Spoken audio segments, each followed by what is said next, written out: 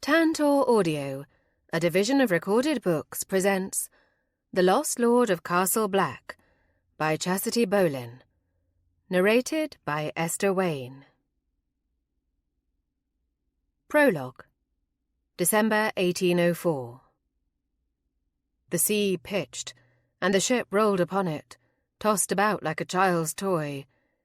It was a dark day, the morning's grey leaden sky having grown darker with each passing hour, as it threatened to break open at any moment and pelt them with rain. Vicious wind had already made the journey difficult, but it seemed the closer they came to their destination, the more difficult it became. Was it an omen, perhaps? Lady Agatha Blakemore wondered. The sky was nearly black with the coming storm, and the wind whipped wickedly at the sails, snapping them with such force it seemed impossible that the entire ship would not come apart. It ripped at her skirts and tugged at her carefully pinned hair until long tendrils escaped and danced about her face. Lady Agatha bit back a miserable groan as another wave of nausea swamped her. They had fled France in the wake of the vile and self-proclaimed Emperor's plan to invade England with his band of miscreant sailors. It had been one catastrophe after another. The journey had seen them all fall ill, even the most seasoned of sailors. Some aboard the ship whispered that it was not seasickness at all, but poison. She had to wonder if that was not the truth. It had been an exercise in misery from the moment they boarded the ship. But it wasn't only that, a traitorous voice in her mind whispered. She missed him.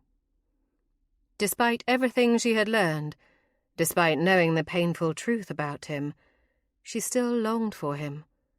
The touch of his hand on hers, the way he had kissed her as if starved for the taste of her lips. Those memories haunted her, and she imagined that they would for the rest of her life. Nothing would ever measure up to the joy she'd known with him, or to the crippling heartbreak when she discovered it had all been a lie. The ship pitched again on an enormous wave. She gripped the railing and struggled to remain on her feet. Staying above and watching the storm was risking life and limb, but to go below and allow the awful sickness to sweep through her once more was beyond her. "This is interminable," she said on a breathless gasp. "We shall be home soon enough, and put all of this foolishness behind us," Lord Blakemore said. He'd approached from behind, and she had not heard him until he was upon her, due to the raging wind and the creaking of the ship. Agatha's stomach pitched for another reason entirely. He would never let her forget, just as he would never allow her indiscretion to be forgotten. Her once adoring husband looked at her differently now, as if she'd been sullied beyond redemption, and she supposed that was true enough. Guilt and shame would be her companions for evermore. Nothing shamed her more than the knowledge that she would run back to her lover at the merest provocation if she thought he would have her. "Where is Graham?" she asked. Their son was the only topic of conversation that did not result in tension between them. There was little else for them to talk about, truly. He despised her now, as he should. "He's below, suffering his own misery of seasickness. We should reach land within a few hours. Once you're both on dry land, it will all look better," he answered stiffly. "I should go check on him," she said. He scoffed at that. "You wouldn't make it without tossing up your accounts. You stay here in the air, and I'll go to seize the boy." He paused then and turned back to her. "Be careful, Agatha. The sea is vicious and greedy." She didn't argue the point, as the very idea of taking her eyes off the growing chunk of land on the horizon made her stomach roil. England. His warning rang behind him, the words sending a chill snaking along her spine that had nothing to do with the bitter wind and cold mist that blew up from the lashing waves. Choppy seas, she thought. It was a metaphor, no doubt, for the muddle she'd made of her own life. She should have been happier to be home, happier to be returning to Castle Black and a quiet life with her family. That Nicholas was forgiving enough as a man to even have her back was a testament to his character. Certainly there was bitterness between them, and there would be, perhaps, forever. But he had not denounced her. He had not divorced her and left her to ruin in Paris. It was within his rights to cast her off, to petition the House of Lords and the Church for a divorce and leave her to her considerable shame. But he had not. Despite the hurt she could see so clearly in him, he had simply stated that they would return to England together and leave her brief madness behind. She should be grateful. But all she could think of was Etienne, the man she'd nearly thrown everything away for. Even now, with her son below deck and her husband tending to him, returning to her life as a member of the upper echelon of British society, she'd throw it all away in a moment if he'd have her. But the ugly truth of Etienne's betrayal was undeniable. She'd loved him and he had used her, had preyed on her loneliness and the weakness of her character that she had never suspected before. His sole interest in her had been to have access to her husband's papers, to find out precisely what he knew about the movements of British operatives covertly working in France. She'd been his dupe, and she'd risked everything she held dear for a moment's passion with a man who could never be trusted. So now, thanks to the mercy of her husband, she was being permitted to return to the life she'd nearly destroyed. The ship lurched again, so violently that she lost her footing and had to grasp the railing to avoid being pitched overboard. A particularly nasty gust of wind came up, tearing at the sails. An ominous crack sounded, but the shouts and frantic running of the sailors truly sparked her alarm. "Graham," she whispered, her own sickness and misery forgotten. She needed to reach her son and her husband. Struggling to her feet, she made her way to the narrow stairs that would lead below deck. As her feet touched the floor, water rushed up around her ankles. They were sinking. The ship would go down, and they would go down with it. No sooner had the thought occurred to her than she saw him, Nicholas, her husband. He rushed from their cabin, holding Graham to him. "Get back up those stairs and get to one of the longboats," he shouted. "What's happening?" Agatha screamed. "The mast is broken. The ship will founder and sink. Our only chance is to get to one of the longboats. Go, Agatha! Hurry!" Lord Nicholas shouted. He'd never raised his voice to her. He'd always been calm, reasonable, and a bastion of strength and stalwart sanity in an otherwise crazy world. Yet she could see the fear in him. She could see that he was terrified. She also knew that his terror had little to do with his own survival, but with hers and Graham's. Even now, in the wake of her betrayal, he continued to be selfless and perfect. She didn't deserve him.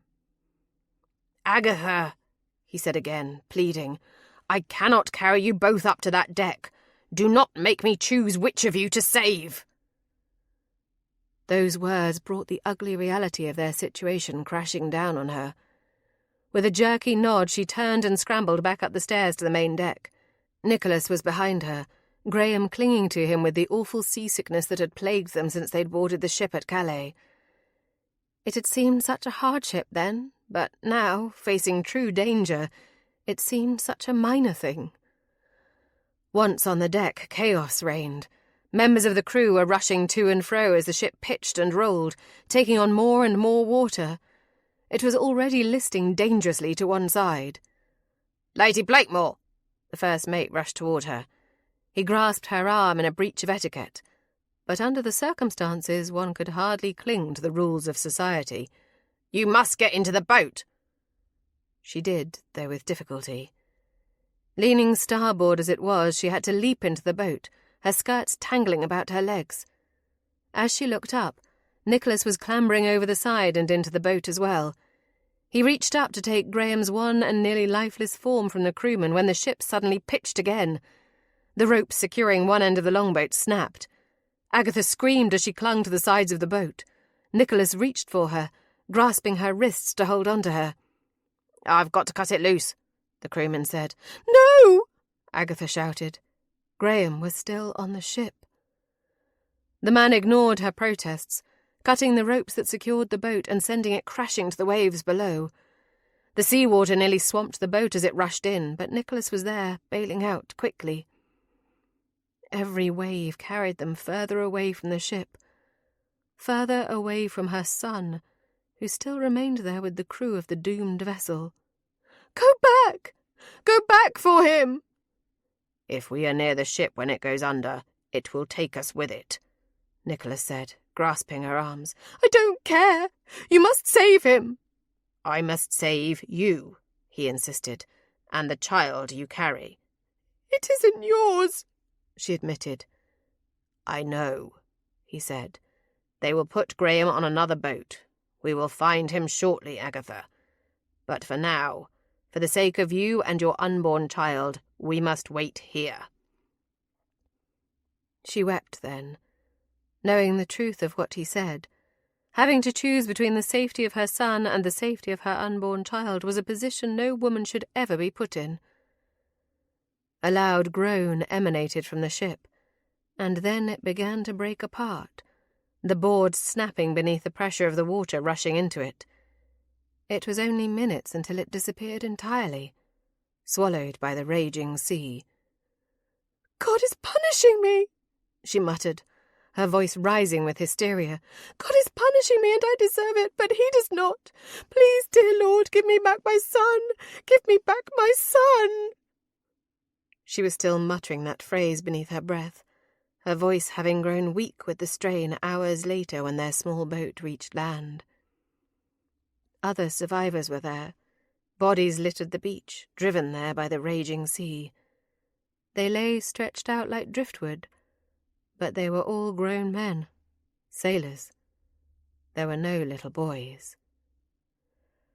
Graham, the only son and heir to Lord Blakemore of Castle Black, had vanished, taken by the vicious and greedy sea her husband had warned her of.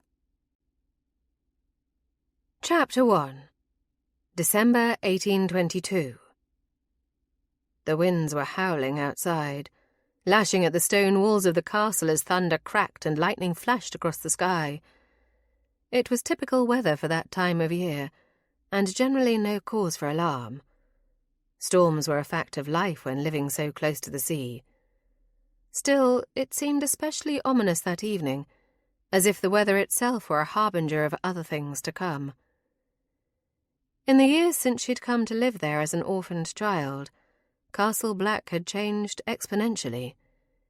In those years since, beset with tragedy and with the neglect born out of the ensuing grief, it had come to live up to its dark moniker. At only 6 years old she'd arrived on the doorstep uncertain of her welcome. With both her parents deceased and no family to take her in, the tenuous connection of the late Lord Blakemore and her father as school chums had hardly offered an auspicious beginning. They could very well have made her a servant in the house, or worse, sent her to an almshouse to make her way in the world as she might. Instead, Lord Blakemore and Lady Agatha had welcomed her with open arms. She had to wonder, if she'd arrived later, if it had been after Graham's disappearance, their hearts hardened by grief, if the outcome would have been the same. Shaking off her morbid thoughts with a slight shiver, Miss Beatrice Marlowe waited for her maid to put the finishing touches on her hair before going down to dinner. The family was no doubt gathered already, and she would receive stern and disapproving looks for being late. But as the thick, dark mass of her hair seemed to defy every attempt to contain it in a reasonable chignon, was it any wonder she could never make it downstairs on time?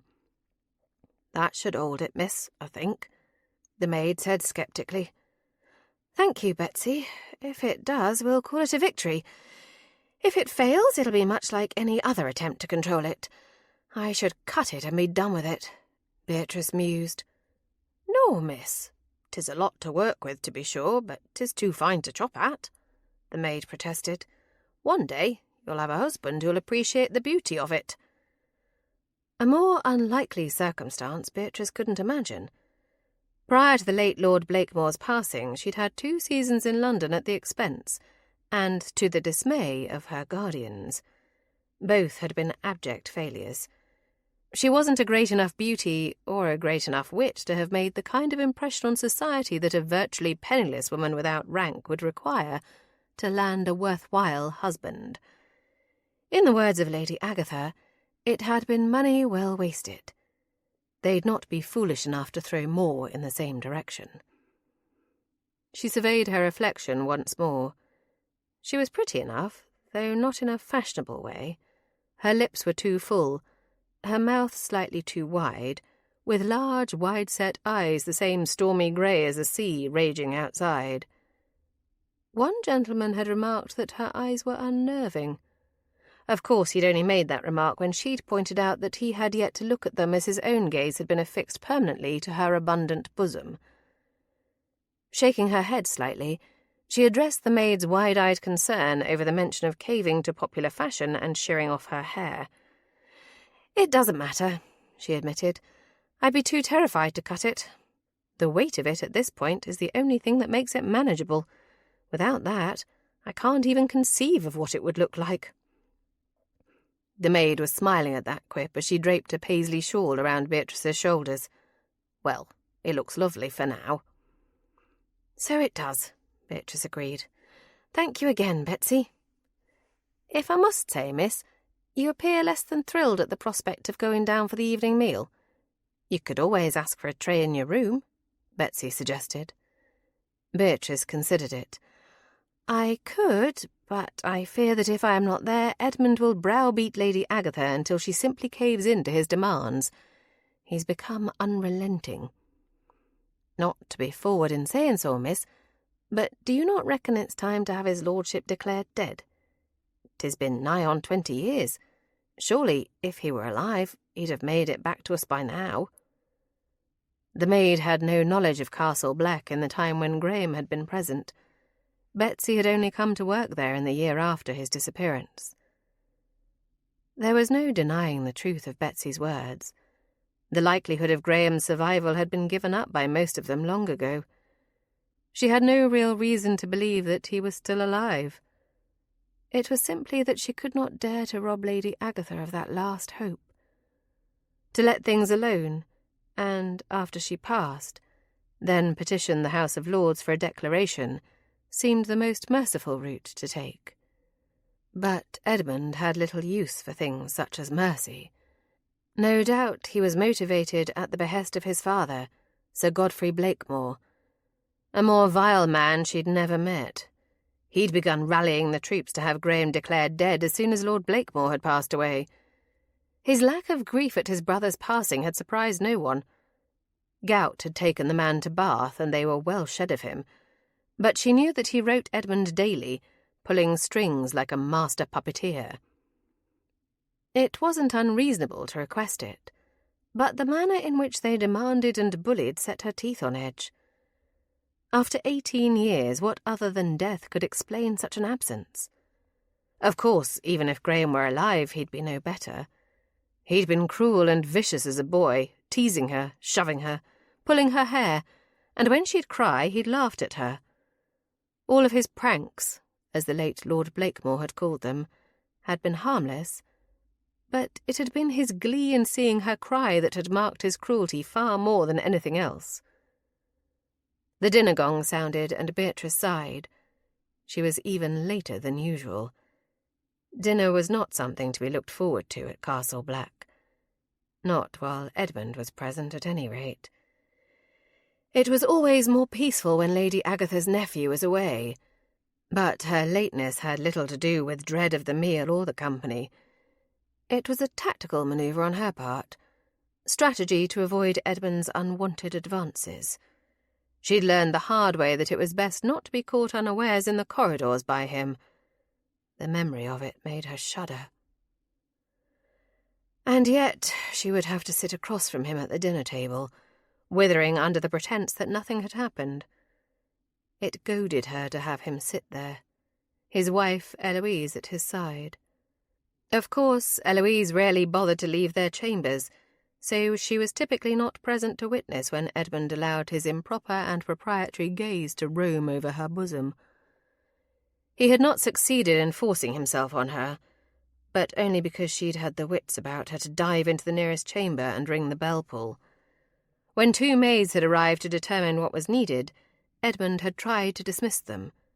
But she'd insisted that she was unwell and needed them to assist her to her chamber. The ruse had fooled no one, but it had allowed her to escape with her virtue intact. Making her way down the stairs, she entered the dining room to find the other occupants of the castle already taking their seats. Naturally, Edmund's badgering had already begun.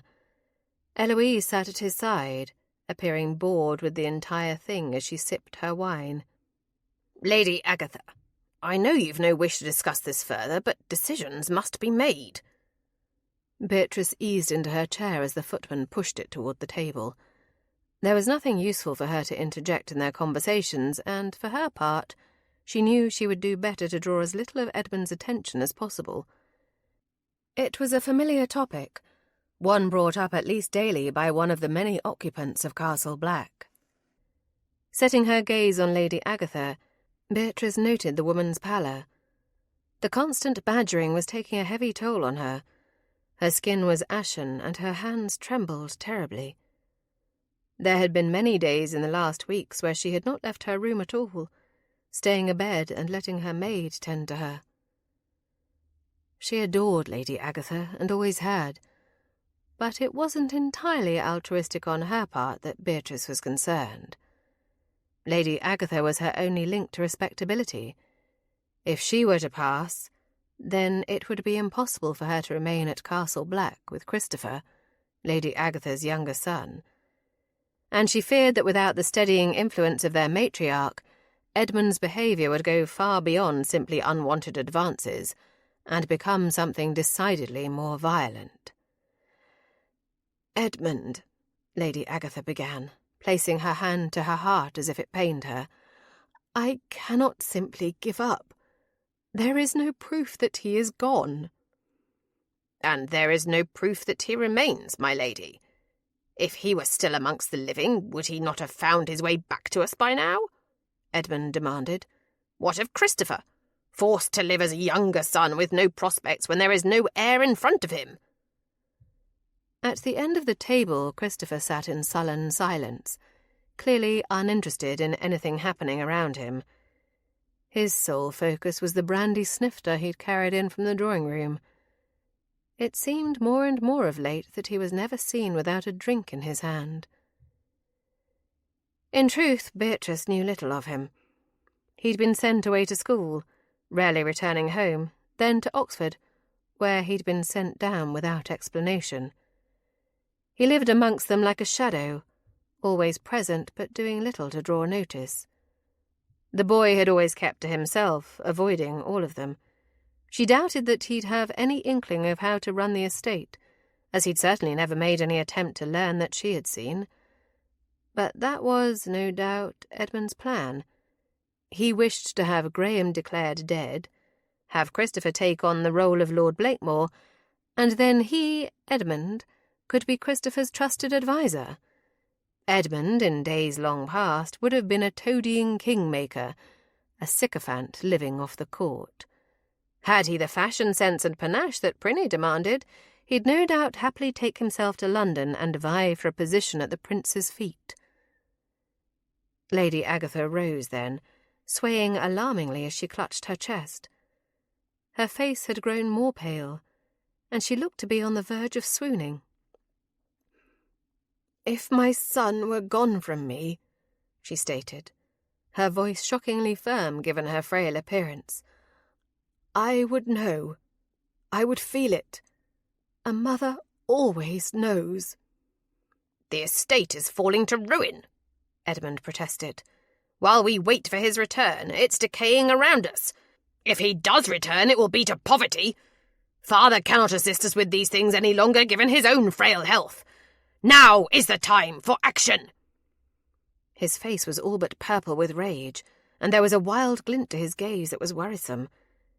Beatrice had never seen him so angry. so incensed at Lady Agatha's entrenchment. What was driving him so, she wondered? What had he done that he felt so keenly now, more than ever, that the status quo could no longer stand? Although this was a theme that Edmund had spouted for years, he seemed more intense about it than ever before. Beatrice wanted to intervene. She wanted to demand that he leave the older woman be, but she'd never been more aware of how tenuous her position within the Blakemore household truly was. She'd been the ward of the late Lord Blakemore, and when he'd passed away, Lady Agatha had taken on the role as there was no Lord Blakemore to see to the task. Were it not for Lady Agatha, she'd have been tossed out into the streets long ago. Edmund had made no effort to hide his disdain for her. During their ugly encounter that night in the corridor, he'd made it abundantly clear that there was only one way for her to remain at Castle Black after Lady Agatha was gone. She'd be his mistress, installed right under his wife's nose, or she'd be tossed into the streets without a tuppence to make her way in the only way that a woman could. "I will not discuss this further," Lady Agatha insisted. She was weakening, her voice quavering with emotion, and also with whatever mysterious ailment had been plaguing her for the last months. It was slowly robbing her of her strength. Her body was wavering, but her will was iron. "Really, Edmund," Eloise said sharply, "must we go through all of this again? If your aunt wishes to continue living in her delusions, let her. But for heaven's sake, stop yelling. It's giving me a splitting headache." He whirled on his wife, his anger quickly transferring to her. "If you've nothing useful to add, why don't you retire? We'll have a tray sent up, though I dare say none of the food will interest you as much as the wine." "Enough!" Lady Agatha shouted. "This endless sniping at one another will cease. Immediately!" Before Edmund could reply, the butler entered the dining room. He'd disappeared moments earlier when there had been a knock at the door. It was all very mysterious, but then there were many mysteries at Castle Black. "My lady, forgive me," he said, "but there is a gentleman at the door who states it is urgent that he sees you." "She is unwell," Edmund protested. "She is not to be bothered with callers who do not have the decency to come during regular hours." Beatrice glared at him. He'd had little enough care for Lady Agatha's health when he'd been berating her to have her missing son declared dead. There was no need for her to intervene. Ill or not, Lady Agatha was still a force to be reckoned with. "I will decide who I am well enough to see and who I am not," Lady Agatha snapped. "Does he have any news of Graham? Is it the investigator we hired?" "No, my lady," the butler said, clearly uncertain of what to say. After shuffling his feet nervously and clearing his throat no less than half a dozen times, he finally continued. "He claims, my lady, that is, he says, he is Lord Blakemore. Graham, my lady. Graham. Lord Blakemore." The room went completely silent. A pin drop would have sounded like cannon fire. Beatrice rose from her chair as Lady Agatha slowly sank to the floor. Beatrice dropped to her knees beside Lady Agatha's fallen form. She checked to ensure that the woman's heart still beat, and thankfully it did, though erratically. As she dispatched a servant to fetch smelling salts, the cacophony of the room assaulted her senses. It seemed impossible for such a small group of people to make so much noise, and yet the room filled with voices, mostly Edmund's. He ranted and raged about impostors and confidence schemes. Eloise continued to drink her wine, watching the tableau unfold with vague disinterest, as the footmen gathered at the periphery of the room began to whisper in hushed tones about the scandalous events. Christopher was the only one who remained completely silent, but then he always had little to say, preferring to remain sullen and quiet. "She will not see him," Edmund declared, pointing his finger belligerently into Beatrice's face. "That is not for you to say," Beatrice admonished softly. "Lady Agatha is of sound mind and is capable of making her own decisions." "Is she?" he demanded. "She's insisted that her son lost at sea nearly 2 decades ago is alive because she would feel it otherwise. Are those not the ravings of a madwoman?" Lady Agatha stirred. Her eyes fluttered but did not open. A soft moan escaped her. Beatrice touched her forehead, finding it cold and clammy. "Where are those smelling salts?" Beatrice asked. "In her room, miss. The maid has gone to fetch them," the butler said as he fanned his fallen mistress. "I should have had her declared mad years ago," Edmund sneered. "Hush!" Beatrice snapped. "Hush this instant. You've no right to say such things. Clearly she is ill right now, and that should be your only concern. Instead, you're viewing it as an opportunity to grasp for more power and prestige for yourself. Have you no shame?" He grabbed her arm, hauling her up. The servants all looked on in horror as he shook her. "You're just an interloper here. You've no right to be involved in family decisions. A penniless orphan that was allowed to remain out of pity. Or was it something else? You were awfully close to the old Lord Blakemore. Tell me, Beatrice, how did you earn your keep here?" His ugly accusations rang throughout the room. The whispers stopped altogether, and only silence remained. The hideousness of what he implied was beyond the pale for anyone. "Lord Blakemore was like a father to me. His intentions to me were never anything more than that of a father to his child. How dare you imply otherwise? You are a hateful, vile creature," she hissed. "You only see such ugliness in others because it exists within you." He drew his hand back to strike her. For the first time, Christopher spoke. "Halt!" he shouted. "You will not do this. Not today." Turning to the footman, he directed, "One of you please carry my mother to the settee in the library where she might recover comfortably. And Hammond, show this gentleman into the drawing-room to be dealt with shortly. Once Mother awakens and directs us further, we will take action. Until that time, everyone will remain calm and stop shouting like ill-bred urchins." Edmund let go of her so abruptly that she stumbled and nearly fell. Had she not managed to catch herself by grasping the edge of the table, she would have. Her arm ached where he'd grabbed her, but she'd not give him the satisfaction of rubbing the abused spot. Instead, she followed the footman who'd carefully picked up Lady Agatha and headed for the library. It was too much. The entire world seemed to have gone mad in the last few moments. Chapter 2. Standing in the midst of the great hall of Castle Black, there was no memory, no stirring of old feelings or sense of déjà vu. He stood there as a stranger might, slightly awed by the scale of the thing, but the kinship he'd thought to feel was simply absent. The stone walls, great and imposing, seemed to mock him. Who was he to stand there but a worthless sea-dog, tossed from one ship to the next since he'd been discovered?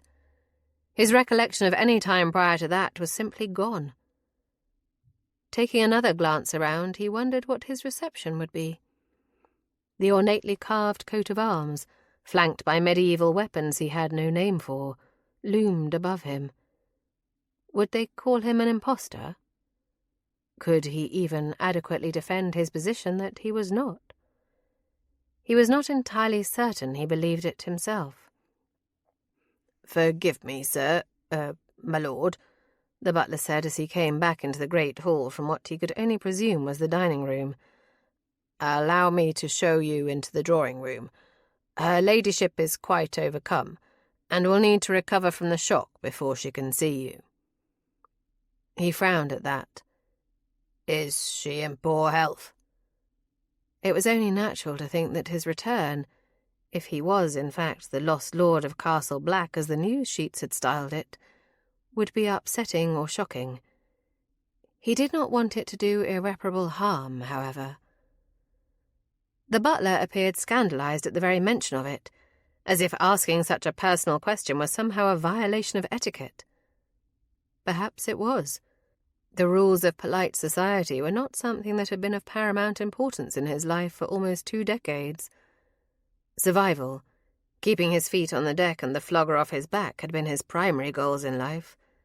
They'd hardly left time for him to be concerned with such niceties.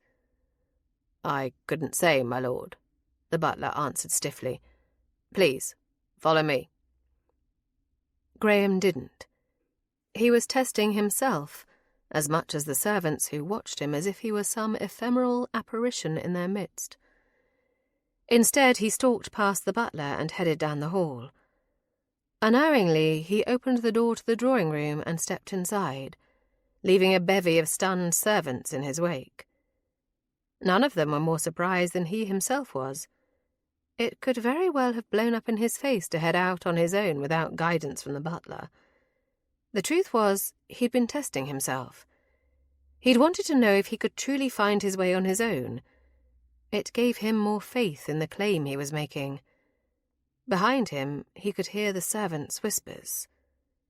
"He knew which door it was," one of the footmen muttered, his voice awed and his whisper more theatrical than secretive. "Could it be him, do you think?" an astonished maid replied. Clearly the speculation amongst the servants would run rampant. Graham turned, casting a hard gaze into the hallway beyond the door, directly at the servants.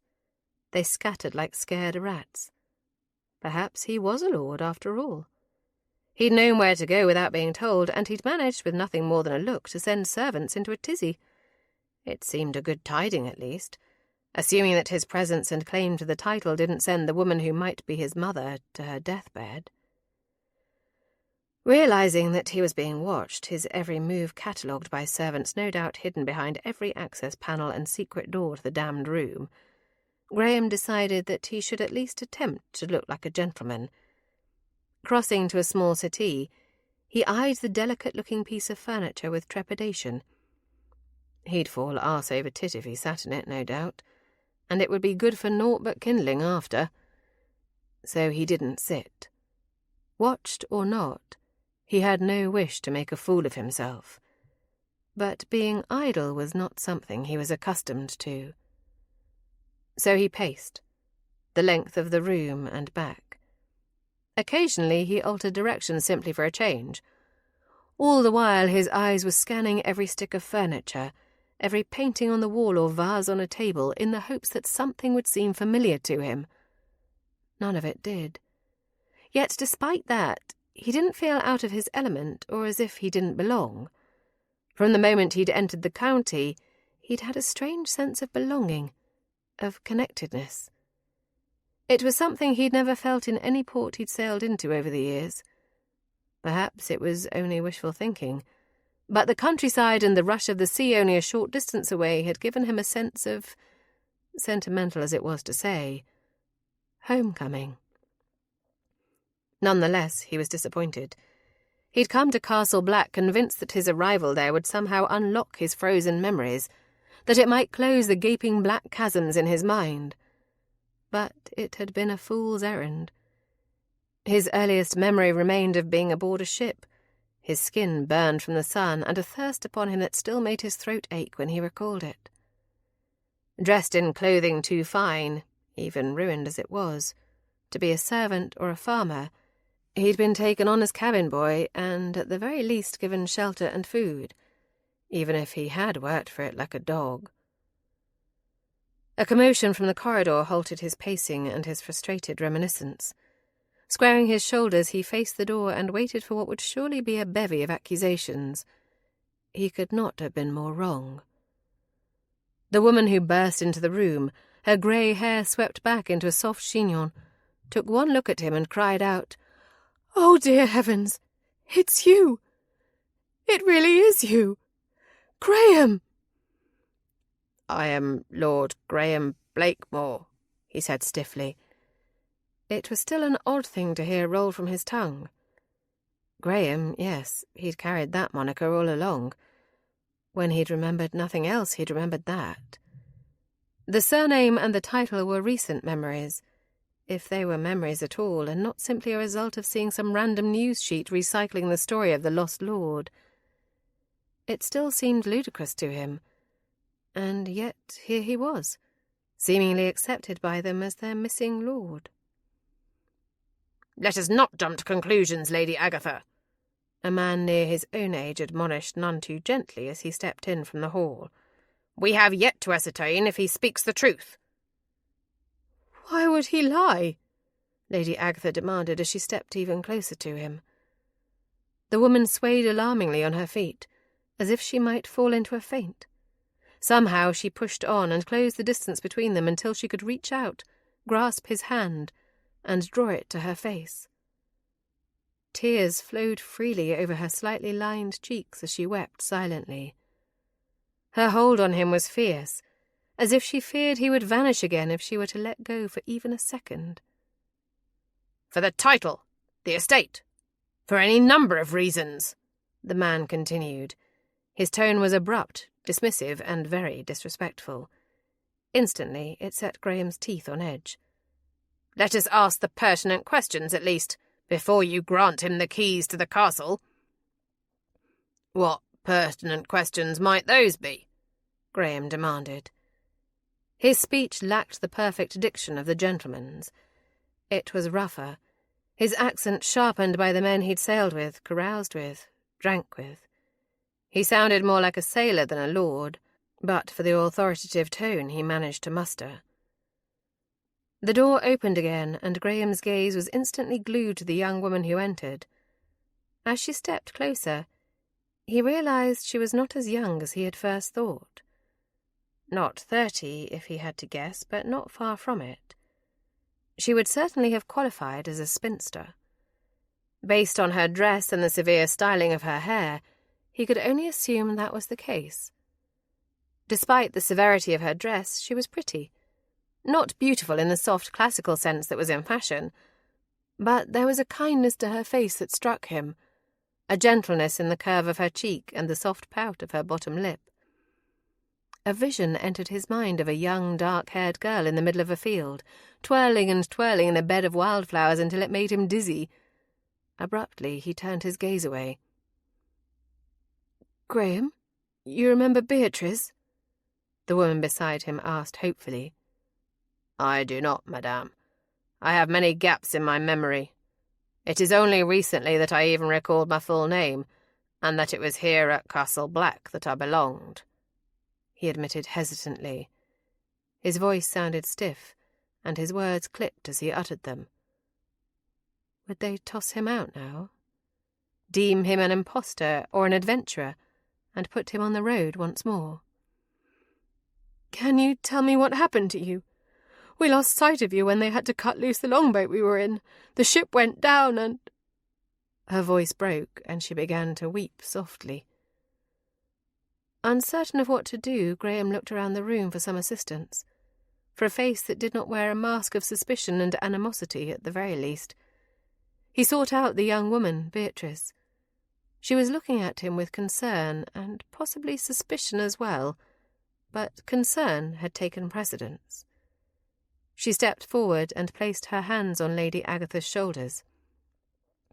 "Come, we'll sit, and he can tell us all that he remembers, and perhaps we can share with him those things that he cannot.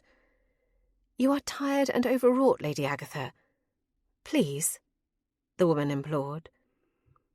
Lady Agatha nodded and allowed the woman Beatrice, he reminded himself, to escort her to the settee. They both sank gracefully onto the surface, and then turned expectant faces in his direction. "Edmund," Lady Agatha stated, "fetch a comfortable chair for Graham that he might sit close to me and tell me all." "Am I his servant now? Look at him," Edmund snapped, spittle flying from his purpled face. "He's no gentleman, not by birth or rearing. It's obvious to anyone who dares to see or speak the truth that this is all a sham." Lady Agatha squared her shoulders and said in a stern tone that brooked no argument, "Edmund, you will do as I ask, and you will keep your suspicions and your opinions to yourself, until we have had an opportunity to hear him out. I am sure that all can be explained in time. Fetch him a chair, or leave?" "He is right to question my presence here, to doubt my story," Graham said. "I cannot offer proof of my identity. No one can." Lady Agatha smiled sadly. "My dear boy, you need not offer proof beyond your visage, for you are the image of my dear Nicholas, a man more kind and forgiving, more loving and merciful than I deserved," she replied, her voice trembling with emotion.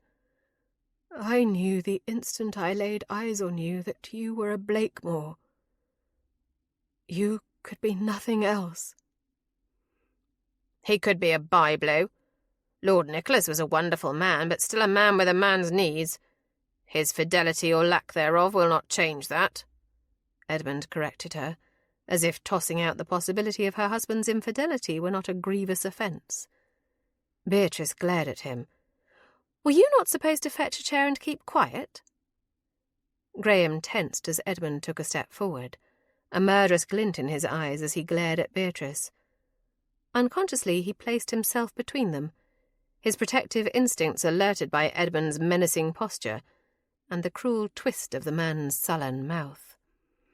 "Edmund, do as you are told," Lady Agatha stated again, "or go back to London. I'll not have this house turned into a war zone by you with your ugly suspicions and accusations. If we are as near destitute as you say, then having your wife single-handedly drain our wine cellars surely has not helped." "I cannot condone this, Lady Agatha. We have no proof that this man is who he says he is. I will not sit idly by while you give him free rein to ruin this family's finances. I will notify the solicitors in London at once, as well as the bankers. He will bleed you dry if you let him," Edmund insisted. Lady Agatha sighed wearily, her exhaustion evident in the slumping of her delicate shoulders. "Leave us, Edmund, and do what you must. What care I for matters such as money when my son has returned to me?" Graham watched as the man turned on his heels and stormed out. Instantly the room altered. The very air changed in his absence. Everyone, it seemed, breathed a sigh of relief when he departed. "Is he always like that?" Graham asked. "Sadly, yes." The response had come from Beatrice. Turning back to her, Graham noted that she was more relaxed and at ease. It softened her features, taking her from simply pretty to something else altogether. It was a dangerous thing when a woman became more appealing every time you looked at her. "You must tell me where you've been all this time," Lady Agatha said, once again reaching for his hand. It was a strange thing for him. He was unaccustomed to a tender touch. Still he tolerated it and steeled himself against the strange stirrings inside him. He wanted to be Lord Blakemore, and it had nothing to do with money or titles or living in a fine castle. He wanted to be Lord Blakemore because, at long last, he wanted to belong somewhere, to feel a connection to another human being. Crossing the room, he gathered a sturdy-looking chair from near the window and carried it over, seating himself close enough to Lady Agatha that she would not have to crane her neck to see him. "I've been at sea, madam. I was found in a longboat, badly sunburned, nearly dead from thirst." She made a sound of distress, and Graham realized that, for the sake of her well-being, he would not be able to tell his entire story. It would have to be carefully edited. Her face had paled at his words, and she appeared to grow even smaller, sinking in upon herself. "I was rescued by a kindly sea captain and his crew. I could not tell them more than my first name. Graham was all that I could recall. I had been struck on the head," he added. "Possibly when the first ship went down. They kept me on board, made me cabin boy. I was taught a trade, how to sail, and that is what I have done since." "Were you never able to see the news sheets or announcements that we made about your disappearance?" Lady Agatha asked. "We searched for you, my darling. To the ends of the earth, I had thought. No, my lady, I did not see them, he answered, being as honest as he could without upsetting her further. The ship I was on sailed to the Indies. I was there for some time, going from port to port. Then we sailed to the Americas, to Canada even. When we did return to England, well, men who have been at sea for some time have little interest in news sheets. She ducked her head. They would not, of course. But they were good to you? Kind? Please tell me that you did not suffer more. They were good to me and kind, he lied. I was given all that I needed to survive. That much was at least true. He'd been fed and sheltered. He'd learned to fight for what he needed and to defend his life if need be. He'd learned how to take a beating and not let it break him. But there was no need to share such with her when she clearly did not have the strength to hear it. "Lady Agatha," Beatrice said, "I know you're tired, and I'm sure that Lord Graham is very tired as well from his journey. Let us show him to a room to be settled for the night, and then get you to bed." Graham noted the gentleness of her tone, the way she was so very caring toward the woman. It baffled him that people should be so good to one another when it was not something he had anything more than a passing familiarity with himself. "I am tired, but also filled with joy you cannot possibly understand, Beatrice. I would sit here with him all night. I must know everything about your life, how you fared without your family to care for you," she insisted. Graham studied her carefully. Her skin was pale to the point of translucency. There were dark hollows beneath her eyes, and she was desperately thin. While her eyes shone brightly with her joy, her appearance otherwise betrayed the weaknesses of her body. "There would be little to tell of interest, madam, and most of it unfit for the ears of ladies," he replied. "The crew I sailed with, though they took me in, was a rough lot, and I grew to be as rough as they were. I would not say more to you than that." "If you will not go to bed for your own sake, Lady Agatha," Beatrice said, "let us do so for poor Graham. This must be terribly overwhelming to return here and have us all descend upon him with our questions, and, sadly, our accusations." It wasn't so exhausting, but at the young woman's imploring look he knew precisely what she wanted. If he claimed fatigue, Lady Agatha would relent, and given the woman's state, as she was clearly unwell, it would be selfish of him to not go along. "I am quite tired from the journey, but you may rest easy, Lady Agatha, that I have no intention of leaving Castle Black. We will have all the time needed to share our stories," he assured her. "But the master's chamber is not ready," Lady Agatha cried. "What a poor welcome you've had." "On the contrary," he disagreed, "I feel very welcomed indeed, and any room will do. I dare say even your basest room will be far beyond any luxury that I can recall." "That will change," Lady Agatha vowed. "You shall be restored to your rightful place as the Lord of Castle Black. I promise you, my son. It will all be right. I promise." Graham said nothing more. He simply offered her his arm and helped her to rise. Beatrice led the way, taking them from the drawing-room, up the stairs, and into the family wing of the castle. She paused, finally, outside a heavy oaken door. "This is the blue room, which is typically reserved for guests, but it was used only recently and will be the easiest to see made ready for you. No doubt the maids have already taken care of it," she explained, ducking her head so that the candlelight from the wall sconces set her dark hair aglow. "I'm sure it will be fine. Thank you." Graham opened the door and stepped inside. A panel on the far wall closed, and he heard the giggling of maids as they made their escape. His bag, made of heavy waxed cloth and looking remarkably out of place, had been set upon the trunk at the end of his bed.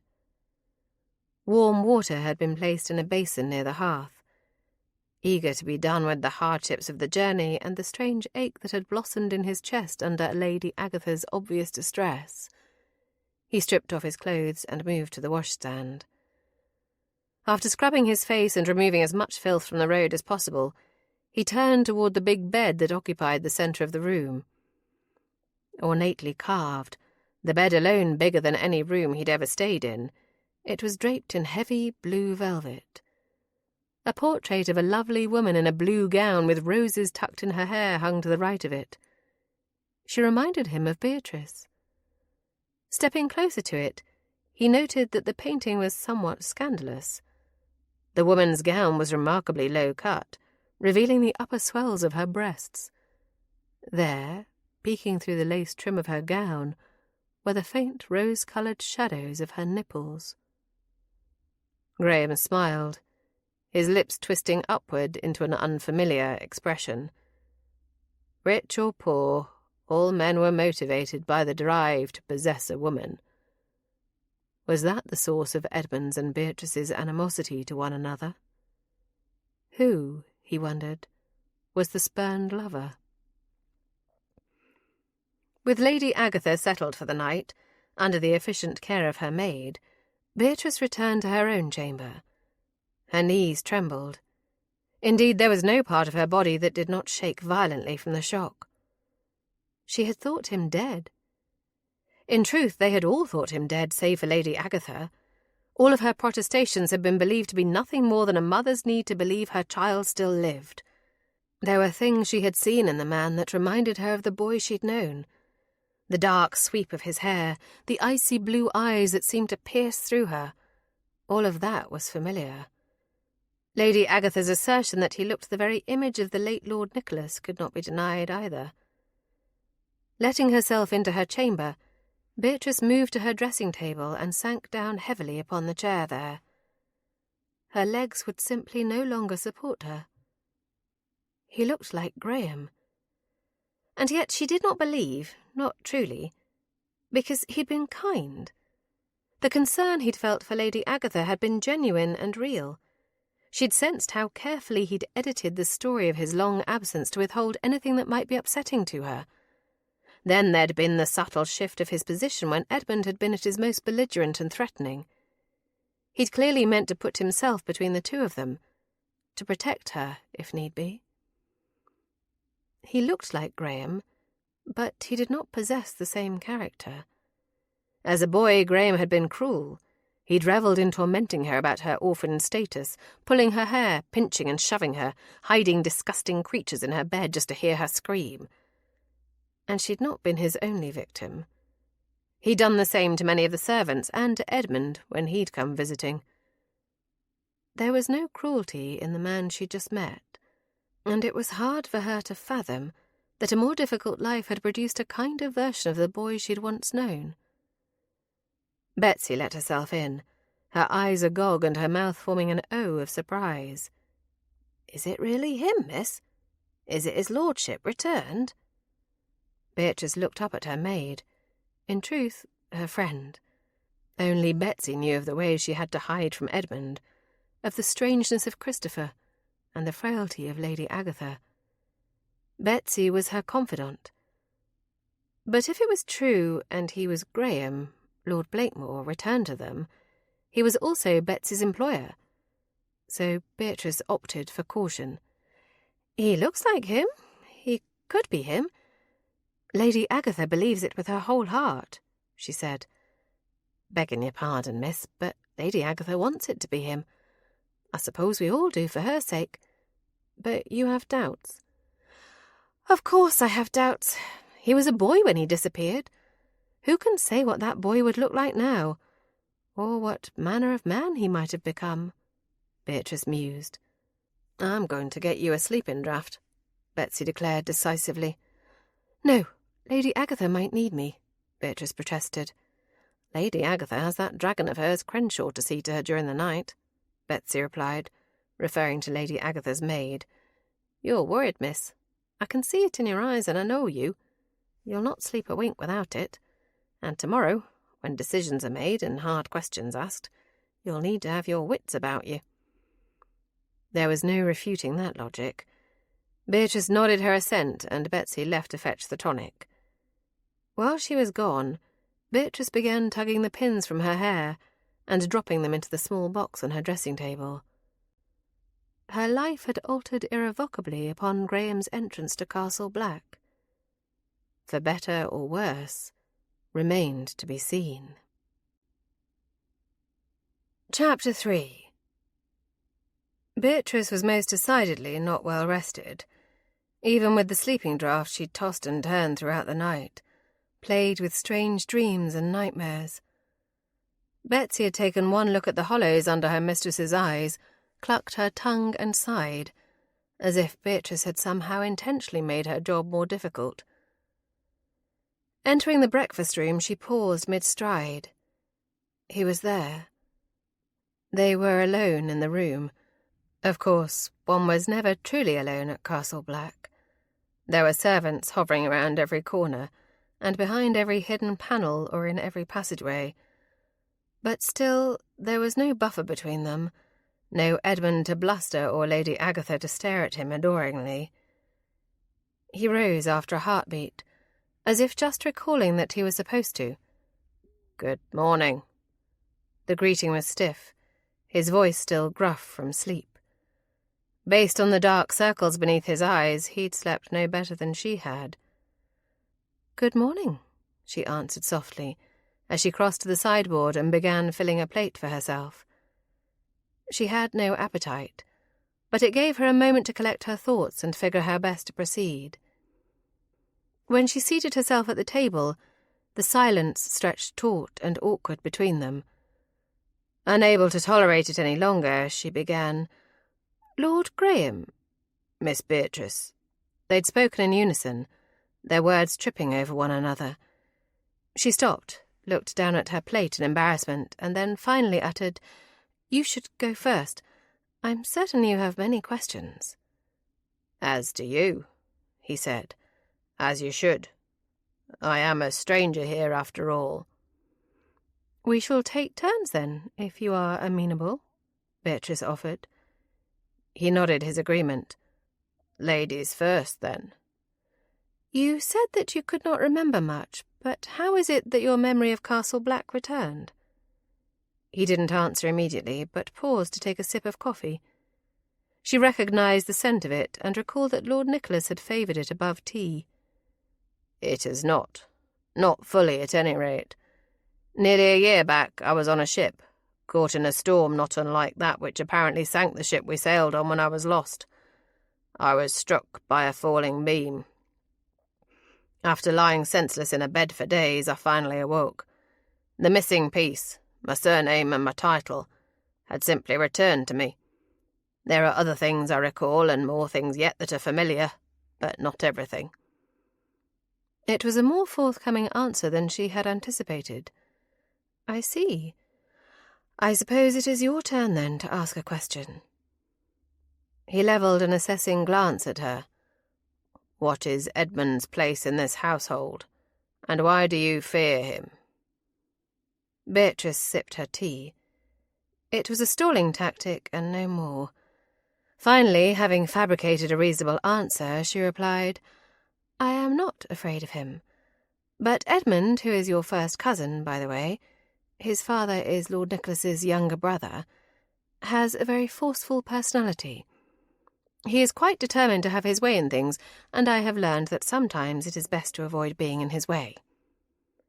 As if realising that she needed to offer more information, she added, "Sir Godfrey, your uncle, has been ill for some time. Gout. He has relocated to Bath, where he takes the waters to ease his suffering, and to entertain his mistresses and gamble like the profligate wastrel that he was. But that she would keep to herself." He raised one eyebrow at her, the dark peak of it arcing up in an expression so familiar that it sent her stomach spiralling to her toes. He didn't simply look like Graham. He used his expressions. Some of his mannerisms, even from childhood, had carried over into this stranger before her. "That is a very carefully worded answer, Miss Beatrice." "Please call me Beatrice, We are a very informal household, she urged. Why is that? He asked with a frown. It was an odd thing to him to have those living in a castle behaving with such laxity. I cannot imagine that living in such grandeur would promote such a loose and free interpretation of etiquette. It is not your turn to ask a question, my lord, she said. He conceded the point with a nod. Very well, we will hold that one in account. Ask what you will, Beatrice. I would ask for your promise that you do not mean any harm toward Lady Agatha, she uttered, her voice trembling with emotion. She is my family. Not by blood or even by my marriage, but by virtue of the care she has shown me since I came here to live as an orphaned ward. I would not see her harmed, not for anything in this world. He grew so quiet that Beatrice was certain she had offended him. But when he did finally speak, his tone revealed no anger or affront. It was as kind as it had been yesterday when he spoke to Lady Agatha. I mean her no harm, as I mean you no harm. I am here because I believe, as much as I can believe anything when my own mind has failed me, that I am Lord Blakemore. I am not here for monetary gain, but because I need to know who I am and where I belong. And if your beliefs are wrong, she asked, what then? That is 2 questions, Beatrice, and you owe me an answer to mine first. Why are the occupants of this house so informal? Because this is not simply our house. It is our world, if you will. Since Lord Nicholas's death, we have not left the estate other than short jaunts to the village. There is no entertainment, no guests or parties. We live in a constant state of limbo, waiting for your return. Now, answer me, my lord. What if you are wrong? Then I will leave, as unobtrusively and with as little disruption as possible. Beatrice wondered if he had any inkling of just how disturbing his presence was. Not because of who he claimed to be, but simply because of all that he was. His very presence filled the room, sucking all the air out of it, and making it nearly impossible to breathe. Whether it was the breadth of his shoulders or the primal way he moved and held himself, as if ready to fend off attack at any second, he was overwhelming to her. Shoving her plate away, she rose abruptly. He did as well. I should go and check on Lady Agatha. The events of yesterday have been shocking for her, and she is somewhat frail these last months. Has a doctor been fetched to care for her? He asked. Yes, her physician has seen her. He says it is her age, or simply the inherent weakness of the female form, she sneered. She despised the man and wished fervently that Lady Agatha would seek a second opinion. Any such suggestions had been immediately vetoed by Edmund, who called her the typical hysterical female. Lady Agatha had declined them as well, putting her trust in the physician who had cared for her for decades. But, alas, he has been competent enough in his care of her over the years. Perhaps your return will be good for her. It will lift her spirits, and that cannot but help her physical well-being. Exiting the breakfast room, Beatrice reasoned that she was not running from him. It was not a retreat. It was a détente, a careful reduction in the strange tension between them that she would not, name. Perhaps it was the distraction of the situation, or perhaps it was the distraction of the man whose very presence seemed to disturb her on a primal level. But Beatrice failed to practice her usual caution. Normally aware of Edmund's presence and his location in the house at all times, she'd failed to check with the maid to see if he was still abed or had gone out for the morning. As she reached the landing on the 2nd floor, a hand snaked around her wrist and pulled her to the side. She knew she'd made a dreadful error. "What did he say?" Edmund demanded.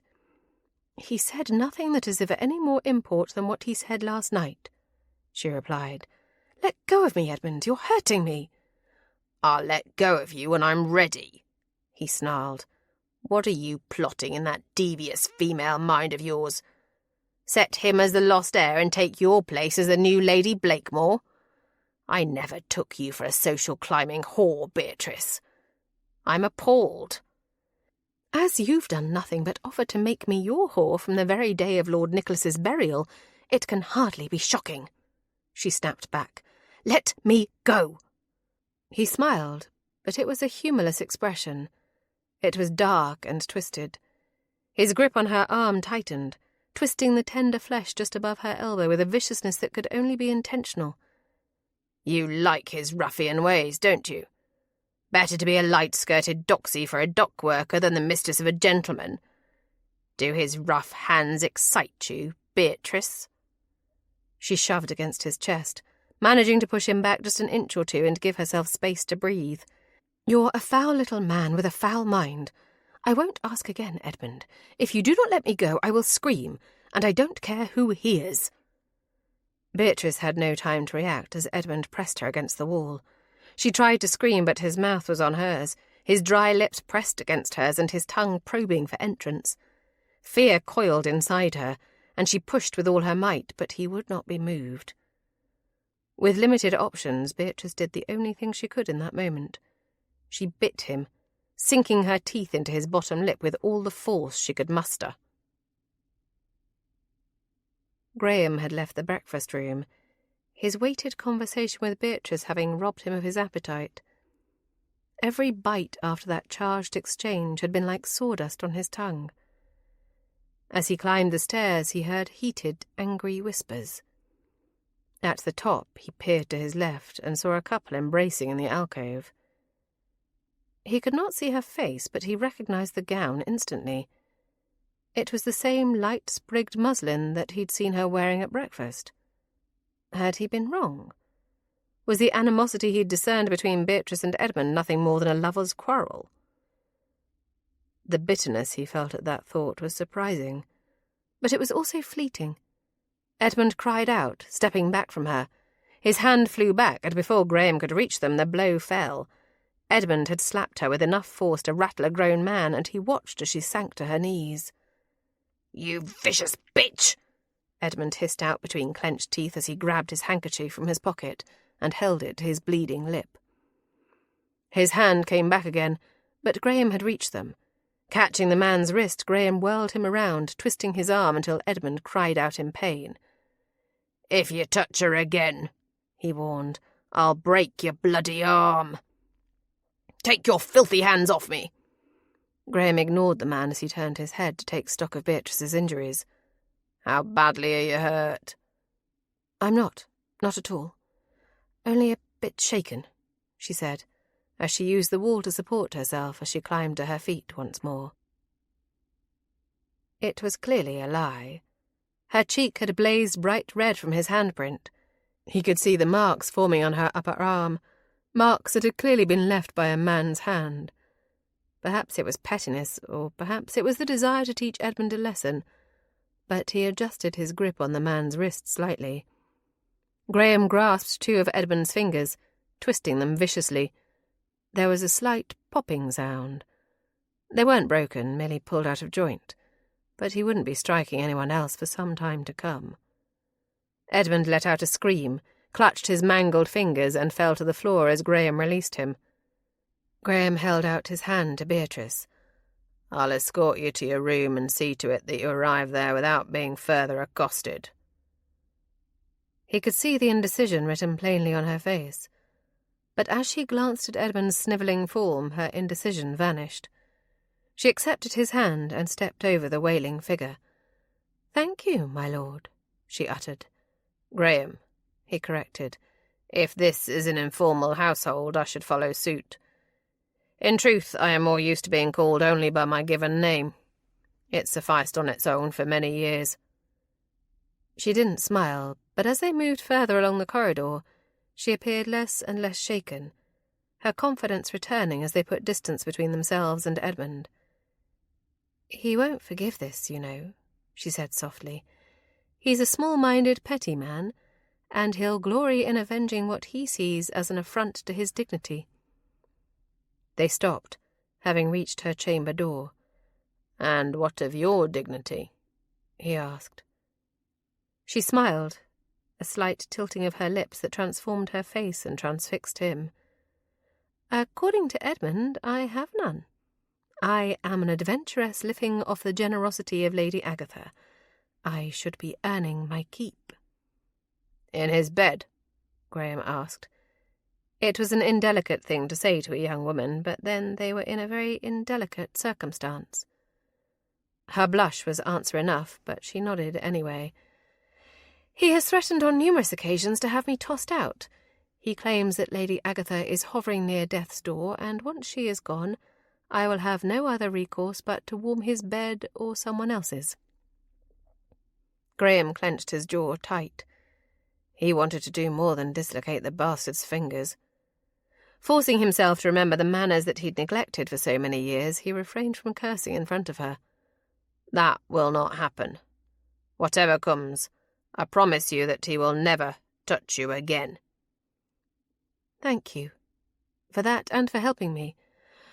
I don't know, well, I do not wish to know what might have happened had you not intervened," she said, laying one hand gently on his forearm. Graham covered her hand with his, holding it there, marvelling at the softness of her skin. "You needn't thank me for that. I cannot abide a bully, and Edmund is nothing but that." She cocked her head to one side. "What a strange thing for you to say." "Why?" "Because, as a child, you were the very worst of bullies, to all of us," she confessed. "I can't recall it," he admitted, not gainsaying her on it. How could he? His memory was naught but fragmented images that lacked context or chronology. "What has changed you? What has taken that bullying little boy and turned him into a champion?" she asked. Her voice was awed, but beneath that there was a hint of suspicion. She was not entirely convinced that he was their lost lord. But how could she be after 18 years? How could she be when he was not solely convinced of it himself? "Making the acquaintance of larger and far worse bullies," he said. While his voice remained soft-spoken, there must have been something in his tone that alerted her to the truth of the matter. Her hand, still resting on his forearm, tightened, squeezing gently. That touch, simple as it was and intended only to comfort, created a new awareness. It made him yearn for something that he should not, that he could not. He looked at her then, saw the compassion in her gaze. It was not pity he wanted from her, but something infinitely more dangerous to them both. Desire flared in him as he took in every detail of her face, the small freckles on her cheek, the perfect dip in the Cupid's bow of her mouth. There had been women in his life, but they'd been convenient. Whores and tavern wenches who had been interchangeable. But desire for a specific woman, to want her, and her alone, was something he'd never experienced before. She must have sensed the shift in his attentions, some undercurrent that passed between them. She pulled her hand free and stepped back, breaking the thread of tension that had stretched between them. She did not address the frisson that had just passed, but, unspoken or unacknowledged, it was still very much present. Instead, she focused on his past, the parts of it he could remember. "Was it so very bad for you, Graham?" "Not all of it," he answered. That was as much as he intended to tell her about the viciousness of his past.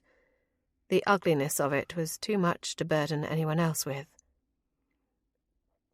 She must have sensed his resolve to end the topic altogether. "I think I shall remain in my room for the rest of the day. If I apply a poultice to my cheek, it shouldn't bruise or raise any questions." "Then I will see you tomorrow," he stated firmly. Tomorrow and every day after, he vowed, until he was either proven to be Lord Blakemore or tossed from the castle. He watched them from the shadows, hiding in one of the many priest-holes that dotted the castle. He had not yet managed to map them all, or even discover all of them, but he was making happy use of those he had. There was something in the way they moved, the way their bodies appeared attuned to one another, that alerted him. They would be a problem. It was evident. The would-be Lord Blakemore was too protective, too eager to play the hero for a woman he had yet to see play the part of damsel in distress. He'd been cautious of Beatrice Marlowe, and with good reason. She saw too much and was too close to Lady Agatha. The older woman doted on her, and if questions were raised, he had little doubt that Lady Agatha would follow the guidance of the younger woman. She would have to be dealt with, one way or another, he decided, as he retreated deeper into one of the many passages. There were plans to be hatched, and he'd need the assistance of someone who could move freely within the castle. Chapter 4. Beatrice had been true to her word, and had remained in her room for the remainder of the day. Graham was certain of that, as he'd spent the better part of the day vying for glimpses of her. Whether it was the kindness and compassion he sensed in her, the soft and gentle prettiness of her countenance that, on further acquaintance, blossomed into true beauty, he could not say. It could also have been something much more primal. Those moments alone in the corridor with her tormented him. There was a connection between them, something that existed even beyond his stymied memories. Even without the layers of intimacy of years of acquaintance, he knew her through to the bone. He found himself longing for her presence. It was an unexpected, though not entirely unwelcome complication. It had been his distraction at mooning over her that had led to the disaster that had occurred as he was dressing for dinner. He was cautious always to keep his scars hidden, to conceal the criss-crossing welts of raised flesh that marked his back. Lost in thought, he hadn't heard the door open until the maid who'd entered had gasped in horror. He'd barked at the girl, and she'd vanished immediately, no doubt to carry the tale below stairs for everyone else. Would Beatrice learn of it? Would it repulse her? Those were his real concerns, and that, in and of itself, highlighted for him just what a distraction she was. As he entered the drawing-room, Edmund was already badgering Lady Agatha terribly. Christopher, his younger brother, whom he had yet to even speak with, was seated in the corner. Sprawled inelegantly in a chair with his hand draped over his eyes, the boy looked as if he'd rather be anywhere else. Given Edmund's sharp tone and repetitive arguments, it was an easy sentiment to understand. "That is enough," Graham said softly. Lady Agatha smiled up at him. She was clearly tired, with dark hollows beneath her dark eyes, and a pallor to her skin that was deeply concerning.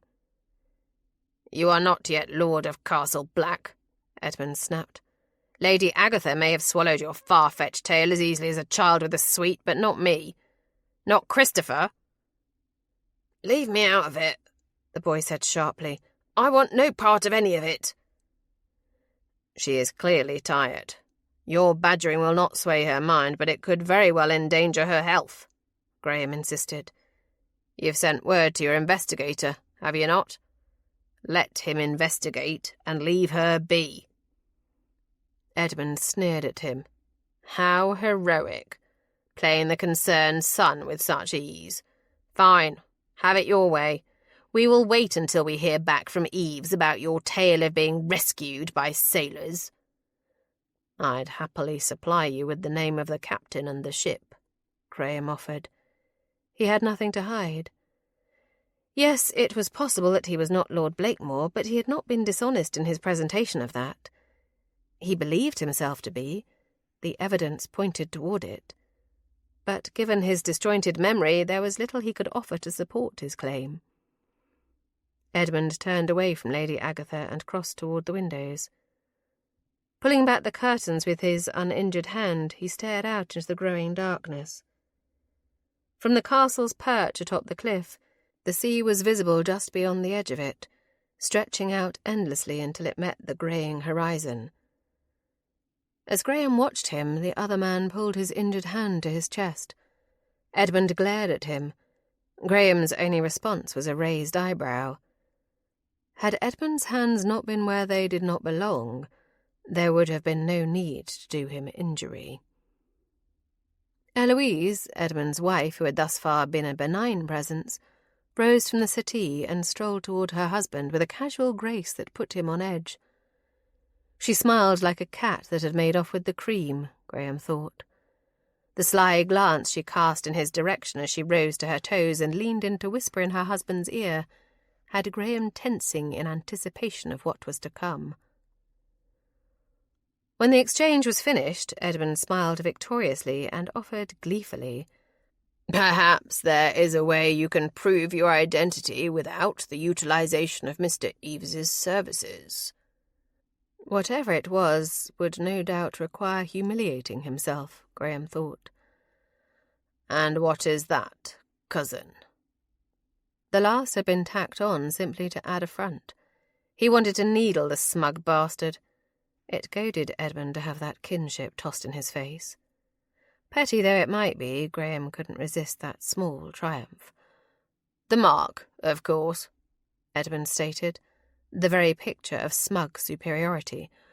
"All Blakemores have it, do they not, Lady Agatha? Graham bore the mark upon his shoulder at birth." Graham tensed. The maid had clearly been quite quick with her gossip for it to have already reached Eloise, and subsequently her husband. Had the information been coerced or been offered freely as a means of currying favour? Had the maid's entrance into his chamber been accidental at all, or had she been sent there for the purpose of gaining information?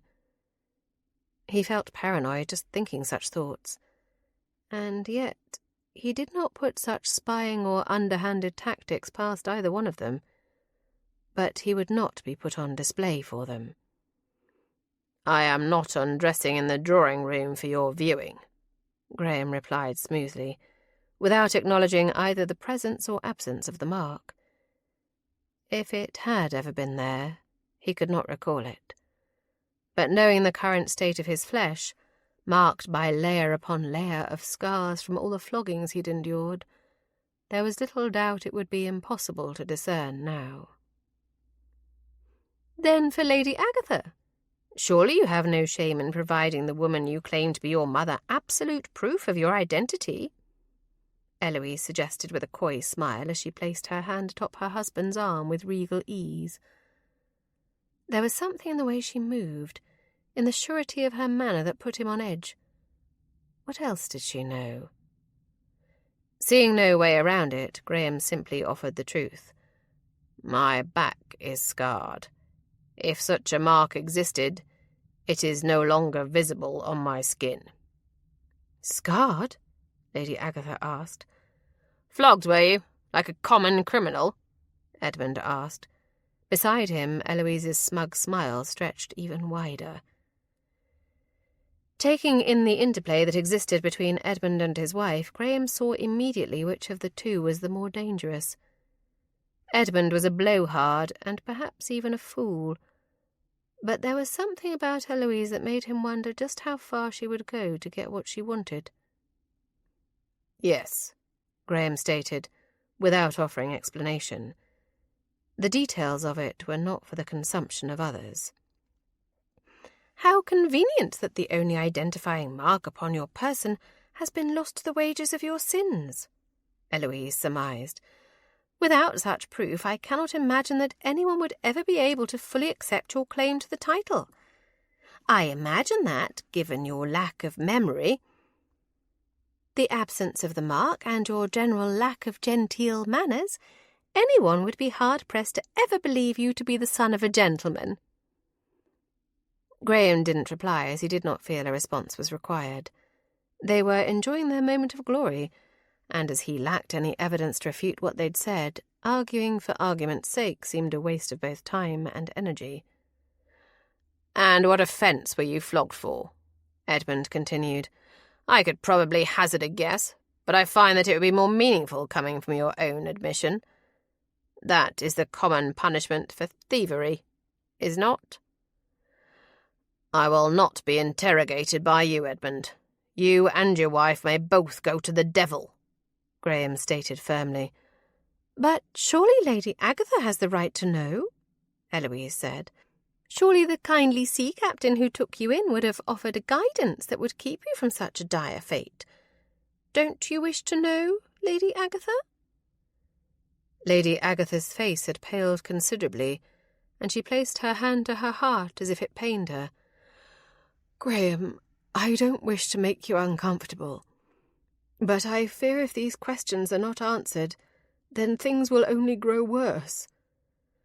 Can you not tell them just to appease them and see an end to it? Graham stared at her for a moment. There was no doubt in her gaze. Lady Agatha believed him to be her son without question, but she was not in any condition to tolerate the constant barrage of accusations and innuendos from Eloise and Edmund. Steeling himself against it and swallowing more of his pride than he cared to acknowledge, Graham uttered a simple answer. Theft. He offered no defence of himself, but dropped the word like a stone into a pond. Ripples of tension arced outward, encompassing the entire room. How intriguing! Should we count the silver now, or wait until after dinner? Eloise asked with a laugh. Being flogged for something does not make you guilty of it, Graham replied. Just as not being punished for crimes does not negate their existence. I very much doubt you are without sin, Mrs. Blakemore. And as for you, Edmund, we both know your sins, do we not? Edmund smirked. I have been entrusted with the running of this estate since Lord Blakemore passed. I have every right to question your motives, sir. To that end, you will provide an explanation as to why you were punished so viciously, and more than once, for a crime you claim not to have committed. Giving in to their demands for answers infuriated him. He had no shame in the marks he bore, but what others inferred by their presence was something else altogether. As a cabin boy, I was the least necessary member of the crew. When we'd go to shore and other members of the crew had scuffles with the law, I'd be offered up to take their punishment for them. Lady Agatha gasped and covered her mouth with her hands as her eyes filled with tears. And yet you kept going to shore with them? Edmund asked. One has to wonder about your degree of intelligence, given that you knew what would happen. One has to wonder at your degree of intelligence that you think I was given any choice in the matter. Graham snapped back at him. I had my reasons for keeping those things to myself. Primarily that I knew how upsetting Lady Agatha would find them. But as you've insisted we drag out all the ugliness into the drawing-room, shall we address your unwanted advances toward Beatrice? Edmund blanched, but Eloise was at the ready. Beatrice has been flirting with Edmund for years, being nothing more than a little tease. And while I cannot condone his infidelity, given her very forward behaviour, it is little wonder that he strayed. You have nothing more than a passing acquaintance with the truth, do you, madam? Graham demanded. The pair of them were infuriating. Oh, miss, you must come at once, Betsy exclaimed as she dashed into Beatrice's room. I cannot possibly go downstairs like this, Beatrice insisted as she gestured toward the dark bruise that had formed on her cheek. Despite her best efforts, there would be no concealing it. Edmund had well and truly left his mark. You don't have a choice, miss. Mr. Blakemore is demanding that his lordship reveal his back to them to see if he bears the Blakemore birthmark. Beatrice would not even consider going downstairs for that. If Graham were removing any articles of clothing, she needed to remain as far from that room as possible. So let him. It would be a quick end to all of Edmund's games.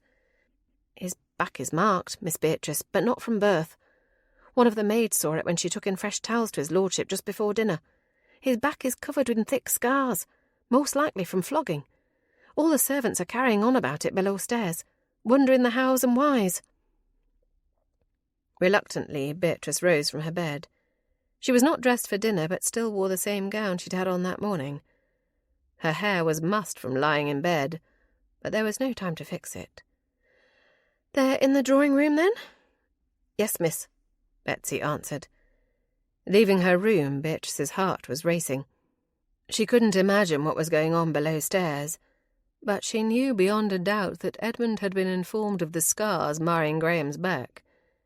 He never would have risked asking to see the mark if he was not utterly certain it was no longer present. As she neared the drawing-room, she could hear raised voices. Saying a quick prayer, she opened the door and stepped into chaos. Edmund was screeching, demanding that Graham be thrown from the house.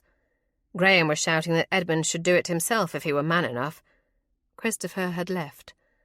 Eloise was perched on a chair, bright-eyed and smiling, watching the scene unfold as if it were a play at Drury Lane. The servants were all gathered in the hall, staring at the door with trepidation.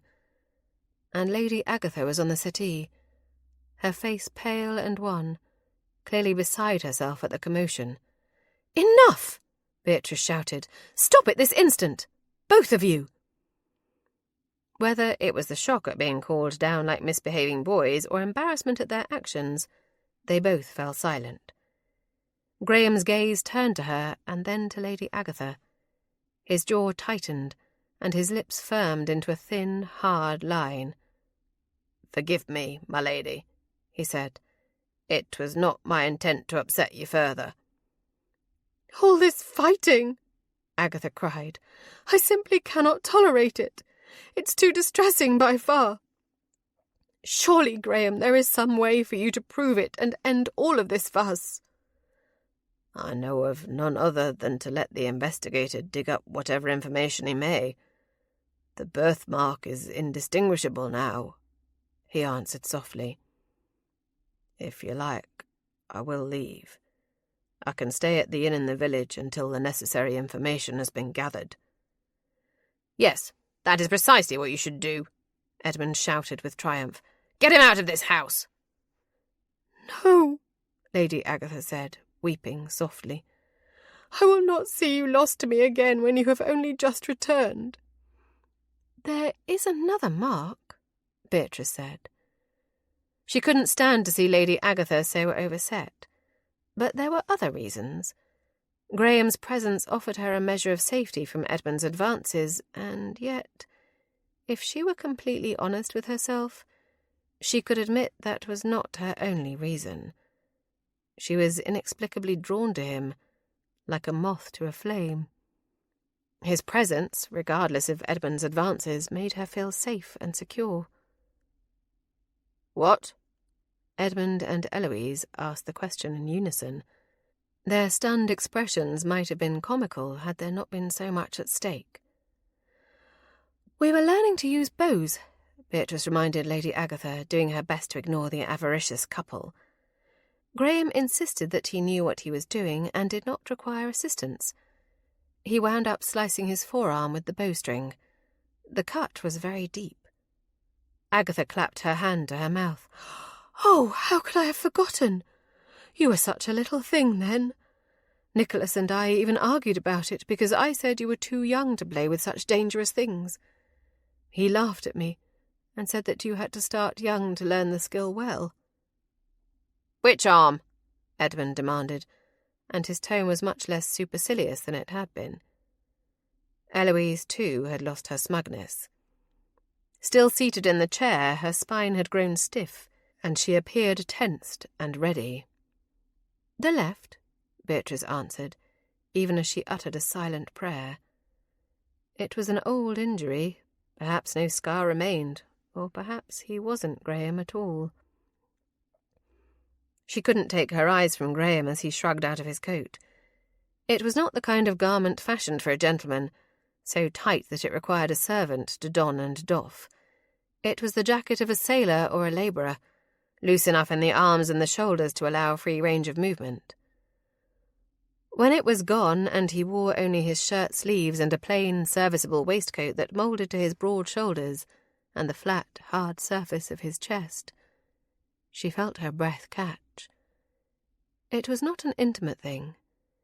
He was, by no means, the first man she'd ever seen in his shirt sleeves, but he did not have the physique of a gentleman. He reminded her very much of the bare-knuckled fighter she'd seen at a fair once near the village. Heavy muscles and lean hips. It was disconcerting, to say the least. She stood back as he grasped the sleeve of his shirt and tugged it upward to reveal his arm. His skin was bronzed even beneath his shirt. The crisp, dark hair on his forearm fascinated her far more than was good for her. Then he turned his hand palm up and revealed the paler skin on the inside of his forearm. A thin white line bisected the flesh, just a few inches above his wrist. Beatrice released a breath she hadn't even realized she was holding. Her doubts had been far greater than she'd realized. Doubt that he was who he claimed to be. Doubt that, after so many years, such a minor injury would still mar his flesh. Doubt that shoring up his claim and allowing him to remain inside the walls of Castle Black was a wise decision for her. So many doubts. Agatha reached for him, clasping his hand and pressing a soft kiss to it. "I never doubted you. Not once. If you've further doubts, Edmund," she said, directing the full force of her ire to her nephew, "you will keep them to yourself, or you and your vicious harpy of a wife will leave Castle Black and never return. Is that understood?" Chastened, but hardly defeated, Edmund gave a curt nod before sweeping from the room. Eloise followed at his heels, pausing only long enough to toss a glacial glare over her shoulder at Beatrice. It was not the first time they had disagreed, Beatrice thought bitterly. It would hardly be the last. Edmund had his own agenda, but it would not be the same for Eloise. While they were civil for the most part, the two were not a couple wildly in love, certainly not enough to be partners in crime. Whatever was occurring, they might have a common goal, but their reasons for wishing to attain it would be vastly different. "You should rest," Beatrice said. "I know it is time for dinner to be served, but I think a tray in your room would be for the best, Lady Agatha. All this is simply too much for you. It's too much for anyone." The older woman nodded and rose stiffly. "You're so very right, my dear." "My goodness, what happened to your cheek?" Beatrice lowered her lashes. "I fell, Lady Agatha. Tripped over air, as I am wont to do." "You are a clumsy thing at times, my child. Do be cautious." "Yes, ma'am, I will. Would you like me to escort you to your room?" she asked. She wanted Agatha to say yes. She wanted to not be left alone with Graham. She still felt too shaken by the tension she'd sensed between them earlier. He elicited feelings inside her that she could not name, and that she was far too wise to indulge. "No, my dear, you stay and have dinner with Graham. I don't want him alone. His welcome here has been shoddy enough already. But I am so very tired." Beatrice nodded. "Of course. I will come check on you before I retire." Lady Agatha patted her unmarked cheek, and then tenderly pressed a kiss to Graham's. "My son is returned to me. If my body were not so cursedly frail these days, I would shout my joy from the battlements." "There will be time enough for that when you are rested," Graham teased her gently. Lady Agatha lifted her cheek, and he dutifully kissed it, though such a tender gesture seemed out of character for him.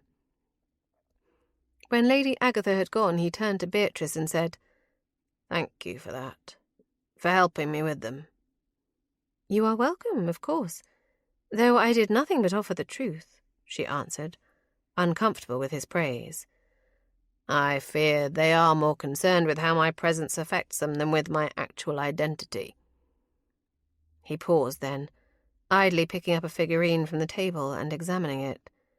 "The maid was very quick to provide that information to Mrs. Blakemore, and she, in turn, was eager to offer it to her husband. Am I so distrusted by everyone, then?" Beatrice laughed. "Oh, that is certainly not the way of it, my lord. The servants cannot abide Eloise. She is impossibly demanding, and they would never do anything to assist her. As for assisting Edmund, his skinflint ways have resulted in many trustant servants departing Castle Black for greener pastures. His frown deepened, harsh lines bracketing a mouth that, were it not for his fierce expression, might have been called too pretty. Then how did she learn of my scars? She whispered to Edmund, and immediately after, he demanded that I reveal the birthmark which they both clearly believed was not present. How did she know? It was Beatrice's turn to frown. I cannot say, but it is incredibly odd, and certainly bears further looking into. He replaced the figurine. Shall we go into dinner, then? Just the two of us. Beatrice could only classify her reaction as panic. It would be a horrible mistake to spend more time in his company, to feed her growing fascination with him.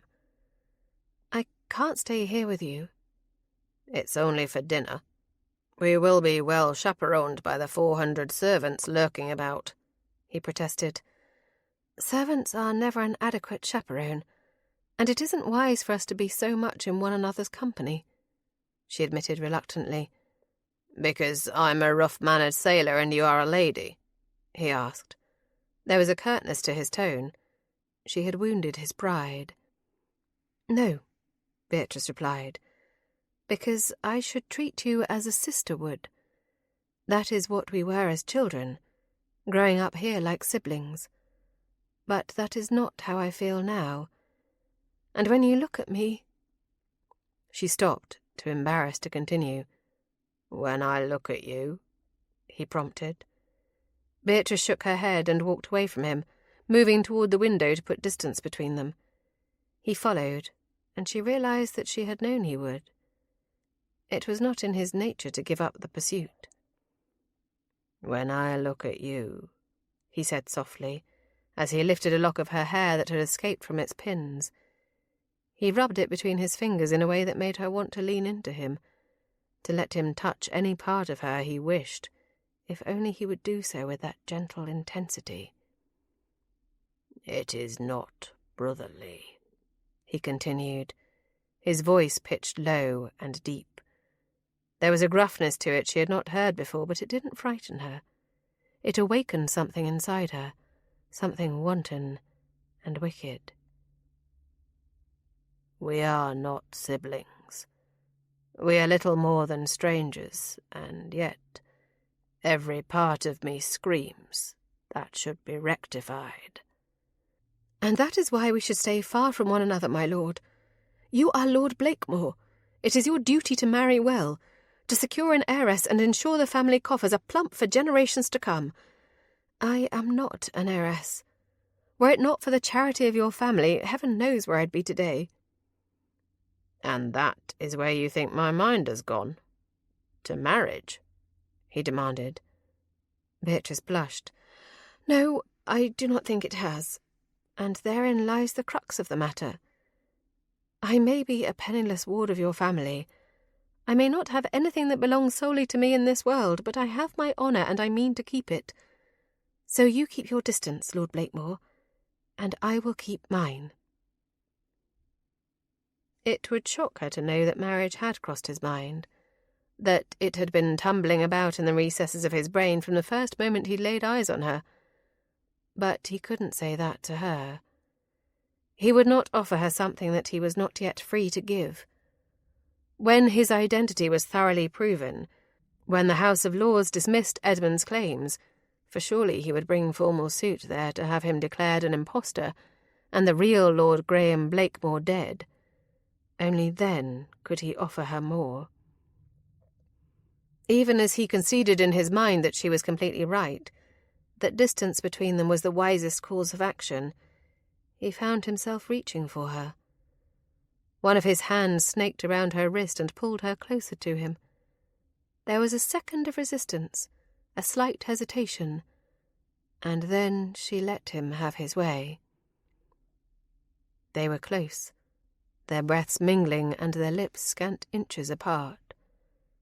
I don't care who I am supposed to marry or why. When I marry, it will be because I have chosen to do so, and because the woman I make my bride is one I cannot live without," he vowed softly. "But right now, I think I cannot live another moment without kissing you. I want to kiss you, Beatrice, very badly." "And I want to be kissed," she whispered in reply. "But it isn't wise." "Then wisdom be damned," he muttered, before claiming her lips. The taste of her was sweeter than he'd anticipated. Her skin was like velvet against his, and her lips were so soft that it could only make him think how soft she would be elsewhere. The delights concealed by her modest gown called to him, but she was not some dockside tavern wench to be tumbled for a coin. But, lady or no, Beatrice was not immune to desire. As his lips moved over hers, testing every curve, mapping the lush contours and memorizing the satiny texture, she began to kiss him back. Shy and untutored, it incited his lust more than any woman ever had. Lifting one hand to her slightly mussed hair, he let the silken strands slide through his fingers. Without warning, he tightened his fist. Not pulling her hair, but holding her there with firm, commanding pressure. She gasped, and it was the opportunity he had been waiting for. Sweeping his tongue into the warm recesses of her mouth, tangling it against hers, he felt the precise moment when all resistance fled. She sank against him, her body lax and warm. The crush of her breasts against his chest was sensual torment, and yet he would not sacrifice that torture for anything. It was a victory, and he would claim it as such. He kissed her thoroughly. It was not the way a man should kiss a woman who was still innocent.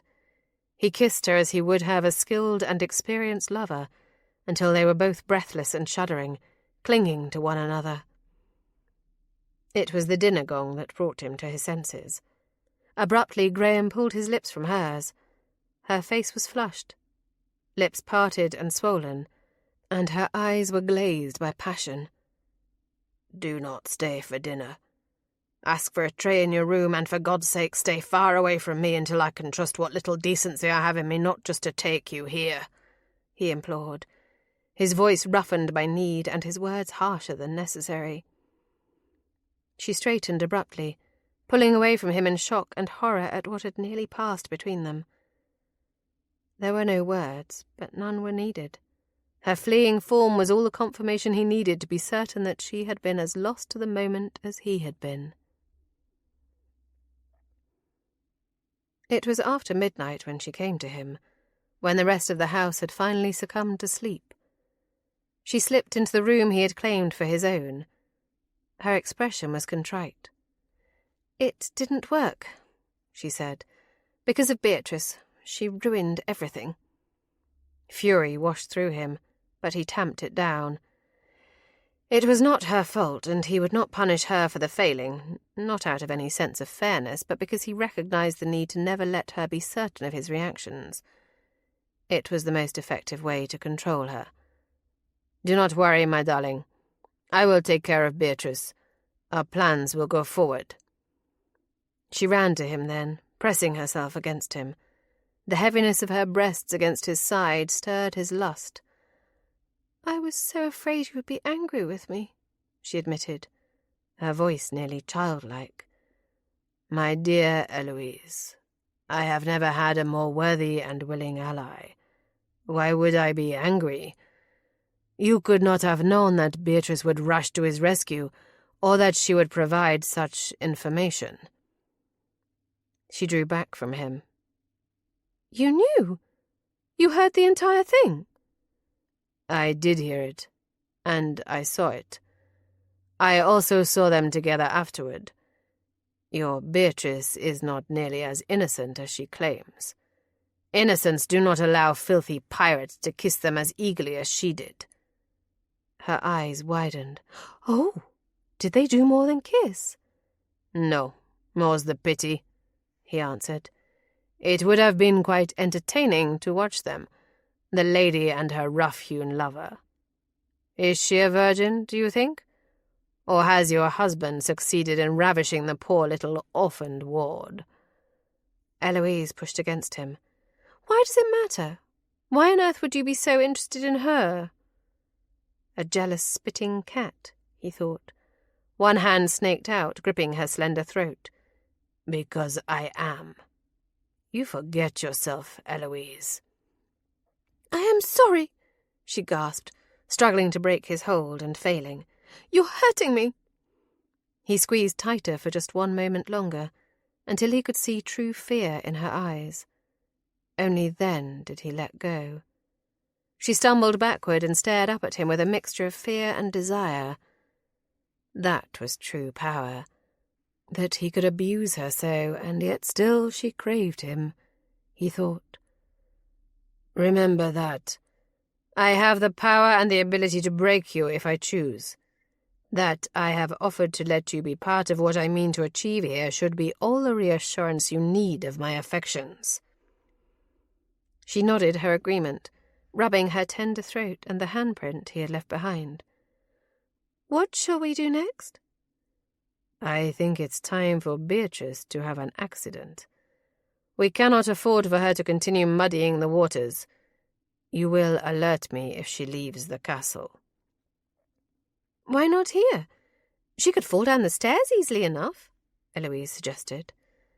"And if she does not perish immediately, and there are people to rush to her aid? No. It's better away from here, isolated, where assistance will not be available. Stay close to her and keep me informed." Again she nodded her assent. "Certainly."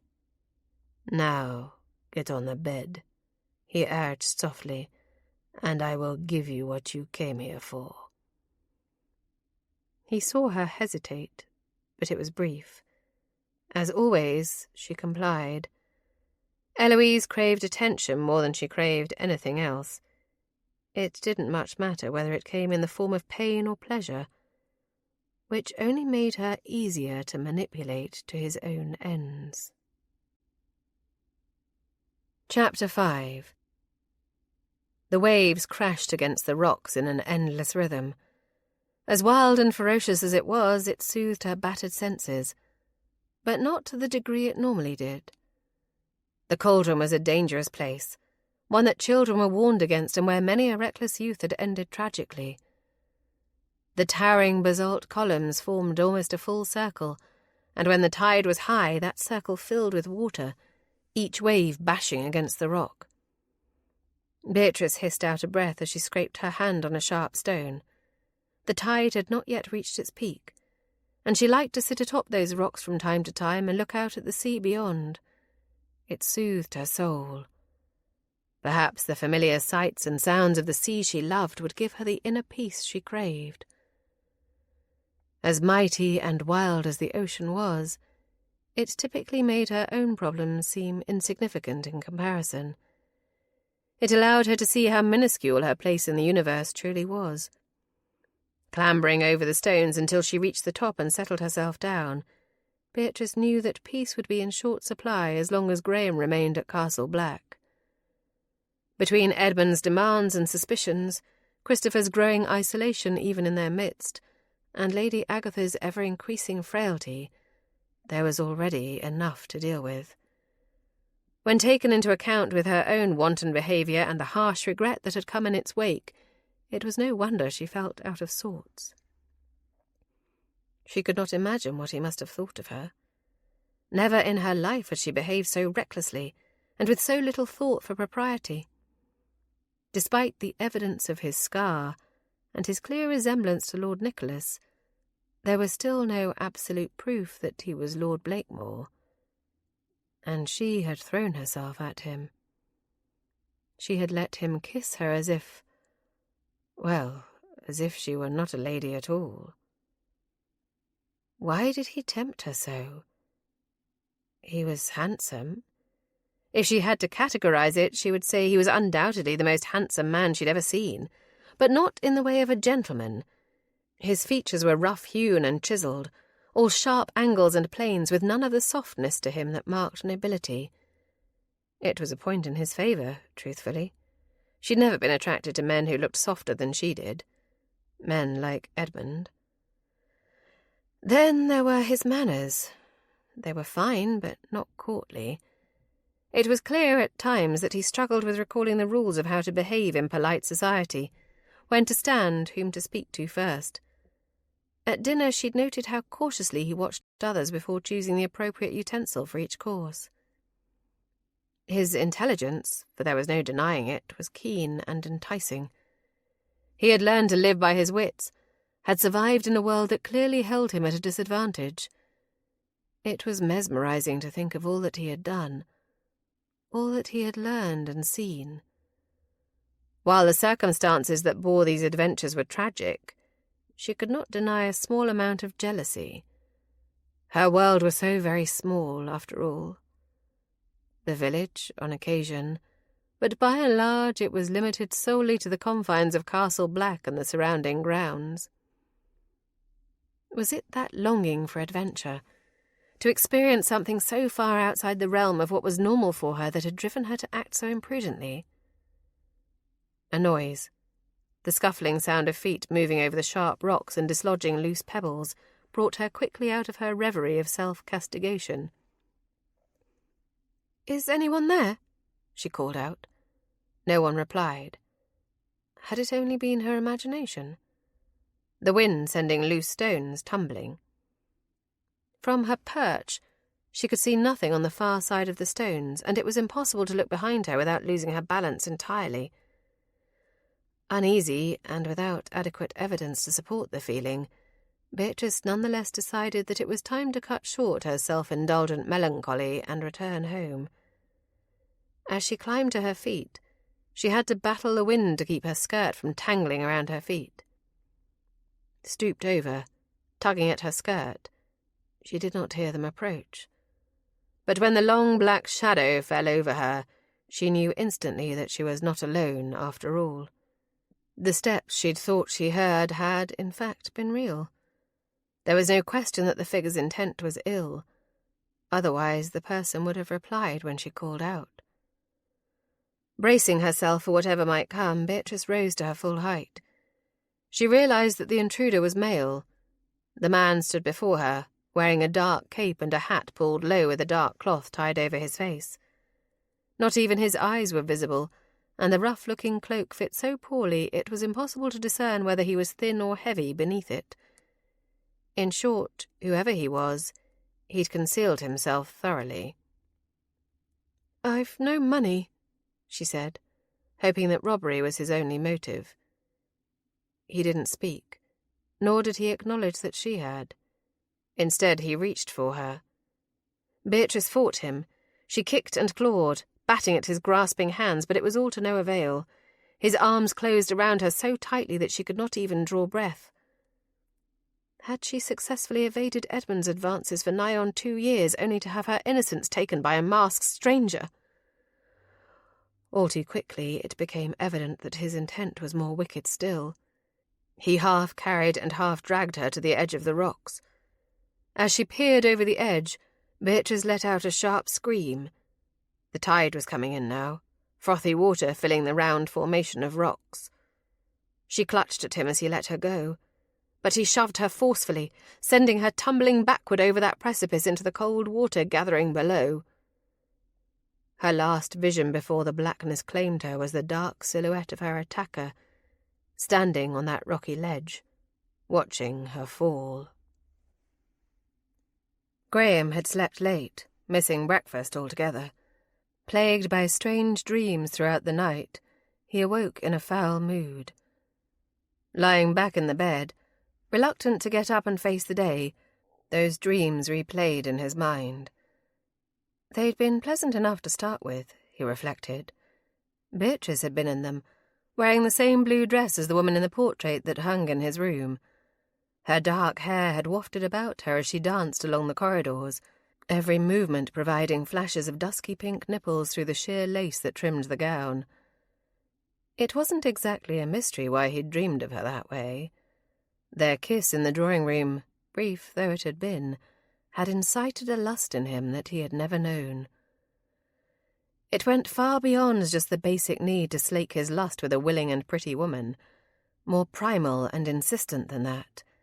He felt drawn to her, compelled to possess her in a way that he never had with any other woman. And yet he knew she was out of his reach. Who was he to ask for such things from a gently bred young woman? Title or no, he was still a worthless sea dog, a sometime sailor and sometime pirate. He'd worked on any ship that would pay him and get him closer to England without bothering to ask what might be required of him. She deserved better than that, but he wasn't an altruist. If she offered, he would not deny himself the pleasure, and the cost be damned.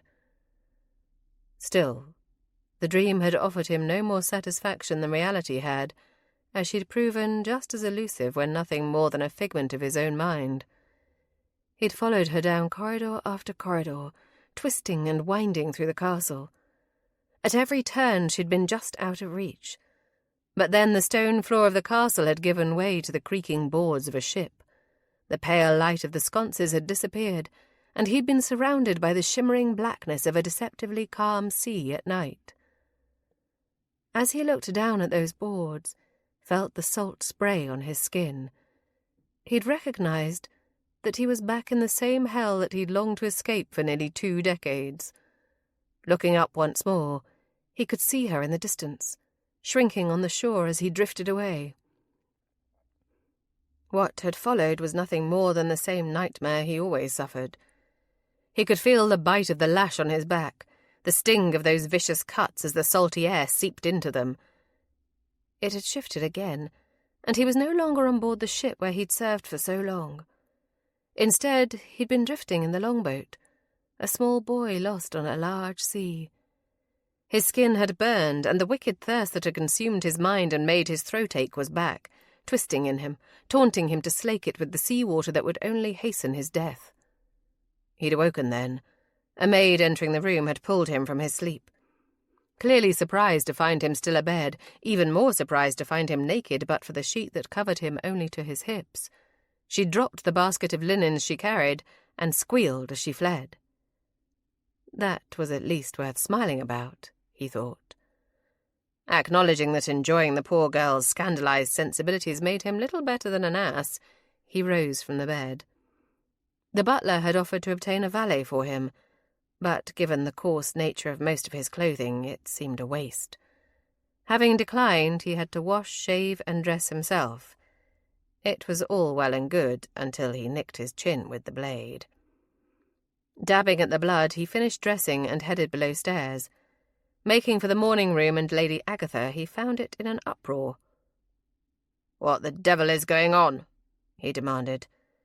Lady Agatha was pale and wan. "I'm sure it's nothing. She's simply lost track of time." "Who has?" It was a pointless question. They could only be speaking of Beatrice. "Where is she?" The other woman present, a servant, bobbed a curtsy before answering. "She went for a walk this morning, my lord, just before breakfast. She should have been back by now. It's unlike her to be gone so long." "Did she say where she was going?" he asked. "Down to the beach, my lord," the maid answered. "I'm terribly worried that she might have fallen. The tide is coming in, and it looks as if a powerful storm is brewing." "I've told her not to go there," Lady Agatha said, her tone stern. "I've warned her that it's too dangerous." The cauldron. The words were there in his mind, along with a vision of the place. He could see it clearly in his mind's eye, the tall columns of rock and the water crashing into them. He didn't realize he'd uttered the words aloud until Lady Agatha gasped, and the maid's eyes widened with terror. "I'll go after her," he said. "Oh, Graham, please be careful," Agatha pleaded. "It's so very dangerous." It was, and his blood had run cold at the idea of her trapped in such a place. Could she swim? As strong as the surf was there, would it matter? If she'd fallen in, she might have struck her head on the rocks or broken any number of bones. Even now she could be lying lifeless in the water. He didn't hesitate another second, but barked an order to have his horse saddled. Beatrice struggled to keep her head above the water. The tide was high, coming in faster and higher with every passing second. The wind was fierce, whistling between the rocks and creating choppy waves on top of the water that rushed into the small canyon of rock that was her prison. Her grave. It was not a stretch to imagine that she would die there. No one knew where to look for her. The rocks, battered inside by seawater for centuries, were smooth and offered no perches for her to climb up, even if she had the strength. With her heavy woolen walking dress completely drenched, it was unlikely at best. Pulling herself up out of the frigid water, she managed to climb onto one of the larger rocks that rested at the bottom. The waves still slapped brutally against her, and, in truth, with her clothes soaked through, being out of the water only made her colder. But at least, for the moment, she could breathe. She wasn't being constantly pelted from all directions by the frigid sea. By some miracle, she'd managed to avoid most of the rocks when she'd fallen. Pushed. She hadn't fallen at all, had she? Someone had pushed her over the edge. A strange man had tried to kill her, and if she did not find a way out of her current situation, he would succeed. Spurred on by that thought and the very real fear that accompanied it, she dragged herself from her perch and waded once more into the water. It was deeper than it had been only moments earlier, well past her knees now. As the wave ebbed, it sucked at the fabric of her dress, pulling her backward. Struggling against it, she managed to just reach the shortest of the stone columns that formed almost a complete circle. Running her fingers over the wet surface, she looked for any crack or crevice that she might be able to use to hoist herself up. "Beatrice!" She stopped moving instantly. Had she imagined it? Had fear and desperation brought on a strange delirium that had her hearing voices? "Beatrice! Answer me, damn it!" It was not delirium. He'd come for her. She wanted to weep with joy at the thought, but first she needed to alert him to her presence. "Graham!" Her voice sounded weak even to her own ears, impossible to be heard above the crashing waves and the wind. Taking a deep breath, she tried again, putting all the force behind it she could muster. "Graham!" A particularly large wave rushed in, knocking her down, the water swamping her, dragging her down and back until she was pressed against the rocks. She came up, coughing, gasping for air. But as she looked up at the grey sky above, she could see him peering over the side. "You came for me," she whispered. "Get on your feet. Damn it, Beatrice, get up. Press your face to that rock and put your arms around it. Do it now." She glanced over her shoulder. Another swell was coming, more fierce than the last. Struggling to do as he'd ordered, she just managed to wrap her arms around that large hunk of stone, digging her fingers into small crevices in the rock as the wave battered her, washing over her and once more robbing her of breath as it tugged and clawed at her. Bits of rock and shell stung her skin, but when at last it receded, she was still on her feet. Graham let out the breath he'd been holding. She was alive, but the tide was rising. If he didn't get her out of there soon, it wouldn't matter. Taking the rope he'd had the foresight to grab from the stable, he looped it around one of the stones and fashioned the other end into a sling of sorts. Dropping it down to her, he shouted, "Put that over your head. Arms through." She did as he commanded, but her movements were sluggish and clumsy. The cold was getting to her. When she was done, he ordered, "Wrap your hands about that rope and hold on to it. You don't let go, no matter what." He couldn't be certain if she nodded or if she was only trembling. Still, she did as he asked, closing her hands about the rope and clenching until her knuckles went white. Carefully he began to pull, hoisting her up one painful inch at a time. She was a full-grown woman, but her weight alone would not have been an issue. The sodden gown made it nearly impossible. It added weight but also volume, and he wasn't just fighting the water but the wind as well. When he'd managed to hoist her up enough that he could grasp her wrist, he did so. He closed one hand over her icy skin, then another. With his booted feet braced against the rock, he hauled her up until she was plastered to him. He held her to him, mindless of her sodden dress soaking his clothes, heedless of the cold. He simply held on to her, thankful that, for the moment, she was safe in his arms. "What bloody fool walks in a place like this?" he asked. "I do," she answered tremulously. He could feel the heat of her tears against his neck. They were the only warm thing about her at the moment. Sitting up, hauling her up with him, he sat her back and looked her over from head to toe. Scraped, bruised, blue with cold, she seemed otherwise unharmed. "Were you hurt when you fell?" he asked.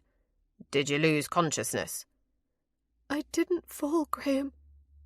He pushed me," she said. His heart dropped to his stomach, but it rebounded with force, beating ferociously as white-hot anger poured into him. "Who pushed you?" "I couldn't see his face. He wore a heavy cloak and a cloth tied over the lower part of his face. I have no idea who he was. Only that he didn't mean for me to survive this day." He rose, helping her to stand. "We're getting you back to the castle, and you are not to leave it again until we have gotten to the bottom of this." "I am not your servant to be ordered about," she protested. He whirled on her, gripping her upper arms tightly and pulling her to him until they were face to face. "You're not my servant, but you are mine. Mine, Beatrice, and I'll not risk losing you. You'll stay in that castle if I have to guard you myself." Chapter 6. Beatrice felt lost in the flurry of activity as they returned to Castle Black. The world had become somewhat fuzzy and indistinct. They'd been halfway home when she'd stopped shivering. He'd spurred the horse faster. She knew, of course, that it was not a good sign to no longer feel the cold. Living at the very edge of the sea, the dangers of falling into icy, chilled waters were known to her. Graham dismounted, pulling her from the horse with him. She was swept into his arms as he strode toward the house, and yet she felt nothing. It was as if she were simply floating above all of it, looking down with no real connection to all the bustle about her. Up the stairs, and she could hear Betsy murmuring, making her lists as she was wont to do. "Or coal for the grate, get the warming pans. Hot water, lots of hot water. Warm broth or tea. Should she have brandy? No. Sherry, then." Beatrice felt her eyelids drifting, her weighted lashes falling of their own volition to rest on her cheeks. She was so tired. "Stay awake. Open your eyes, Beatrice." His voice was sharp, barking orders, penetrating the fog that surrounded her. She frowned, not wanting to obey him. She only wanted to rest them for a moment. The light was so awfully bright. A sharp tap of her cheek pulled her out of it briefly. She opened her eyes and glared at him. "You hit me!" Her words sounded strange to her own ears, muffled and slurred. "Stay awake, or I'll do it again," he said. "You cannot sleep, Beatrice. It's too dangerous." She was on her feet, she realized. Somehow they'd gone from the great hall to her chamber in what seemed no more than the blink of an eye. "How did we get here?" "I carried you," he said, spinning her around. She felt sharp jerks and heard Betsy gasp. The blade of his knife flashed again, and the weight that had been dragging her down had simply vanished. Her gaze travelled to the floor, and she was standing in a sea of wine-coloured wool. He'd cut her dress from her. "You can't see her this way." The hissed warning had come from Betsy. As if realising she'd addressed her own master too sharply, the girl immediately backed away. "It isn't proper, my lord." "It'd be more improper to let her freeze to death while you struggle to untie those bloody laces." His answer was stiff, his tone abrupt and completely without contrition. "My lord," Betsy implored, "when she's herself, she'll be so embarrassed." "If she's alive to be embarrassed, I'll call it a victory," he replied. Beatrice felt more layers falling from her. Her stays, her petticoat. She was clad only in her shift, but it was still wet and clinging to her body. "I'll take care of her," Betsy insisted. "She'd want me to." "And you can lift her in and out of that tub by yourself?" he asked. Beatrice wanted to argue. She wanted to demand they stop speaking of her as if she weren't even there. But then she felt herself falling, tipping forward, the floor rushing up to meet her. It never did. Instead, strong arms wrapped round her again, lifting her up, tugging her close, holding her to him as he crossed the room and placed her in a chair before the fire. The warmth of it didn't penetrate immediately. For the first moment she sat there, she felt nothing at all. She could see the flames dancing, felt mesmerized by the flickering tongues of orange and red. It was the strangest of things. But then sensation returned abruptly. Everywhere the heat had touched her was like shards of glass, as if her very skin were being peeled from her flesh. Beatrice cried out and tried to move away from the heat, but he held her fast. "Stop it! Stop!" she shouted. "I know it hurts," he said. "I know." "How could you know?" she demanded. The pain had pushed the fatigue back, holding it at bay as she struggled to breathe through an agony she'd never known before.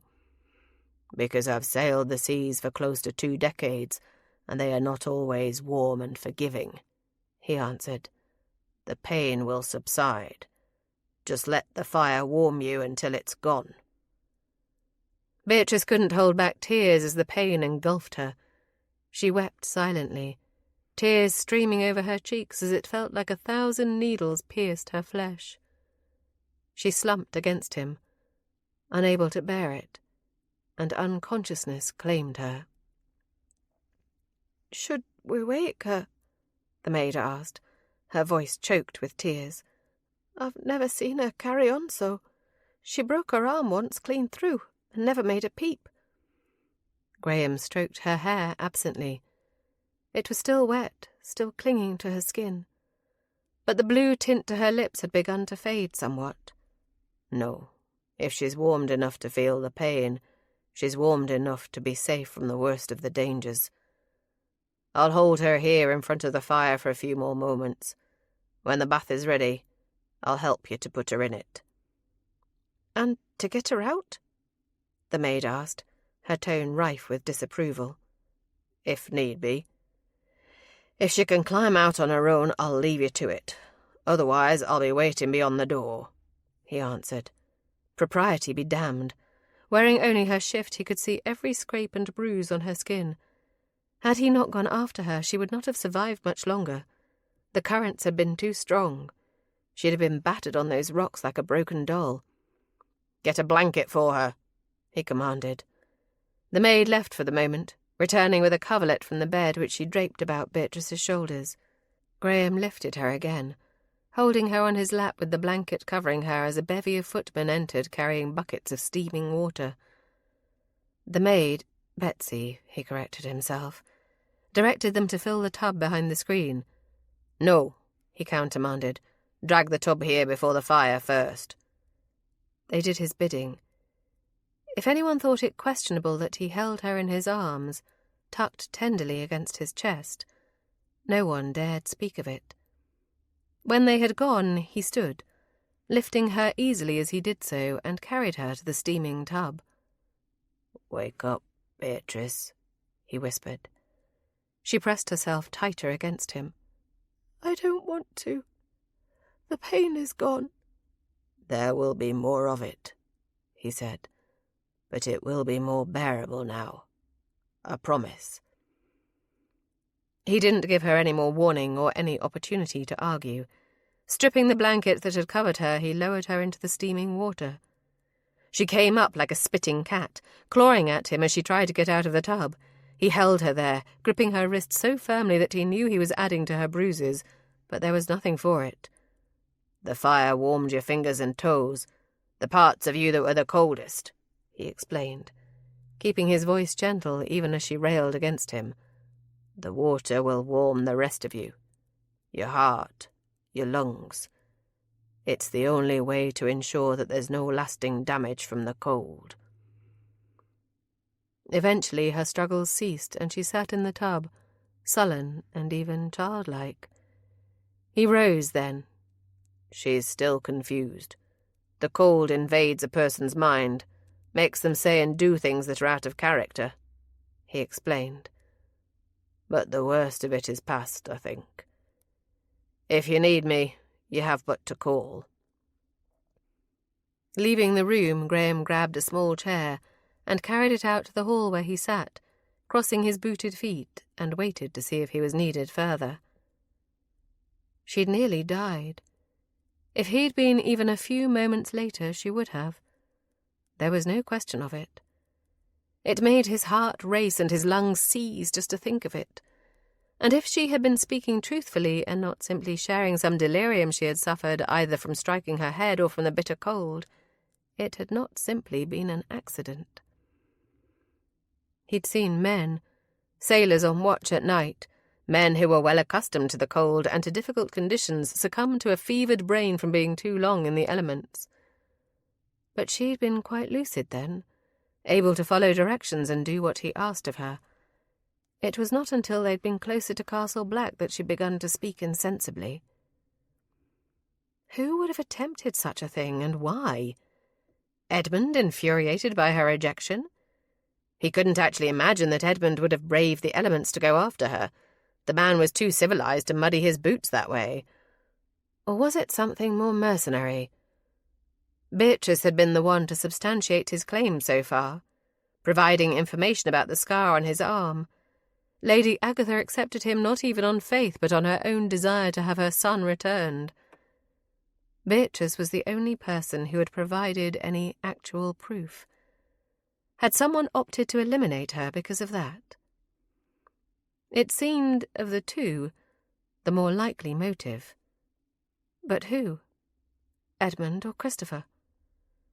He knew nothing of his brother. He'd barely spoken to the boy, though not by choice. Christopher rarely spoke to anyone. He flitted in and out of rooms without so much as a by your leave. But could his quiet nature truly conceal something so villainous? As the water began to cool around her, Beatrice shivered. It was time to get out of the tub. Gripping the sides, she attempted to stand and failed. Her body ached. Every muscle hurt.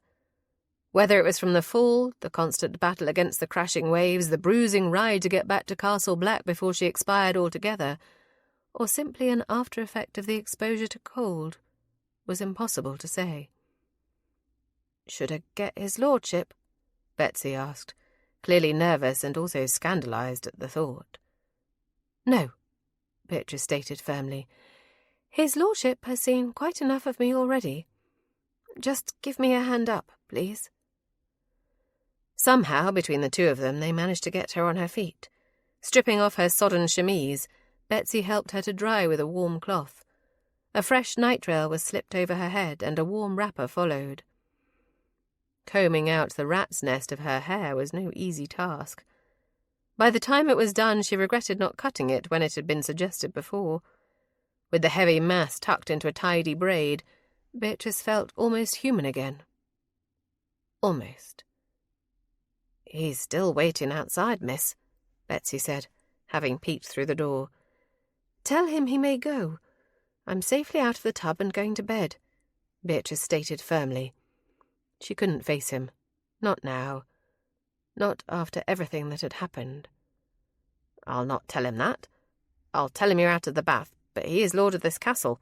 I'll not be ordering him about, miss." Beatrice let out a long-suffering sigh as Betsy disappeared with an armful of wet and probably ruined clothing. She could hear the deep rumble of his voice from the hall, and then the door opened again. She didn't have to look to know that it was him. His presence filled the room, sucked the air out of it and her. It seemed that her body was completely attuned to his presence. "I take it you are much improved," he said, stepping deeper into the room. Beatrice turned to him with a baleful stare. "I would certainly have to be, would I not?" His dark brows drew together as he surveyed her with clear disapproval of her snappish tone. "It would appear that nearly being murdered puts you in a foul mood, Beatrice." The words were said in jest, but it was not funny. It brought everything rushing back. The dark figure of a man grabbing her, wrestling her to the edge and then sending her over, tumbling down into what should have been a watery grave.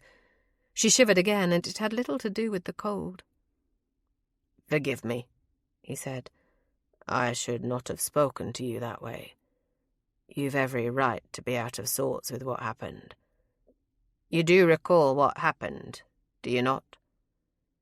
It was her turn to glare at him disapprovingly. "I remember everything.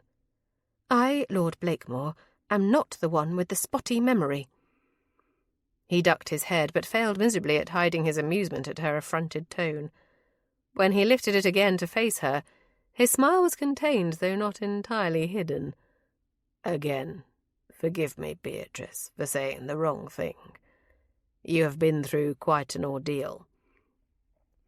Yes, she had, and not the least of which was the fact that he'd seen every last inch of her.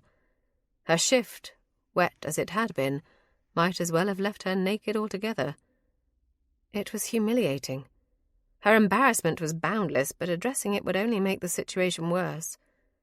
So she focused on something else entirely. "I can't identify him. I can't even tell you how tall he was because the rocks are so uneven it was impossible to determine. But I did not imagine it. He grabbed me, he dragged me to the ledge, and then he forced me over it to drown or be battered to death against the rocks." "I believe you," he answered softly. "Do not patronize me," she shouted. "I'm not patronizing you. I believe you. I believe you because you've given someone motive to kill you," he stated again, more firmly this time. She paused, a protest dying on her lips. "You believe me?" "Yes, I believe you," he repeated again. "But the question remains, why? While I waited in the corridor to see if further assistance would be required, I gave that very thought a great deal of consideration." "What possible motive could anyone have for wishing to harm me?" she asked. "I'm nothing. No one. Really." "You corroborated my claim to be the lost lord of Castle Black," he said softly. "You and you alone knew the story of the scar on my forearm. Even Lady Agatha had forgotten it, and Lady Agatha's desire to have her son alive and well and return to the bosom of the family makes her an unreliable witness." The reality of that sank in slowly. They wanted her dead because they didn't want Graham claiming the title. "Edmund?" He continued, "Who knew where you had gone this morning, Beatrice? Edmund or Eloise? Christopher?" Her gut clenched at the thought. It might be nothing, but then again it could be something very sinister indeed. "I didn't see any of them, but as I was exiting through the kitchen door, I passed Eloise's maid. She was taking Eloise's breakfast tray up." "So it's very possible that the information was relayed to Eloise and passed along to Edmund," he surmised. "I can't believe he would do such a thing. Edmund is certainly a cad, but murder?" "He has proven that he is quite willing to be a rapist. Is one really so different from the other?" he demanded, one dark eyebrow arcing up in surprise at her defence of the man he'd had to save her from. Beatrice felt the blush staining her cheeks. The heat of it crept up her neck and into her face until she had to look away from him. "I could not say, my lord." "Graham," he insisted. "My name is Graham, and I would have you use it." Another memory came to her then, not of her attacker, not of the pain and fear she had felt when being tossed about in the cauldron like so much flotsam and jetsam. He'd said she was his. Mine had been the word he used, and he'd said it with such force that even in her shocked and injured state it had taken her aback. "What did you mean when you said that I was yours?" She hadn't meant to utter the question. Some things, after all, were better left unsaid. But her defences were down, her natural caution forgotten in the wake of so many traumas suffered in one day. And there it was, hovering between them like a phantom. Whatever strange connection had established itself between them upon his arrival continued to grow stronger with each passing moment. Denying it would not change that. "You are not well enough to have this conversation," he finally said after a long hesitation. If we wait until I am well, I will not have the courage to ask again. Tell me what you meant, she demanded softly. He closed the distance between them until he could crouch before her as she sat on the small padded bench at the foot of her bed. As close as he was to her, she could see the darker flecks hidden in the depths of his blue eyes, and the strange mark that she recalled from their childhood. Graham's eyes were completely blue, save for the left one. There was a small bit of brown that marred the blue. If any doubt had remained, that erased it entirely. How many men could have such unusual eyes?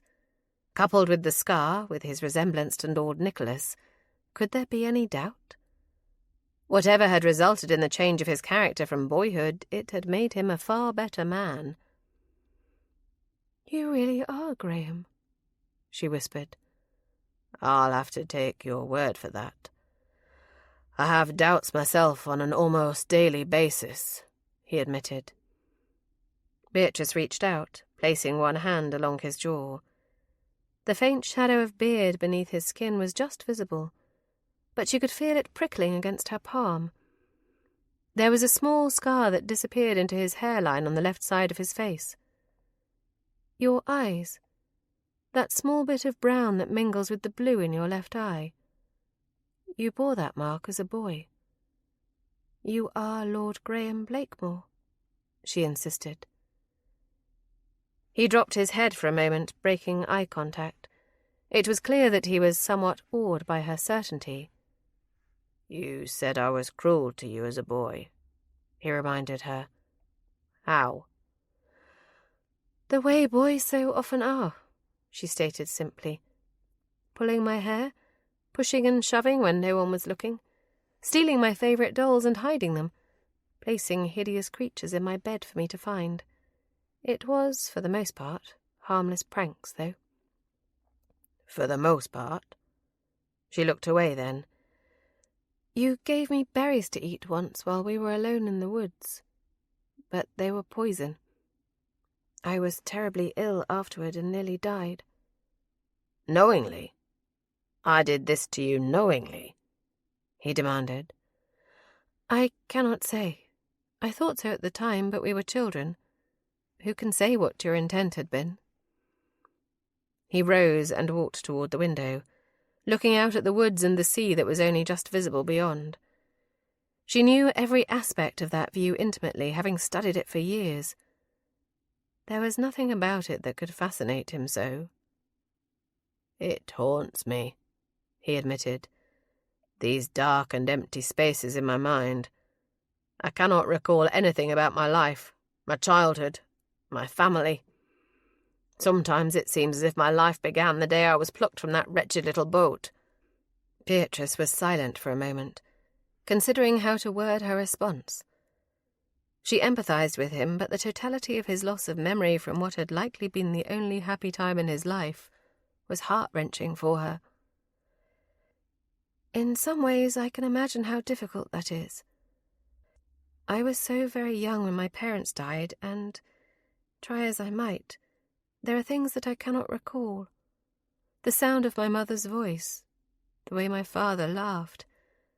They come and go, fleeting glimpses of things that I want so desperately to hold on to, only to have them slip from me once more when I try to cling to them," she offered softly. "But it is not the same, really. Not when you were older and more fully formed as a person to have lost so much of your life that way." "Was I cruel to everyone, Beatrice? Or just you?" he asked. "You were a prankster. I felt your pranks more keenly, perhaps, because I was always cognizant of my place here at Castle Black. An orphan. A ward of your father, who did not really belong. I never complained about anything you did because I was afraid of being sent away, and that only seemed to egg you on." He made a sound of disgust. "How can anyone be happy to see me return to the bosom of my family when I was clearly such a heartless and merciless creature to begin with?" "But you are not," she protested. "You were always exceptionally close to Lady Agatha. She doted on you, and you adored her. Your father was more stern, perhaps, but he was quite proud of you, Graham. Your tutors could not say enough about how keen your mind was and what you might accomplish in life. Yes, you were a boy, and yes, you did all the things that boys do, sometimes to the detriment of others. But doing a bad thing does not make one bad in entirety. Can you not see that? No, he said, I cannot. But there are other things I would see, if I could. You can be my eyes into the past, Beatrice, if you would. What is it that you need to know? She asked softly. She believed in her heart of hearts that he was who he claimed to be. If offering information would help him to prove it and to cement his future there, she'd provide it gladly. Why were we in France? Why were we returning in such a rushed manner? Why did they take me with them and not the rest of you? I remained here because I had been ill. I had only just recovered from a fever when the family left to depart for France, and it was recommended that I not travel. So I stayed here with a nurse. As for Edmund, Sir Godfrey, his father, was here at Castle Black then. There was no need for Lord Blakemore to take him. As for the why, your father was a diplomat, but also something of a hero in intelligence work for the Crown. He took your mother and you with him because it gave the cover of his diplomatic duties more credence. As to the rushed return, Napoleon was galvanizing his forces and preparing for battle. And, I hesitate to repeat such things. Do not hesitate, I beg you. If I am to understand what is happening here, and if I am to have any hope of proving that I am who I say I am, who you believe me to be, I must know everything. Beatrice stared down at her clasped hands. I do not know the details of it, but I do know that when they returned from France, Lord Blakemore and Lady Agatha were very much at odds with one another, and it was not entirely based upon your disappearance. I heard him speak to her once of her scandalous behaviour in Paris, but what that was and why it created a rift between them I cannot say. Graham turned away from her once more, to stare out the window at the raging sea beyond. Who in this house is not keeping secrets? We all have our secrets, Graham. Hers was that she was falling desperately and futilely in love with him. As the Lord of Castle Black, he was well beyond her reach. But she had to know. To ask again, on the beach, you said I was yours. What does that mean? She thought for a moment that he meant to refuse an explanation. Continuing to stare out the window, only his profile visible to her, she could see the cast of his dark features set in a firm and stubborn line, his jaw clenched tightly. Finally, he spoke. I cannot tell you what it means. I can only tell you that I feel it to the depths of my soul. When you are not near me, I search for you. When I hear your voice, I am drawn to it. If we are in the same room, I find myself seeking your eye, seeking a connection to you always. And when I sleep, you haunt my dreams. All of this was admitted without his ever facing her. He kept himself turned resolutely away from her. Is that why you kissed me? She asked. It was bold, far more so than she had ever anticipated being with him. Yes, and it is why I will kiss you again, and so much more if you grant me the liberties. But not until you are well. Even my lack of honour has limits, he said. He finally turned toward her, but he kept his distance. And taking advantage of you after what you've been through today would certainly delve to the very bottom of that barrel. Beatrice looked away, unable to meet his gaze. She wanted to offer herself to him. She wanted to beg him to take those liberties, to show her precisely what he meant. And she wanted to do it then precisely because she could blame her actions on the shock she'd suffered and not be held accountable for her own wanton nature. After a moment, she heard the door click softly into place. He was gone. The opportunity, if it was such, had passed. Rising to her feet, she walked slowly to the bed and sank down upon it, her weary muscles protesting every movement. Sleep called her, seduced her, as surely as he had. In the tower, he raged, smashing things, throwing books against the wall with such force that the spines split and pages fluttered about. Dishes were next, smashing against the walls and floor. On the bed, Eloise cowered, covering her face to protect it from any shrapnel produced by his temper. She should have died there. It was the perfect plan. "There will be other opportunities," Eloise cried. "Please, my darling, you're frightening me." He paused and turned to her. The moment of recognition, of knowing she had pushed him too far, was written plainly upon her pretty features. He stalked toward her and grabbed her hair, hauling her backward and forcing her down on the bed. You sought me out because you wanted a monster on a leash, a demon to do your bidding. Like every woman who dances with the devil, you found there is a price to pay. Is it too steep, Eloise? Do you wish to call a halt to all of this, and go back to being the dutiful wife of your prickless husband? "No," she answered tearfully, shaking her head from side to side. "But I hate to see you so upset. I can't bear to see you suffering so." He gripped her hair tighter until she cried out. And would you take my pain? Would you swallow it all just to free me of it? "I would," she answered, though there was hesitation in her voice and fear in her gaze. He lifted her skirts, allowing his hand to trail up the silken flesh of her thigh to the dark triangle nestled between them. She was wet for him. Even in her fear she desired him, or perhaps it was because of her fear, he thought. Eloise, for all her ladylike prettiness, had a soul as dark as his own. "Part your thighs for me," he commanded, still gripping her hair tightly enough to bring tears to her eyes. Still she complied, even reaching for the fall of his breeches to free his sex. "Do you want me? Even now with my rage? I will not be gentle with you, Eloise." "I do not want you to be," she said breathlessly. "I want everything you have to give me." He parted the folds of her sex, slipping one finger inside to test her readiness.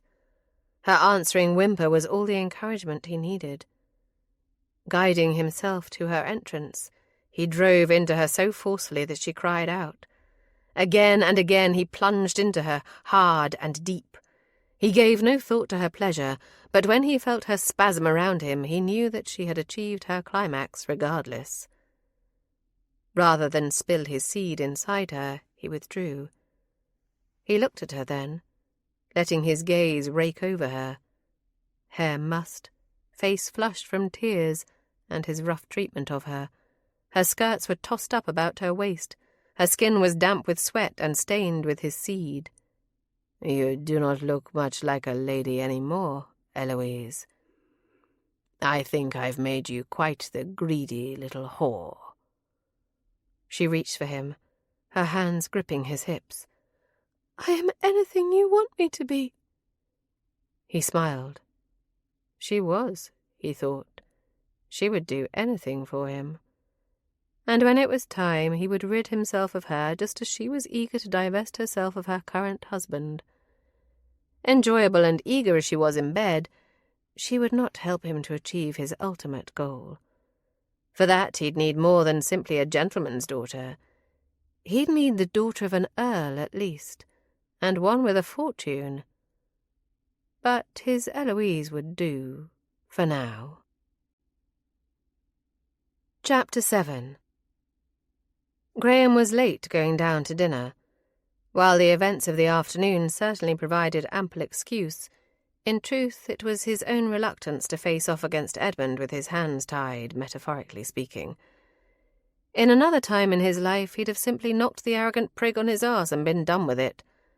or put a pistol ball in him and walk away, he'd not be the first man you killed. Graham pushed that thought away just as he'd fought the urge to confront Edmund and demand an accounting. It would serve no purpose and get him no closer to the truth. But it would upset Lady Agatha, and that was too much after the shock she'd already endured earlier in the day. Bad enough that Beatrice, whom she adored, had nearly drowned. Thinking it was a terrible accident had sent her into a faint. Finding out that a man she trusted might well be a murderer might actually kill her. The urge was still riding him strong as he entered the drawing-room. He might have wondered at his ability to resist it, except for the impossibly pale woman perched on a settee near the fire. Whether it was memory or simply his own imagination, a vision of her appeared in his mind. In it, her hair was as dark as his own. The wind had tugged it until it escaped its pins. A dark blue cloak billowed around her, but there was no joy in her. She was, in that vision, as enveloped in melancholy then as now. Shaking off the vision, he approached her. She started to rise, but abruptly took her seat again and placed one hand to her heart as if it pained her. Therein lay the crux of it. She was fragile. Emotionally, no, he could see the strength in her there. But physically, her body was failing her, and he could not fathom why. Was it the stress of living under a cloud of uncertainty and grief for nearly 2 decades? That could account for it reasonably, and yet he felt that was not the case. Beatrice had not said as much, but he felt that perhaps Lady Agatha's turn in health was a recent event.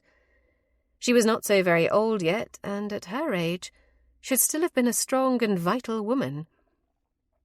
"You have no proof," Edmund shouted, continuing their conversation as if he had not even entered the room.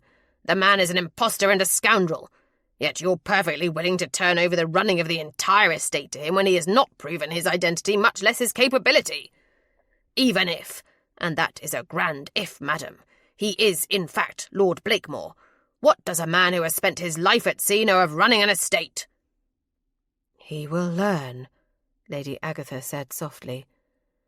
Her voice was feeble, and her pallor growing increasingly wan. "At what cost to us? We will all be paupers." Edmund threw up his hands and whirled away from her, his gaze settling immediately upon Graham. "And I suppose this was your suggestion? That you assume your rightful place on the throne, so to speak?" "Not at all," Graham replied easily, striving for a civil tone. "I think it would be unwise to put the estate in my hands at this juncture. But not because my identity is in question. It is not by those whose opinion matters, at any rate, but because I do not understand what is required to run an estate of this size." Edmund, deflated by Graham's agreement, simply stood there. Finally, gathering his composure, he added, "Well, there it is. Wisdom from an unlikely source." Lady Agatha turned to him then. "How is Beatrice? Has she recovered?" "Not entirely," Graham answered honestly. "Exposure to cold of that nature, submerged as she was in water for so long, can have long-lasting consequences." "But not permanent?" Edmund queried. Graham studied him, trying to determine the other man's motive in asking. Was it genuine concern for her well-being, or was he disappointed that his attempt had failed? "No, I do not believe so. There was very minor frostbite, I think, and rewarming the body after such an ordeal can be very painful, but I anticipate a full recovery." Christopher sneered then.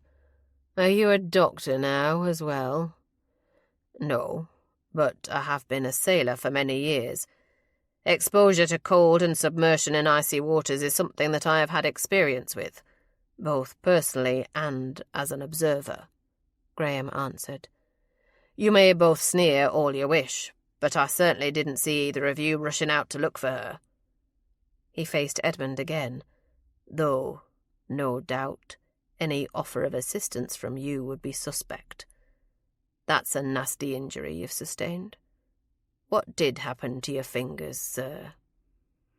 "I was attacked by a worthless animal," Edmund shot back. "Enough!" Lady Agatha called out. "I am exhausted from this verbal sparring. All of you are baiting one another like dogs about to fight, and I'll not have it." Graham took a deep breath. "Forgive me, Lady Agatha. You are right. We should attempt to be civil, at least." "What would a mangy sea-dog know of civility?" Christopher demanded, rising up from his chair. "Edmund carries on as if he's the one losing the estate. But it's not him, is it? It's me. Now that you've risen from the dead, I've no chance to inherit. With no wish to join the army or the clergy, my prospects are effectively nil." "There is a time and a place to discuss these things, Christopher, and we will. I have no wish to turn you out penniless or see you tossed from your home," Graham insisted. "But for the moment, let us shelve such topics and enjoy our evening meal. Tomorrow we will sit down, the three of us, and have a civil discussion about the current situation of the estate and how it might provide ample income for all of us." "Ever the diplomat," Edmund sneered. "You are a dirty usurper. You've no right to claim what I've worked to maintain." "If we are that close to poverty, you apparently have done a poor job of it," Graham snapped. Edmund blustered for a moment before spitting out, "How dare you? What precisely are you accusing me of?" Graham clenched his fists at his sides. "I have many questions about your motives and your actions. My first question is, where is your wife? I have little enough trust of her, either." Edmund sputtered ineffectually. "I would call you out for that if I thought you gentleman enough to know how to handle a sword." "Oh, I can handle a sword. And a pistol," Graham countered. "I'll be happy to demonstrate." Lady Agatha rose, clearly intending to call a halt to the argument before it escalated further. As she stood, she swayed alarmingly on her feet. Graham turned to offer his assistance and saw her gaze go blank. Her eyes glassed over, and then she began to sink to the floor. He rushed forward, catching her before she struck the floor. "We need a doctor." "She has a doctor. He says it's her heart, weakened from years of stress," Christopher said. His tone was cold, completely without concern for his own mother, who was clearly unwell. "And did he offer any treatment beyond uttering such a proclamation?" Graham demanded. "There is no treatment for a weakened heart," Edmund snapped. "But for my part in this, I will attempt to hold my tongue in her presence. I would not see her so overset again." Graham rose, lifting her pale and painfully thin form into his arms. Edmund's words rang hollow, nothing but lip service to propriety with little sincerity behind them. He'd allowed the bastard to goad him, and it rankled that he was just as much at fault for Lady Agatha's current state as the man he was coming to despise. "I'll get her to her chamber, and then I am sending for a physician. An actual physician and not some country quack. There are treatments, herbs and remedies that can provide relief." "It's a waste of money," Edmund fired back. "And it is my money to waste," Graham fired back. It was time to take command whether anyone else approved or not. "Whatever you think, whatever you believe, is of no import. I am Graham, Lord Blakemore of Castle Black, and whether you like it or not, my word within these walls is law." Without another word or a backward glance, Graham strode from the room, Lady Agatha's limp form in his arms. He took her directly to her room, and her maid, a fiercely unattractive woman named Crenshaw, met him at the door. "Bring her in, my lord, and place her on the bed." Graham did as she instructed, and watched cautiously as the maid retrieved smelling salts, wafting them under Lady Agatha's nose until she stirred. "You've had another spell, ladyship," Crenshaw explained gently. "I'll get your draught." Graham watched the maid scurry out and then went to stand beside the bed. Rather than loom over his mother's pale figure, he stooped down until they were nearly on eye level. "I'm sorry," he said. She smiled sadly. "You sound just like you did as a boy when you'd misbehaved. I know Edmund can be difficult. He's certainly tried my patience over the years. But give it time, Graham. Please. I don't want to see any of you driven from our home." "I will do my very best to avoid such interactions in the future. But you must know, Edmund has been very forward with Beatrice. Very forward. If that happens again, I will not be swayed, and he will be removed from this house." Her expression was speculative as she reached for his hand. "You've grown very fond of her in a very short time, haven't you?" "She has been very kind. Beyond that, she is a woman who lives under the protection of this household. That protection wards against both internal and external threats." His answer was a non-answer, but he was not prepared to discuss his very primal feelings for Beatrice with his mother. "I told her that all of your pranks as a child were simply because you wanted her attention," Lady Agatha offered with a sad smile.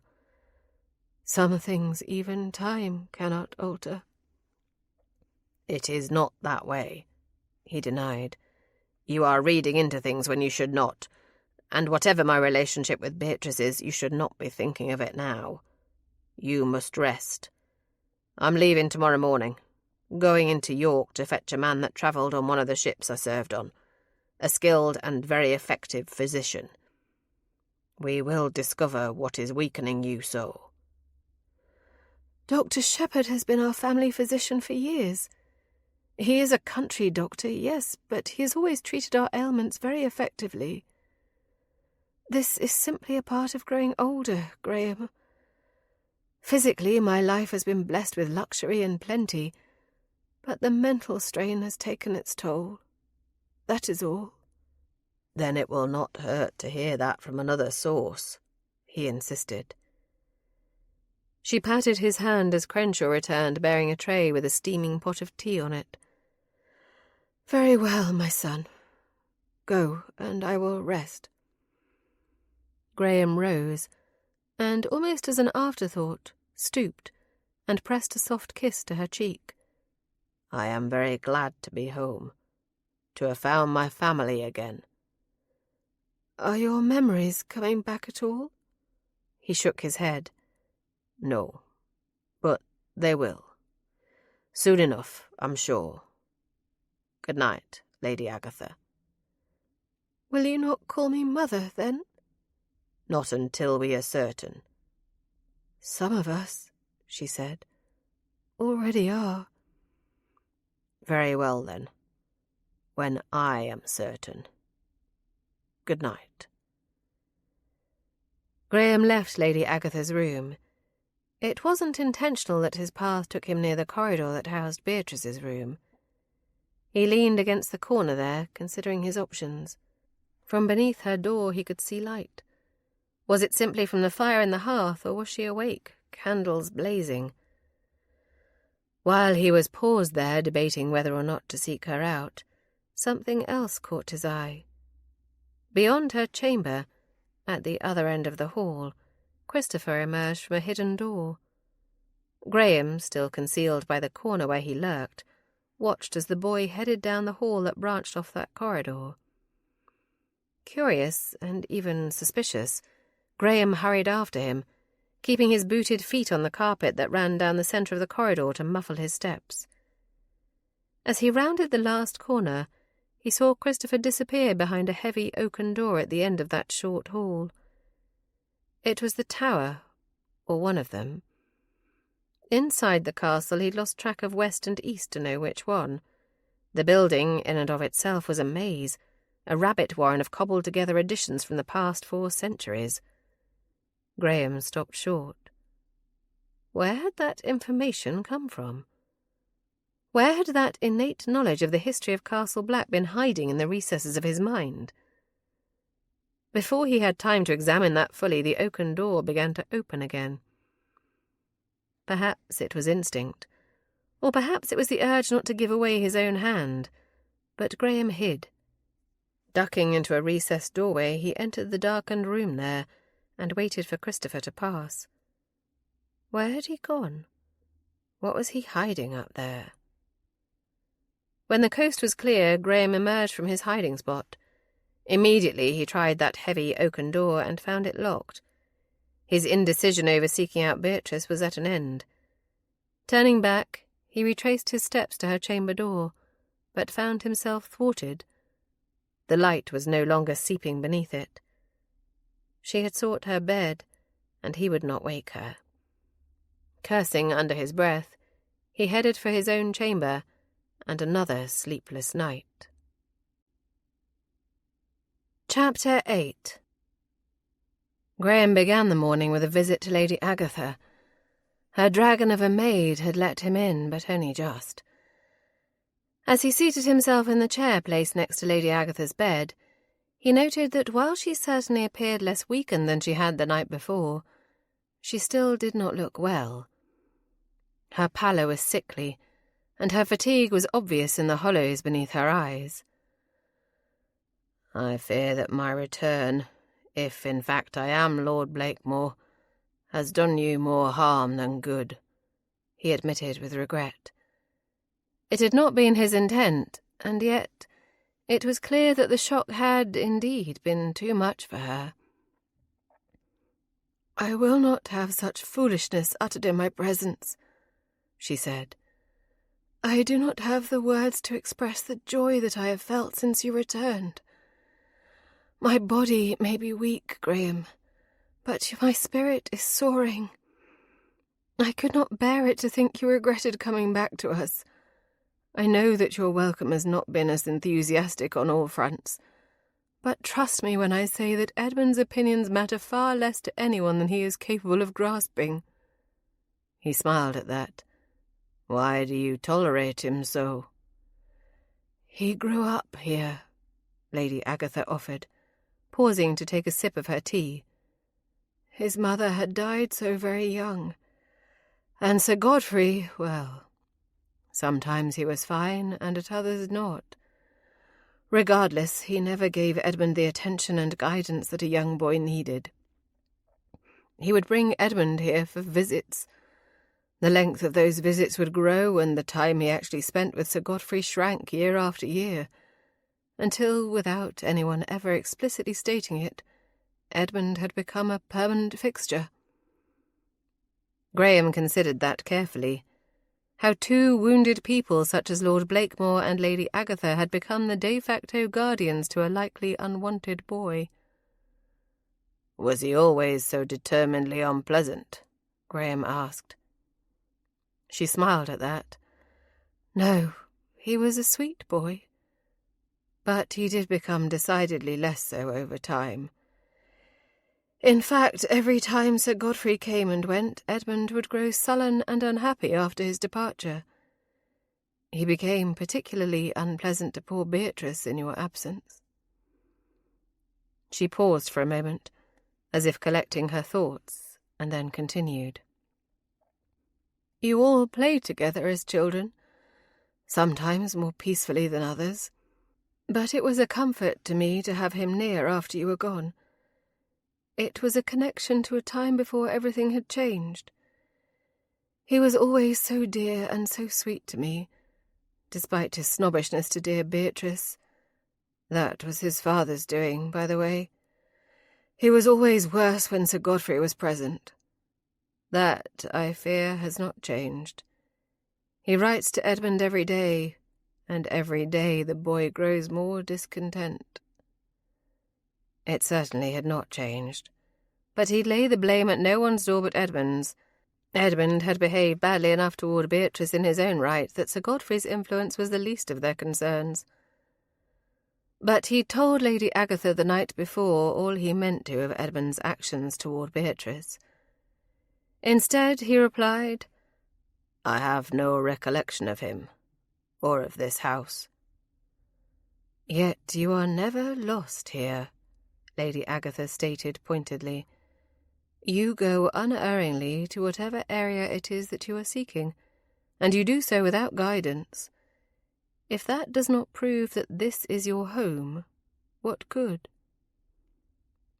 He had no answer for that. It still puzzled him. The knowledge was innate, simply a part of him, like walking and talking had been, or reading. Those skills and knowledge had remained, while personal details had simply vanished. And there were other things that he dared not share with anyone, flashes and glimpses in his mind that made him feel as if he were going mad. It will come back to you in time, I am sure, just as you said last night, she continued. But regardless, there will be no talk of leaving and no talk of regretting your decision to return. I could not be happier unless your father was here to share it with me. What was he like? Graham asked. It was a selfish question, making her linger on memories that would cause her pain, but the need to know was insistent. She pointed to a small box on top of her dressing table. Bring me that box. He rose and did as she'd bid. When he returned it to her, she opened it carefully and withdrew a miniature portrait in an elaborate gilded case. He was nearly the age you are now when this was painted. We had not been married very long. I was still a young bride and very enamoured of him. Graham accepted the small painting and stared down into a face that could nearly have been his own.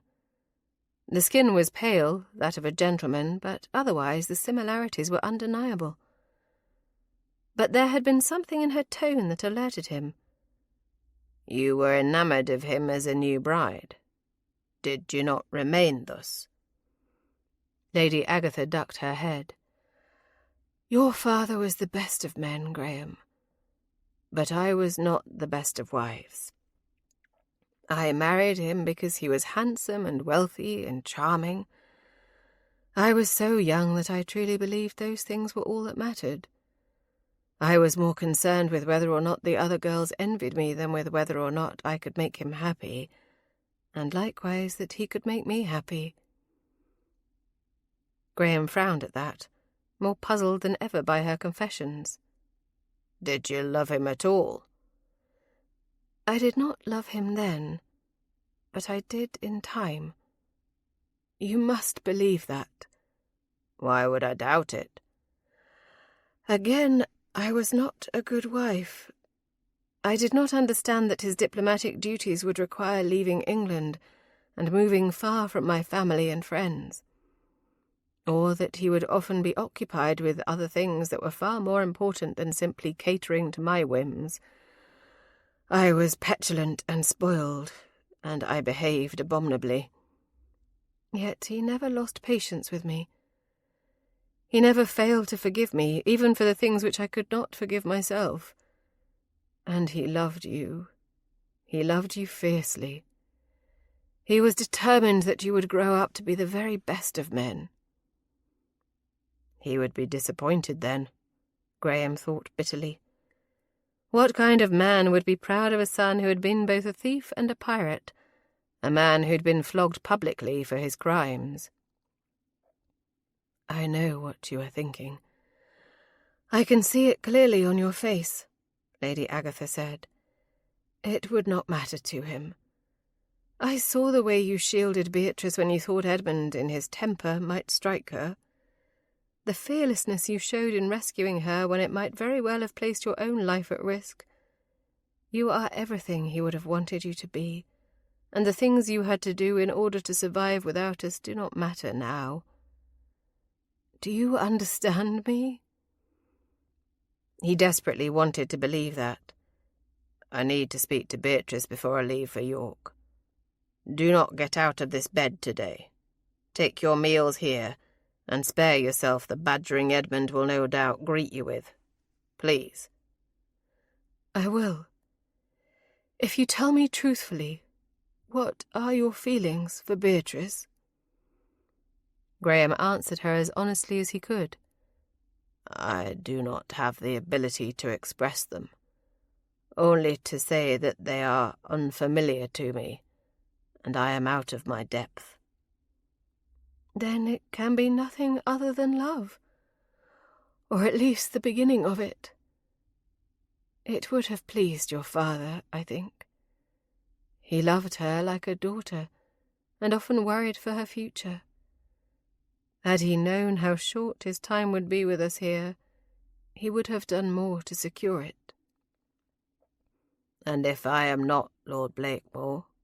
he asked. "There are worse things than to be loved by a man who does not have a title," she reproved. "You're nearly as bad as Edmund with your snobbery." Graham didn't gainsay her. He simply left the room and went in search of the woman who had occupied most of the conversation and nearly all of his thoughts. Beatrice did not go down for breakfast. She found herself reluctant to face Edmund and Christopher with their false concern, if they even bothered with that. Eloise would still be in bed. According to Betsy, she'd had 2 bottles of very potent wine delivered to her room the night before. But it was not Christopher, Edmund, or Eloise who had sent her into hiding. She was also reluctant to face Graham again. He unsettled her, robbed her of the ability to think clearly and to maintain her hard-won composure. In short, he rattled her and made her yearn for things she did not fully understand, nor was she entirely certain she should have them. Peace had been found in a secluded corner of the 3rd floor where she sat on a narrow window seat. Her sketchbook lay forgotten beside her as she watched the bitter and angry sea in the distance. Her peace was short-lived, however. She didn't need to turn to know that he had found her. His presence fell over her like a welcomed shadow. "And what brings you to this distant corner of Castle Black, my lord?" she asked softly. He stepped closer, close enough that she could see the elegant shrug of his powerful shoulders from her peripheral vision. "You did, Beatrice. Are you hiding from everyone this morning, or is it just me?" "I think I am hiding from myself more than anyone else," she answered, finally tearing her gaze from the window and settling it on him. "Betsy said that Lady Agatha was taken ill last night. Is she better this morning?" "According to her dragon of a maid, no," he replied. "I'm leaving for York in a few moments. I know a fellow there, a renowned physician, who may be able to help." Beatrice raised her eyebrows in surprise. "You are certainly stepping on many toes, my lord. Have you considered that bringing in an outside physician might anger Dr. Shepherd so much he refuses to treat any of us after?" "I have. I have also found that money buys a great deal of forgiveness. I need to ask you about Christopher," he said. "What of him?" It was a curious thing for Christopher to ever draw attention to himself. The boy moved like a shadow through their lives most of the time. He had, over the past several months, grown increasingly more sullen and prone to outbursts at times.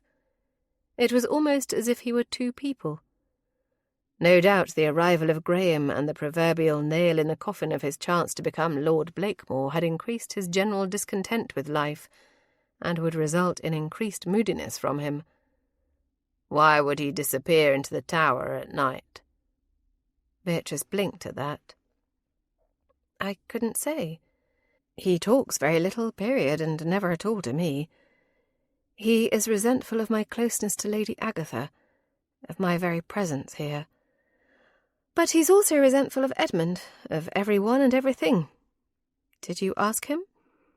"No," Graham admitted, turning and settling himself on the window seat beside her. Beatrice gathered her skirts to make more room for him. It didn't matter. Seated as close as they were, she could feel the heat of his thigh against hers through the fabric of her gown. "I didn't ask him. There was something in the way he moved, something furtive and secretive that lends me to believe he was up to no good. I tried the door to the tower after he left and found it locked. For what possible reason?" "Was it the eastern tower, then? The one past my room?" "Yes." "It's unsafe," Beatrice replied. her brow furrowing in concentration as she considered the implications. It was damaged in storms some years ago, crumbling to ruin. Because no one ever used it, Edmund refused to have it renovated. He said it was a waste of money. Graham grunted in response to that. He says everything is a waste of money. Is the estate struggling? Is there some reason for his skinflint ways? I do not know, she answered honestly. Such things would never be discussed with me, even if I were to ask. While Edmund is hardly a spendthrift himself, Eloise is very much in fashion. A more likely explanation would be that funds from the estate are being used to support Sir Godfrey, or to pay his debts as he continuously lives beyond his means. Graham stooped over and picked up her sketchbook. She wanted to stop him, to ask him not to look. But whether he saw it or not, he knew her thoughts were preoccupied with him, just as she knew his were with her. He'd been quite forthcoming about that. As he flipped the book open and stared at her last drawing, his frown deepened. "I look very angry here," he said finally, indicating the charcoal sketch he'd completed of him. "Fierce," she said, "not angry. But that was my intent, and perhaps not my execution." "Why would you draw me when you were surrounded by so many subjects more worthy?" She shrugged then, borrowing the gesture from him. "Because I like your face. I like that you do not hide behind polite smiles and make small talk only to attack the moment my back is turned. I like that with you, what is seen in your eyes and in your expression is exactly who you are, and what you are thinking at any given moment is clearly evident." "I remember this," he said softly. It wasn't fully fleshed or distinct with context, but there was a memory playing in his mind, as surely as if the scene were unfolding before him. Children running in a field near the cliffs that overlooked the sea. He'd taken her sketchbook, running away with it and making fun of her drawings. It had been jealousy even then. He'd been jealous because she'd drawn a picture of Edmund rather than him. "You sketched a portrait of Edmund and I stole your book.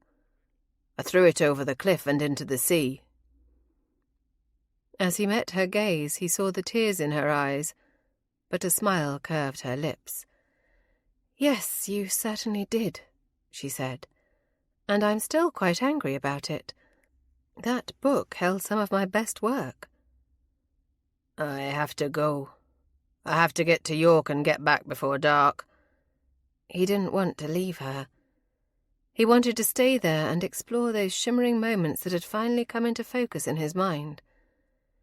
It was the most distinct of any vision or memory he'd had since returning to Castle Black. He also wanted very much to know that she would be safe in his absence. And if he were entirely honest, he wanted to pick up precisely where they'd left off in her room, but with far less talking and much more doing. "About yesterday." "I won't leave the house," she said. "I think perhaps I shall spend the day keeping watch over Lady Agatha, safe and sound." He sighed. "Good. I'm very glad to hear that. But that wasn't what I meant. The things I said to you in your room." "Oh, you needn't worry. It was a difficult day and we were both quite overset by it all," she offered dismissively. "I wasn't overset. I meant every word of it. I cannot explain it to you, Beatrice, but as much as I came back here to claim my title and my home, I think more so, I returned to claim you. What I remembered just now, last night, Lady Agatha said that I played all those pranks on you as a child, that I picked and plucked and bullied because I wanted your attention." "Surely not," she denied with a blush staining her cheeks. "I did. When I threw your sketchbook into the sea, it was motivated by jealousy. You'd sketched a portrait of Edmund, and I was infuriated by it." She smiled at that. "You were only a boy." "I was a tyrant," he admitted. "Perhaps being lost, having a life of hardship was the best thing for me. I cannot imagine what manner of man I would be otherwise." "What manner of man you would be is irrelevant. I am quite pleased with the man you are." The admission was uttered softly, her gaze locked on the floor between them. Those words pierced him, sinking deep, twisting something inside him until his controls snapped. Without thought or care that he was breaking all the rules, he reached for her, pulling her to him, until her breasts were crushed against his chest and he could bury his hands in the silken strands of her dark hair. It snagged on his work-roughened hands, a reminder, if he was willing to heed it, that he was not for her. "Tell me to stop," he said. "I cannot," she admitted breathlessly. "God help me, I cannot." Graham was lost, consumed by the need to kiss her, to have the taste of her on his lips once more. As he pressed his mouth to hers, savouring the soft sound she made as he did so, he conceded defeat. Whatever happened, whatever existed between them, it was not simply that she was his. He was hers. She owned him, body and soul. The kiss grew into its own entity. It raged like a fire, consuming them both. Carried away by it, swept up into the storm, they were both lost to its power. Crushing her to him, every curve of her lush figure burning him like a brand, Graham knew that no other woman would ever ignite him the way that she did. Graham was helpless to resist the temptation of her body. Having seen every delectable inch of her, he knew precisely what treasures awaited him beneath the modest gown she wore. With one hand at her waist, holding her to him, he explored her body with his other hand. Mapping the curves and contours, he tested her reaction by brushing his thumb against the underside of her breast. Her breath hitched, but she did not draw away. Moving more deliberately, he covered the tender swell with his palm. He could feel the hardened peak beneath his hand. As she arched her back, pressing more fully against him, the need to claim her, to possess her, overwhelmed him. A door opened at the end of the corridor and then closed quietly. The draught of it wafted past them. It did not douse his ardour, but it was an effective reminder that there was a time and a place for what he wanted from her, and the middle of a corridor was not it. He drew back, reluctant to let her go, but determined that, for the moment, he would try to be the gentleman he was born to be, and not the pirate he'd been forced to be at times. She was not yet his to take. "I must go. I need to bring Dr. Warner here to attend Lady Agatha. This is not finished between us, Beatrice," he cautioned, his words both a warning and a promise. "It must be," she said. "I cannot be your mistress, and you should not take me as your wife. There is no course of action here that will not leave someone hurt, Graham." "I hurt now," he said. "I ache for you in ways that I cannot describe. What I should and should not do is of no matter to me. I will do exactly as I please, and the rules be damned. I want you, Beatrice. But if I thought for one moment you did not want me in return, I would never speak of it again." She ducked her head, not looking at him. "Wanting something does not mean that you can or should have it." "We will continue this discussion when I return," he said firmly. He would not let her deny them both something that they not only craved but clearly needed out of some misguided sense of propriety. Beatrice watched his departing figure until he'd vanished from sight. She was trapped. Leaving the house after the events of the day before was not an option. Even if there were not untold dangers awaiting her, there was nowhere for her to go. Castle Black had been her home since she was a small child, and her father had passed away. It was not Graham that she had to resist. It was her own traitorous body. Yearnings that she had never before experienced were driving her behaviour, making her forget herself and all that she knew of decorum. Was it truly wanton if only one man affected her so? It was not love. It could not be love, not so soon, not when they were little more than strangers to one another. Yet he compelled her. His presence excited and enticed. She was inexplicably drawn to him, as he was to her, it seemed. The door at the end of the hall opened again. It was Betsy. She graced Beatrice with a knowing look. "Master Edmund is beating the battle-drums, miss. He's looking for you and for his lordship. It would not go well for him to find you together." "What did you see, Betsy?" Beatrice demanded, her voice soft. "I saw nothing, miss, but you should not be here alone. Let's get you back to your room, and then, if you need me to, I'll walk with you to Lady Agatha's rooms.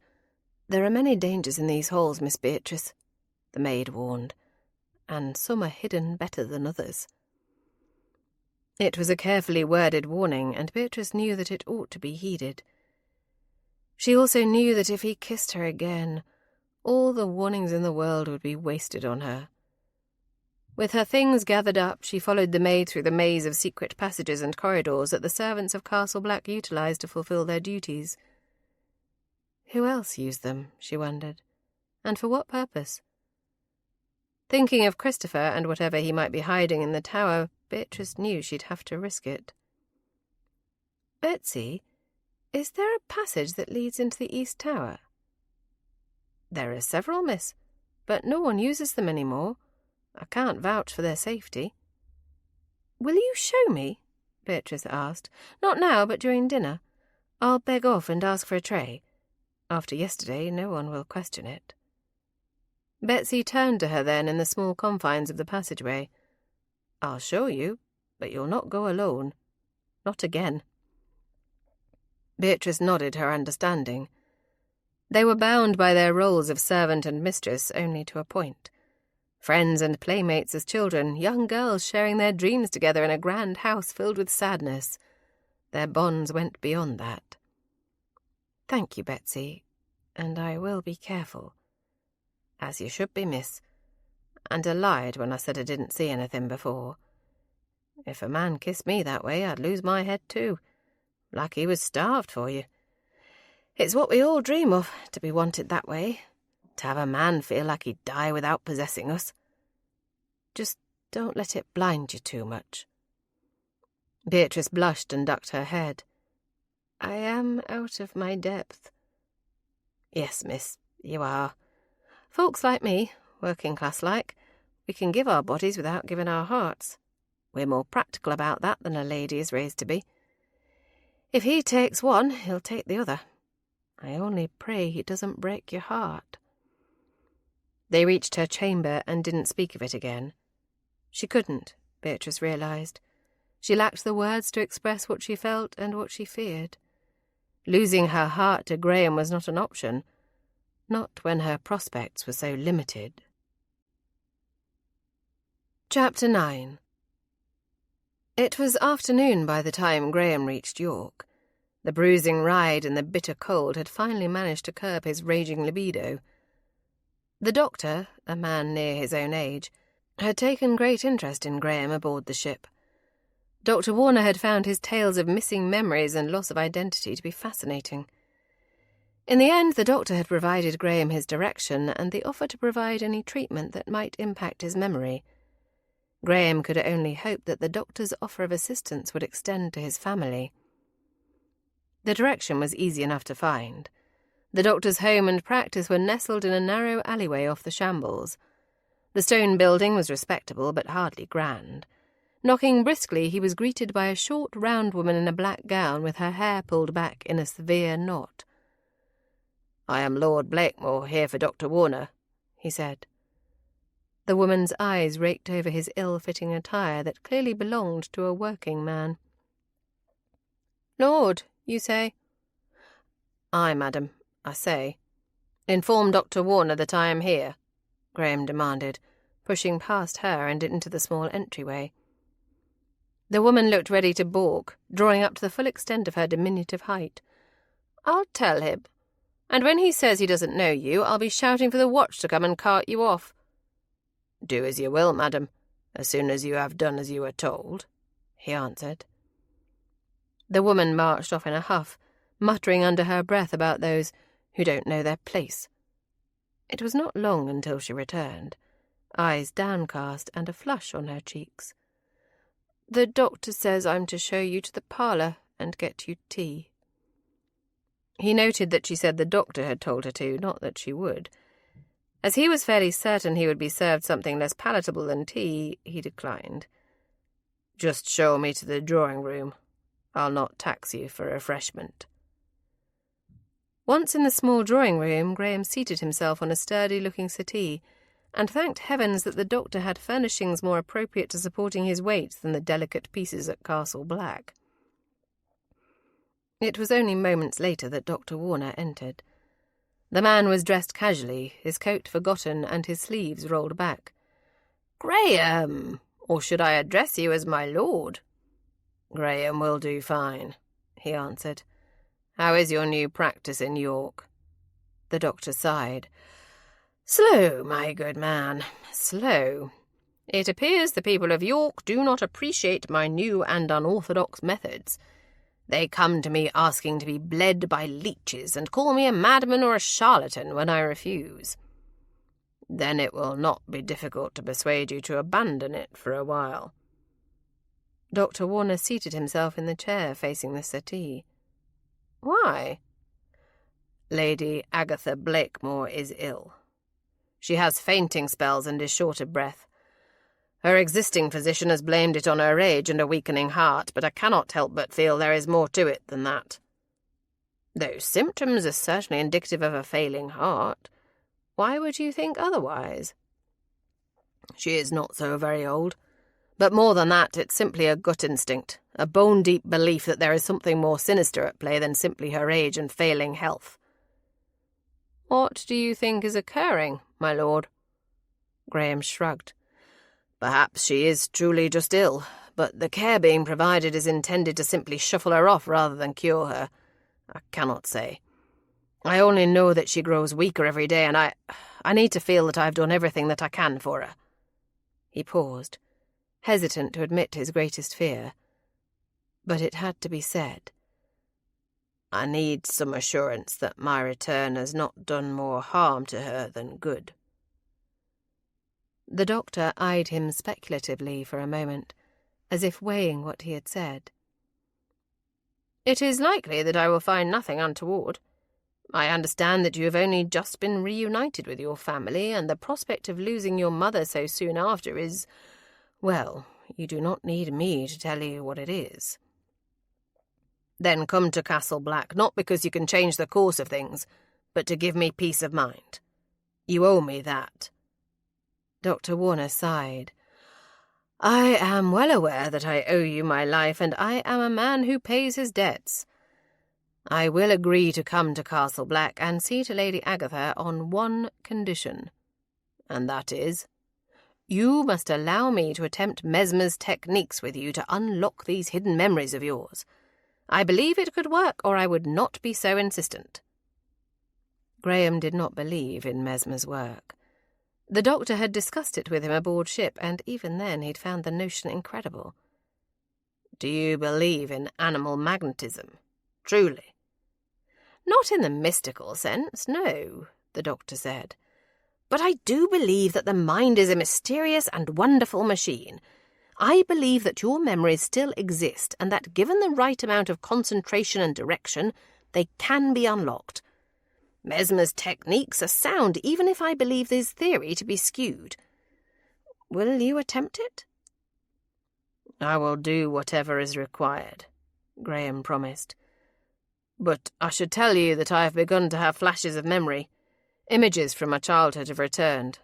Only a few, but they have been verified by others who were present." "And the nightmares?" Dr. Warner asked. "When I treated you following your head wound, you suffered greatly from them."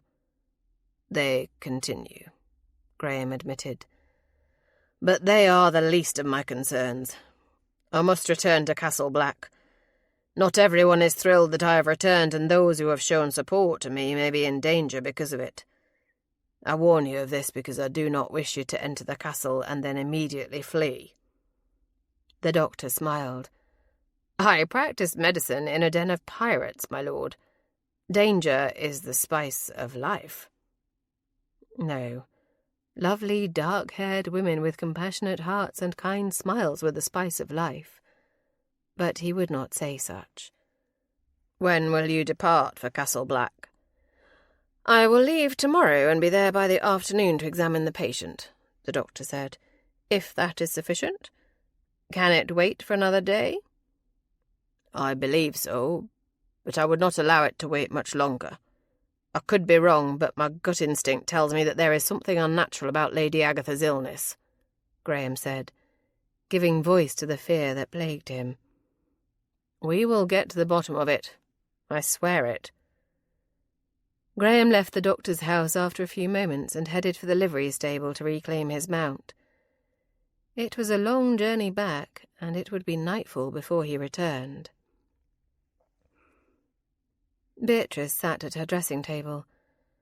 She'd spent the better part of her day confined to her room, other than a brief visit to Lady Agatha, who looked so impossibly tired. Afterwards, she'd once again sequestered herself in her chamber. She did not want to risk another encounter with Edmund, especially since Graham was far from the castle and would not be coming to her assistance. The dinner gong rang, and her stomach did dips and swells as her nerves got the better of her. But Betsy entered the room then, and she knew it was too late to back out. "Are you certain you want to go nosing like this, miss?" Betsy asked. "We may find something we don't want to know about." "Whether we want to know or not, if there is something going on under this roof that poses a danger to Lady Agatha or the rest of us, we need to know." She rose to her feet, took a calming breath, and said, "I don't have the luxury of cowardice, Betsy, much as I might wish I did. Someone tried to kill me, and I fear that whatever is afoot in the East Tower might be connected. These passages are the best way to find that out undetected." Betsy grabbed the candelabra from the table and led the way to a small panel concealed near the fireplace. "All these tunnels are connected. It's convenient in some ways, but dangerous in others. It is easy to get turned around once you're in them. No windows. No light save what you brought with you. Don't ever try this on your own, miss. Promise me." Shuddering as she peered into the small, tight space, Beatrice couldn't imagine that she'd ever be brave enough to enter them alone. The musty smell, the cobwebs, and the sound of scurrying made her shiver. "You have my word on it," Beatrice assured her. In silence they entered the narrow passage, Betsy in the front leading the way. One close corridor after another, they traversed the length of the family wing and made for the tower. The tunnel shifted sharply to the left and gave way to a small staircase. It was so narrow that her hips brushed against each wall as she climbed the steps. "How on earth—" Betsy shushed her sharply. "If you must speak, whisper. The corridors are concealed, but the walls are thin, miss. You'll be heard beyond them for sure." Beatrice nodded, and they continued on, climbing upward until she was dizzy from it and breathless. Once they reached the top, there was a small strip of pale light seeping beneath a panel. Betsy turned back to her and placed a finger to her lips to remind her to be silent. Beatrice nodded again. Slowly, each movement careful and measured, Betsy eased back a small panel in the door. It was only an inch wide, if that. It allowed just enough space to peer into the room. Was that how the servants managed to appear and disappear without being seen by anyone? They could peek into the room before entering to make certain they were not disturbing the residents. When the maid stepped back, Beatrice pressed her face to that small portal and curiously examined the room beyond. It was clearly inhabited. There were bottles of brandy and wine littering the top of a table. Books, maps, and charts she could not recognize from such a distance were stacked around it. The bed beyond was rumpled, the linens piled in disarray. But no fire burned in the grate. So clearly whoever was utilizing the chamber did not intend to return any time soon. "I want to get a closer look," she said to Betsy. The maid shook her head. "It's too dangerous." "The coal in the grate is stone cold, Betsy. Christopher, whatever it is that he is using this room for, does not intend to return any time soon," Beatrice argued. "Show me the way in." Betsy let out a long-suffering sigh, but reluctantly did as she was asked. She opened the small concealed door and allowed Beatrice to pass into the room, following on her heels. "You do not have to do this, Betsy. I can do it alone," Beatrice said softly as she crossed to the table and examined the books and papers littering it. If caught, she'd be scolded. Poor Betsy could be sacked outright. The maid's answering eye-roll was a perfect testament to their long history together. On the desk, Beatrice found plans of the castle itself, books about the history of it and maps that outlined the property. More disturbing were law treatises that dealt specifically with having a person declared dead. He'd meant to have Graham declared dead and claim the title for himself. That much was clear. Had his plans changed now that Graham had returned? Betsy had taken up sentry at the door, watching the staircase for any sign of Christopher's return. Abruptly she turned, wide-eyed and panicked. "Someone is coming," she hissed. Leaving the mess, Beatrice hurried with her. They'd only just managed to conceal themselves behind the panel again before the door opened. It wasn't Christopher who entered, however. It was Eloise, Edmund's wife. Dressed in her night-rail and a wrapper, her long auburn hair was brushed out until it shone and left a fall over her shoulders. Betsy turned to Beatrice with raised eyebrows and mouthed the words, "Did you know?" Beatrice shook her head. Of course she hadn't known. Who could have? As if to cement their suspicions, Eloise removed her wrapper and lay down upon the bed, arranging herself in a pose that could only be called seductive. It was only a few moments later that the door opened again and Christopher entered. He didn't pause or look surprised at his cousin-in-law's presence. Clearly she had been expected as he immediately began removing his clothing. "We need to leave. Now," Beatrice uttered in the softest of whispers. Betsy nodded her agreement and then began leading the way back through the passage, her footsteps light and careful. Following in her wake, Beatrice was stunned by what she'd just seen. Never outside of those rooms and what she had just witnessed had Eloise and Christopher given the slightest indication that they were even aware of one another, much less that they were intimate. If they could conceal something that significant so successfully, what else might they be hiding? Once back in the safety of her chamber, dusty and covered with cobwebs, she met the maid's questioning gaze. Is anyone in this house not keeping secrets? "I highly doubt it, miss. Let's get you cleaned up before bed. And no more adventuring tonight. No more adventuring, period, until his lordship returns." Beatrice sighed. "He should have returned by now. He was only going to York. Do you think something might have happened?" Betsy didn't meet her gaze but looked away. It was a telling gesture, even as she offered a reasonable explanation. "The roads are muddy still. Might have taken longer than expected to get there. He probably stopped at an inn for the night and will be on in the morning. I'm sure it's nothing to worry about." Seated at her dressing table, with Betsy brushing the cobwebs from her hair, Beatrice wasn't so certain. "I hope you're right. I'd hate to think something untoward might have occurred." "It'll all turn out," Betsy reiterated, plaiting Beatrice's hair into a thick braid. "You're very fond of him, aren't you? More so than you expected to be." "It isn't something that I can put into words. It isn't fondness or liking or anything so simple. I feel drawn to him, compelled to be near him. It's utterly terrifying," she admitted softly. "I cannot take such risk, Betsy." "Matters of the heart often are. But if it doesn't scare you a little, then it doesn't matter enough to risk it anyway." A soft knock on the door interrupted their inappropriately familiar conversation. Betsy opened the door to the butler, who frowned at her dusty appearance but said nothing. He turned to Beatrice and uttered words that made her heart stutter in her chest. "Forgive me, Miss Beatrice, but I did not wish to distress her ladyship with the news, and Mrs. Blakemore is not in her chamber. Lord Blakemore's mount has returned, but he has not. Beatrice forced herself to think, forced her mind to work and not simply cave under the weight of panic that she felt. If he was close enough that the horse returned on its own, he is probably on the property itself or on the road nearby. Get the footmen, the grooms, all the stable hands out with lanterns. They will find him. If he's simply been thrown and not badly injured, he will hear them looking for him and lead them to his position. The butler nodded. Yes, miss. I will see to it at once. She looked back to Betsy as the door closed behind him. When Christopher entered the tower chamber, he was carrying a pistol, wasn't he? Betsy's face paled as she nodded.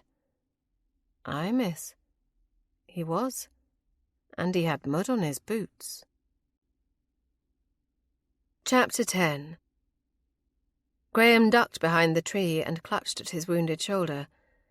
He was only a short distance from Castle Black, but it was telling that the first danger he'd encountered was so near.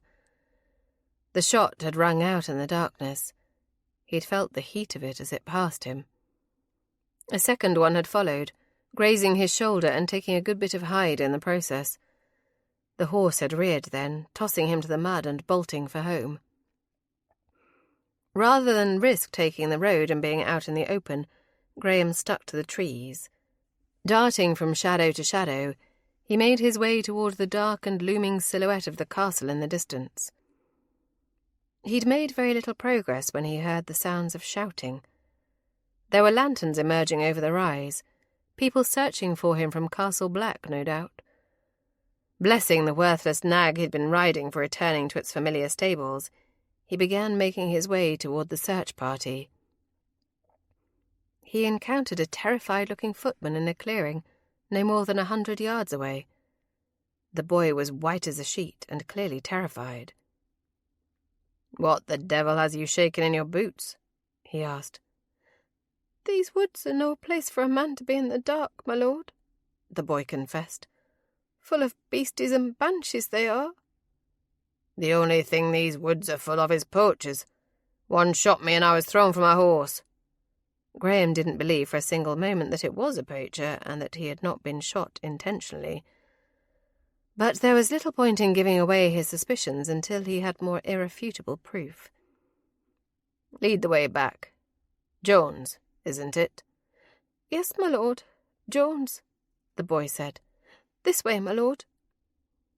Graham followed the boy toward the others as he called out that the search was done. It was only moments later, tucked in the back of a cart, rolling over the muddy ground, that he was nearing the large and imposing entrance of the castle. The butler opened the door, and Graham hopped down from the cart and climbed the steps. "Thank you for sending out the lads to fetch me, Hammond," Graham offered. "Do not thank me, my lord. It was Miss Beatrice who issued the instruction." "And did you ask her to?" Hammond shook his head. "No, my lord. I merely informed her that your mount had returned Son's rider, and she took the initiative." Graham nodded sagely. "I understand that you did not seek out Lady Agatha, given her fragile health. But why did you not ask Edmund for his input?" "He is not here, my lord. He was gone after dinner, and we have not been able to find him, as was the case with Mrs. Blakemore," the butler admitted. It wasn't proof, but it certainly solidified his suspicions. "I was struck by a stray ball. Poachers, no doubt." The butler frowned at that. "We've never had a problem with poachers here, my lord. But if you say it was poachers, certainly it must have been. Dr. Warner will be here tomorrow. I'll have him tend the wound more fully then, but I'll need someone to help me dress it tonight, if you please." "If my lord had a valet," the butler began. "If I had a valet, he'd take one look at my rough clothing and rougher ways and run for the hills. No valet, Hammond. No valet. Send me the housekeeper or someone else who will not faint at the sight of blood." "Yes, my lord." Graham took the stairs 2 at a time and headed for his room. Where was Edmund? What the hell was he up to? Once in his room, Graham had managed to shrug out of his jacket, but removing his shirt was pointless. It had need to be cut off him as he couldn't lift his arms over his head.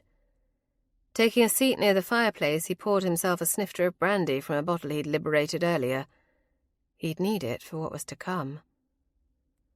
A knock at the door had him pausing with the glass halfway to his lips. "Come in," he barked. The door opened slowly as he downed a healthy swallow of the fiery liquid. It wasn't the housekeepers he'd expected, but Beatrice. Her maid was with her, bearing a tray of supplies. She arched her eyebrow at him, clearly unimpressed with his churlish tone. "If that is how you intend to speak to the servants, I imagine we will have to get used to an endless stream of new staff in and out of the castle," she chided. "Are you here to patch me up or take me to task?" The question lacked heat, but held a fair amount of sarcasm. "Both appear to be required in equal measure," she answered, with just as much sarcasm and an imperiously arched brow. "Then I shall have to tolerate them both, I suppose," he snapped, and refilled his glass generously. He was needling her on purpose, trying to get under her skin. It was perverse and contrary, but as she tormented him for most of the day with her unrelenting presence in his mind, he felt compelled to seek his petty revenge. "You might want to save some of that for the wound," she snapped. "Numbed, certainly, I understand, but completely foxed is unnecessary." Graham considered tossing back another swallow, but then realised he was cutting his own nose off to spite his face. Being intentionally provocative to someone who was caring for a wound that could easily become putrid was stupid on his part. Reluctantly, he put the glass down. "You can leave. Your maid can assist me." The maid's eyes widened in sheer terror at the suggestion. Beatrice shook her head. "Betsy does not like the sight of blood. I'm afraid you will have to content yourself with my less than tender ministrations." "Give me your scissors," he said. "I'll have to cut the shirt away." "I'll do it," she insisted, and lifted the shears from the tray. Arguing was fruitless. He was learning that Beatrice would do precisely what she pleased, regardless of any protest he made to the contrary. She was the most bull-headed woman he'd ever encountered. He could only be thankful, he supposed, that she'd heeded common sense and remained safely tucked behind the walls of Castle Black for the day, rather than providing an easy target for would-be attackers. The blades of the scissors were cold against his skin as she carefully cut away the shirt, snipping the pieces near the wound first. He tensed in anticipation of her response. Would she be repulsed? Would the layers of scars on his back send her running from the room? She would not be the first woman repulsed at the sight, but it was the first time a woman's revulsion would wound more than his pride. She didn't gasp. In fact, no sound escaped her at all. He felt her tense, felt every muscle in her body stiffen next to him. Not even a breath escaped her. For what seemed an eternity, she simply stood there. Finally, after that long and interminable moment, she exhaled. "There's no saving this shirt," she muttered. The pistol ball, if that's what it was and not a musket, tore quite a bit of the fabric away. "Between the blood and the damage I've done with my shears, it'll be good for nothing but the rag bin." He didn't sigh with relief, but it was there, a current running between them beneath the mundane words they uttered. "It was good for little better than that to start with. I hardly expected it to be salvaged." "There are some things in the attic that belong to Lord Nicholas. You and he are of similar size. I'll have them brought down," she muttered, as she pressed a cool, damp cloth to the wound. He hissed out a sharp breath. "What the devil is that?" "Just water with herbs to prevent the wound from becoming fevered. It will help the blood to clot and slow the bleeding as well." "Well, it burns like fire," he protested. Beatrice clenched her hands into fists to keep them from shaking. She'd been told, of course, that his back was scarred from flogging. She'd even had some inkling in her mind's eye of what that might look like. The reality of it was far different, and infinitely more brutal. While she had not seen all of it, the skin bared by the cutaway cloth of his shirt revealed thick ridges of scar tissue where his flesh had literally been scourged, nearly to the bone. The agony of it must have been excruciating, and it was clear that it was a punishment he'd endured more than once. "Then perhaps you should have another brandy," she suggested mildly.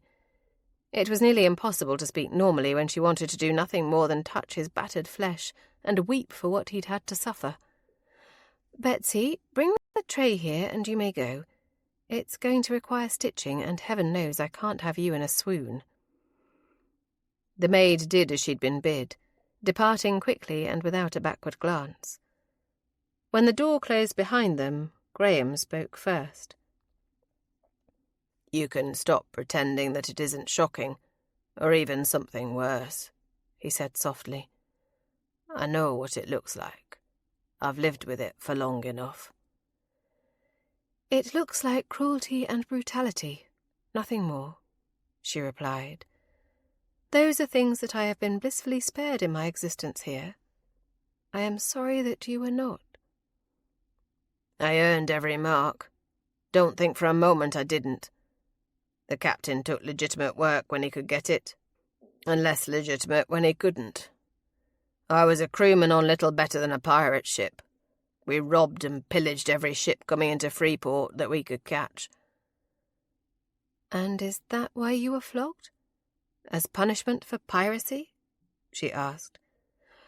"No," he said. "I was flogged because I was the least necessary member of the crew at the time and could be spared." "I don't understand," she said. "It doesn't matter," he answered softly. "It feels like it was 100 years ago anyway. At this point, I can only be thankful that I wasn't hanged instead. Mercy, they called it." "And what did you call it?" He laughed, but it was a sound that lacked any humour. "Nothing. I lost consciousness after the second lash. Fainted like a fine lady," the captain said. "When it was done, they collected my bloody body, carried me back to the ship and tossed me into a small bunk to recover or die." Beatrice didn't ask further questions as she applied a compress to the wound, a mixture of herbs that the housekeeper kept on hand for just such instances. She pressed it gently to his skin, and then placed a linen pad over it to hold it in place. It would help to numb him and ease the pain before she closed the wound. "While I am glad you were not hanged, and that you survived your ordeal, I would hardly call such treatment merciful."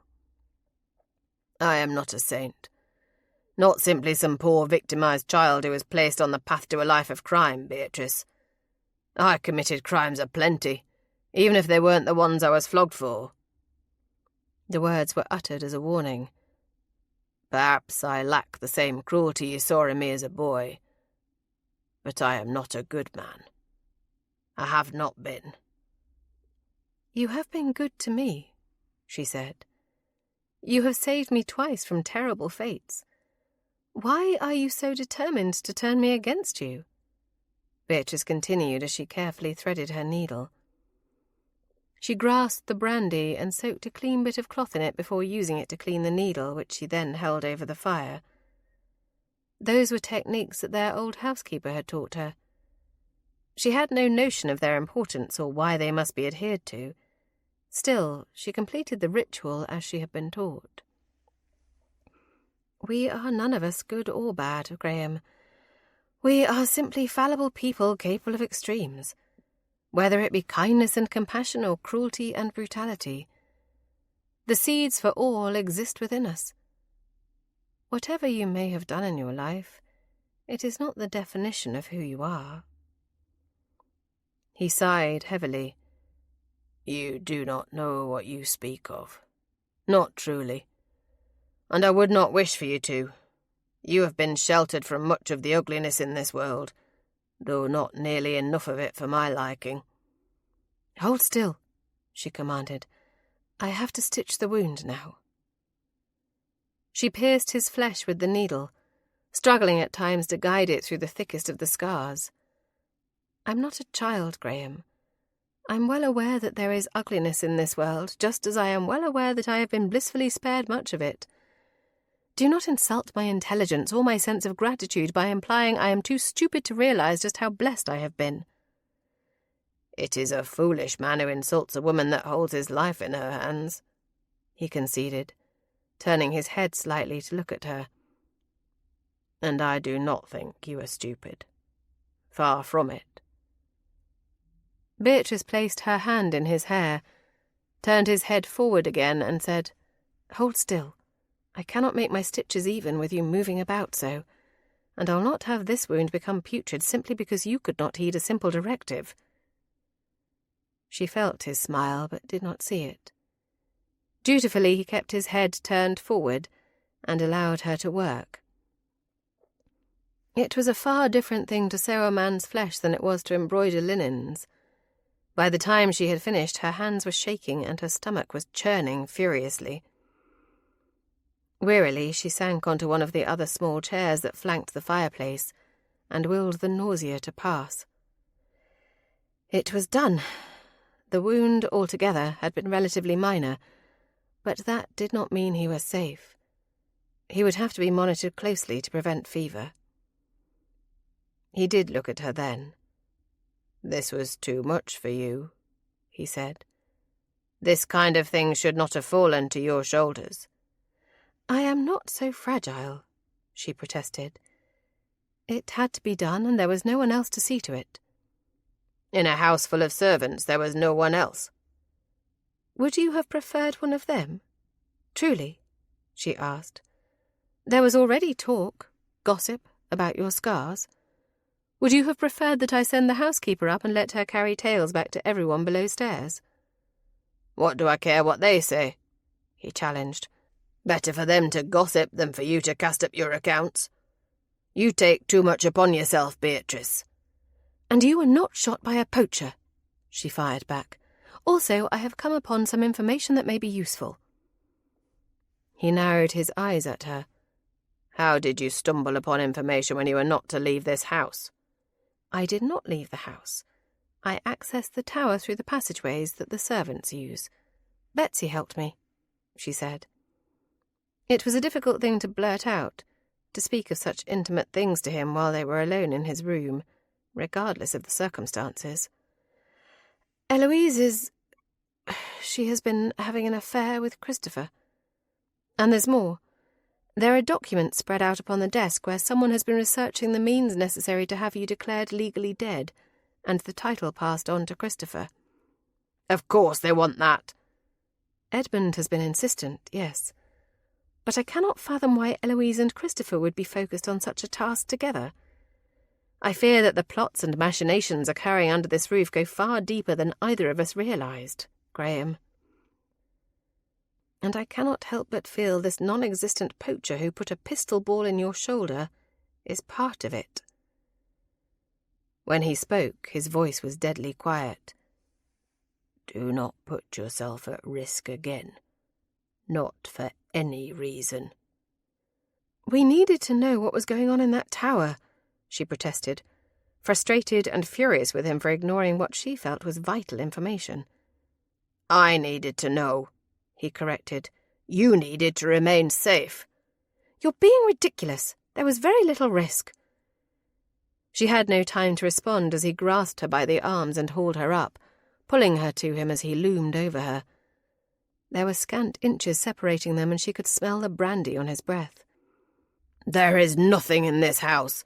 Not the wealth or the title, not even the whole bloody estate is worth the risk to you. None of it." There was no time to ask what he meant. Despite his injured state and the not-so-small amount of brandy he had consumed, he moved quickly, pressing his lips to hers in a kiss that seared her to her soul. Everywhere he touched, she burned. It left her shaken and breathless, clinging to him with a desperation she did not understand. Every time he touched her, it stoked the tension that had been building inside her since his arrival, heightening it, ratcheting it to a greater intensity until it felt as if she would simply shatter from it. His lips moved over hers ravenously, but they did not stop there. They moved along her jaw, down the column of her neck, and when they pressed against the pulse beating there just beside the hollow of her throat, she felt her knees weaken. Had he not been holding her so tightly, she would have collapsed at his feet. It wasn't the soft or romantic feelings she had anticipated. This was not the gentle love or desire that poets wrote of. It was darker, more consuming, more primal than all of that. The more he gave, the more she craved. Of their own volition, her hands migrated beneath the tattered remnants of his shirt, feeling the warmth of his skin, the dusting of hair that covered firm flesh so different from her own. He was more dangerous to her than anyone or anything else could be. He made her reckless, gave volume and force to that little voice whispering inside her mind to simply give in to temptation. And she was tempted, terribly so. He pressed closer to her, holding her even tighter. Somehow he had manoeuvred them toward the wall without her knowledge, and she could feel the firmness of the stone at her back. As her knees had gone weak, the added support was welcome. Beatrice couldn't think. In truth, she could barely breathe. Her heart pounded wildly, and the blood rushed through her veins until she was dizzy from it. Or perhaps it was simply the heat. Her body burned, heat pooling low in her belly and spreading outward until her limbs became languid with it. He pulled back from her, drawing in a deep, gulping breath. "We cannot continue this." "Did I do something wrong?" She didn't want it to end. She wanted him to continue kissing her until they were both breathless and weak from it again.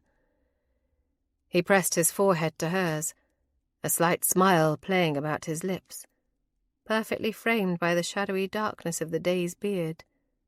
"You've done nothing wrong, Beatrice. Far from it. When I kiss you, I lose all sense of reason. I want more and more from you, but I do not think you are prepared for what that means." She was not entirely ignorant of what he meant. Having grown up in the country, the basics of carnal knowledge were at least familiar to her, and the giggle-infused whispers of parlour-maids had filled in a few blanks. But it wasn't the physical act that left her hesitating. They could not ever have anything lasting between them. His station and the precarious nature of the estate's finances would not permit it. And as painful as it was to imagine letting him go, the idea of doing so after sharing such intimacy left her shaken and afraid. She did not relish the notion of having her heart broken, yet she was fully aware that he already had the power to do so. "I should go," she whispered, lowering her gaze. "No doubt Betsy will be looking for me." Chapter 11. Graham felt her withdraw. It was as if a wall had suddenly sprung up between them. "Do not do this," he said softly. "This is merely a pause in the dance we have been doing since I first set eyes on you here." "This isn't wise," she replied. "Whatever this attraction is between us, we both know it can go no further. Continuing to put ourselves into situations where we will be alone together, we're tempting fate each time, Graham. I cannot risk it." "What is it that you would be risking?" he demanded. He had called a halt to their love-making out of a misguided sense of honour, out of the belief that a woman like Beatrice should be wooed slowly, and with far greater romance and tenderness than he was capable of. It seemed he had only complicated an already tenuous situation. She did look at him then, her stormy grey eyes revealing far more of herself than he knew she intended. Everything she felt and everything she feared was right there for him to see. It humbled and terrified him all at once. "You have the power already to break my heart, if I let you. And consenting to this, to being intimate with you, would be precisely that. I cannot give my body without giving my heart, and you are not in a position that would allow you to accept them both," she finished sadly. "The only obstacles in our path," he countered angrily, "are the ones you place there." "The estate." "The estate be damned," he snarled. "If this is what it means to be a lord, to have others telling me what I can and cannot do and what I can and cannot have, well, it's not so different from being a sailor then, is it? I'd walk away from it tomorrow, Beatrice." "You cannot," she objected, her voice trembling with unshed tears. "We cannot be so selfish. It would destroy Lady Agatha to have you return to her only to see you vanish again. And there are other considerations, Graham. You saw the village when you came here the first time and when you left for York this morning. You've seen how much the estate needs someone who will put the tenants' needs first." He stepped back, raking his hands through his hair. He had seen them, and he could only concede her point. The farms and businesses should be profitable, yet the entire area looked rather derelict and unkempt. Edmund was eager to collect the rents, but far more reluctant to provide the upkeep and care that was warranted to allow those tenants to prosper. It was short-sighted, and it would see Lady Agatha lose everything. It also lent credence to Beatrice's theory that the funds were being directed elsewhere. But he was no one's hero. He needed her to understand that about him. "I'm a selfish man, Beatrice. I will find a way to have what I want, eventually." "And what is that? A tumble with me like some dockside tavern wench?" she demanded angrily. "I'm not available for such, and you are not free to offer anything else." "No, damn it, that isn't what I want." "That is all we could ever have," she stated with finality, "and I am not willing to settle for it. This cannot continue between us. Eventually you will have to marry according to the needs of the estate, and I cannot—" She stopped and drew a shuddering breath. "I cannot give you my body without giving you my heart, especially knowing that someday someone else will be your wife and bear your children." Graham threw his hands up in the air. "Why do you insist on placing obstacles in our path? The only person insisting I marry an heiress is you. Why? What possible reason could you have for thinking that?" "Edmund has insisted for years that the estate is hovering on the brink of ruin." "Aye, and it is. It has been for nigh on a decade. This estate was always profitable until he took over the management of it. Once that is wrested from him, it will be again," he replied. "But an heiress—" He laughed at her, but it wasn't amusement. There was meanness in it. "What heiress would have me? I was born a gentleman, yes, but I've not lived like one. I've a crumbling estate, manners and bearing that belong to a labourer, and a body so scarred most women would faint at the sight. I don't want some weak-willed miss without a spine to call her own, even if her family coffers could fill the great hall." "You are Lord Blakemore, Graham, and there are responsibilities. You're being unreasonable." "I bloody well am not," he shouted, "and I don't give a damn about being Lord Blakemore. I lived almost 2 decades of my life not knowing who I was beyond a first name. I can just as easily go back to it." "Then why did you come here?" she asked. "If it wasn't to be Lord Blakemore and reclaim your position, why?" "Because I wanted to know where I belonged, where I'd come from, and because, God help me, in some twisted way I believe I was looking for you." Those words stung to her soul. They offered a hope she dared not give wing to. "The people of this village, the tenants on this estate, need you. It isn't about what you want." "No, it isn't. It's about what I need, what I crave. It's about what I require to survive," he said, the words coming out between clenched teeth. "I'll marry you, Beatrice Marlowe, or I'll not marry at all." She could not have been more stunned if he'd told her he was the Archbishop of Canterbury. Marriage had been discussed, but only in the context of him marrying someone else. He'd never made any statements regarding such intentions for her before. Why? What do you mean, why? She asked the question, hating herself for it, but needing so desperately to know. Do you love me? He looked at her, hands on his hips, his posture rigid with anger, and his jaw clenched so tight it was a wonder it didn't snap. Finally, he shook his head. No, I don't love you. Her heart stuttered in her chest.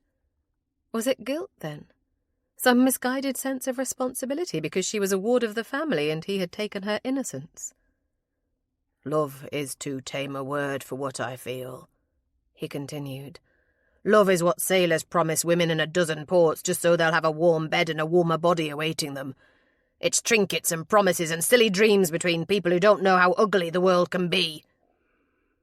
She couldn't breathe, couldn't take in the enormity of what he was saying to her. Slowly, Beatrice sank onto the edge of the chair, but he was far from done. I crave you, every moment of every day. We're entwined, you and I, twisted up together in a way that we can never be fully taken apart. Whether or not we are together, a part of you will always live inside me. And whether you like it or not, Beatrice, a part of me will live inside you. Wherever you go, whatever you do, I will be there. And heaven help you if you ever dream to take another man to your bed, because my ghost will hover between you. It wasn't pretty. It wasn't hearts and flowers and odes written to the beauty of her eyes. Those things had always seemed silly to her anyway. What he professed was primal, instinctual, tinged with darkness and a bit of the brigand he'd confessed to having been. It spoke to the part of her that was wild and irresponsible. It called to the selfish child within her who wanted to have him regardless of the cost. "Then you should ask me to marry you," she said. He laughed again, bitterly, and when he spoke his voice held a wealth of warning. So you can tell me no? I don't think so, Beatrice. I'll not ask again. When it's time, I'll simply toss you over my shoulder and cart you away. I'm done with asking. He swooped in then, pulling her hard against him and kissing her so soundly it was all she could do to draw breath. He consumed her with that kiss, ravishing her completely, and she revelled in it. When the kiss broke at last, she was weak from it, her knees quaking and her heart thundering in her chest. She looked up at him, but it wasn't love or anything so tender she saw in his gaze. It was victory. That sparked her ire enough to alleviate the passion-fueled haze he'd created in her. I will find a way. I will find a way to save this estate and to have you. Mark my words, he challenged. Beatrice moved toward the door, but paused with her hand resting on it. She didn't turn to look at him, but kept her head down as she spoke. Angry as she wasn't foolish enough to count on her own strength of will in that moment. This isn't a fairy tale, Graham, where people get to have happy endings and marry those of their own choosing with no thought to the consequences. I had made peace with what I thought my lot in life was, to live here and care for Lady Agatha in her old age, to die a lonely spinster living off the charity of others. I'd accepted those things, and a part of me hates you for making me want more than that. In the hall, Beatrice finally drew a deep breath. It was as if she had to escape his presence in order for her lungs to expand. The weight of desire, of longing and regret, the taunting visions of all that might have been clamoured in her mind. He was not for her, and she knew that, whether he was willing to accept it or not. She was not the only one struggling to make peace with her choice. The sound of breaking glass came from behind his closed door, and a growl of what she could only assume was frustration. He had not yet accepted the truth of their situation, of his duty to Castle Black. But he would. In the short time he had been there, she'd seen him step more confidently into the role he had returned to claim. Retreating to her room, she closed the door behind her and sank against it. Betsy was there, readying her things for bed. The maid looked up. took in her dishevelled appearance, and sighed. "I hope no one else saw you like that," Betsy said, her tone light. There was worry in her gaze, however, and Beatrice understood that only too well. She was worried for herself. He held too much sway over her, physically and emotionally. "No one saw me," she said. "Everyone else has gone to bed, or at the very least has settled into their respective rooms for the night." "I wish I knew what to do, Betsy." The maid approached the dressing table and picked up the brush, gesturing for Beatrice to take a seat there.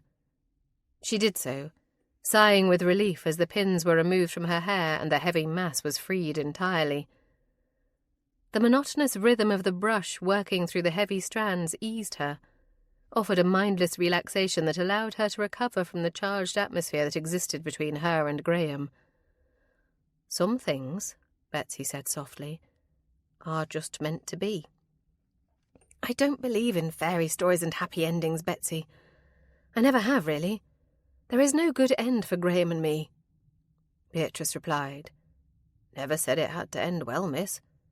Just said it had to be." Beatrice frowned at her in the mirror. "I cannot decipher such cryptic nonsense right now, Betsy." The maid sighed again and gave her a baleful stare as if she were being wilfully obtuse. "You can fight against it all you want, but you both are tied to one another in a way that there's just no getting away from. Others see it, feel it when they're in your presence. The two of you could fair set a room on fire." Beatrice hung her head, letting her forehead rest atop the dressing table. "Is it really that obvious?" Betsy picked up a heavy lock of hair and kept brushing that section as Beatrice bemoaned her fate. "No one is saying you've done anything improper. Nothing like that, miss. It's just that when two people have the kind of connection you and his lordship do, it shows." "What am I supposed to do, Betsy? I can't let myself love him. Not when I know I won't be the woman who gets to keep him." "It's a little late to stop that now, don't you think? You already love him, and if you're right, you're going to lose him anyway. So why not take what you can for yourself in the meantime?" Did she love him?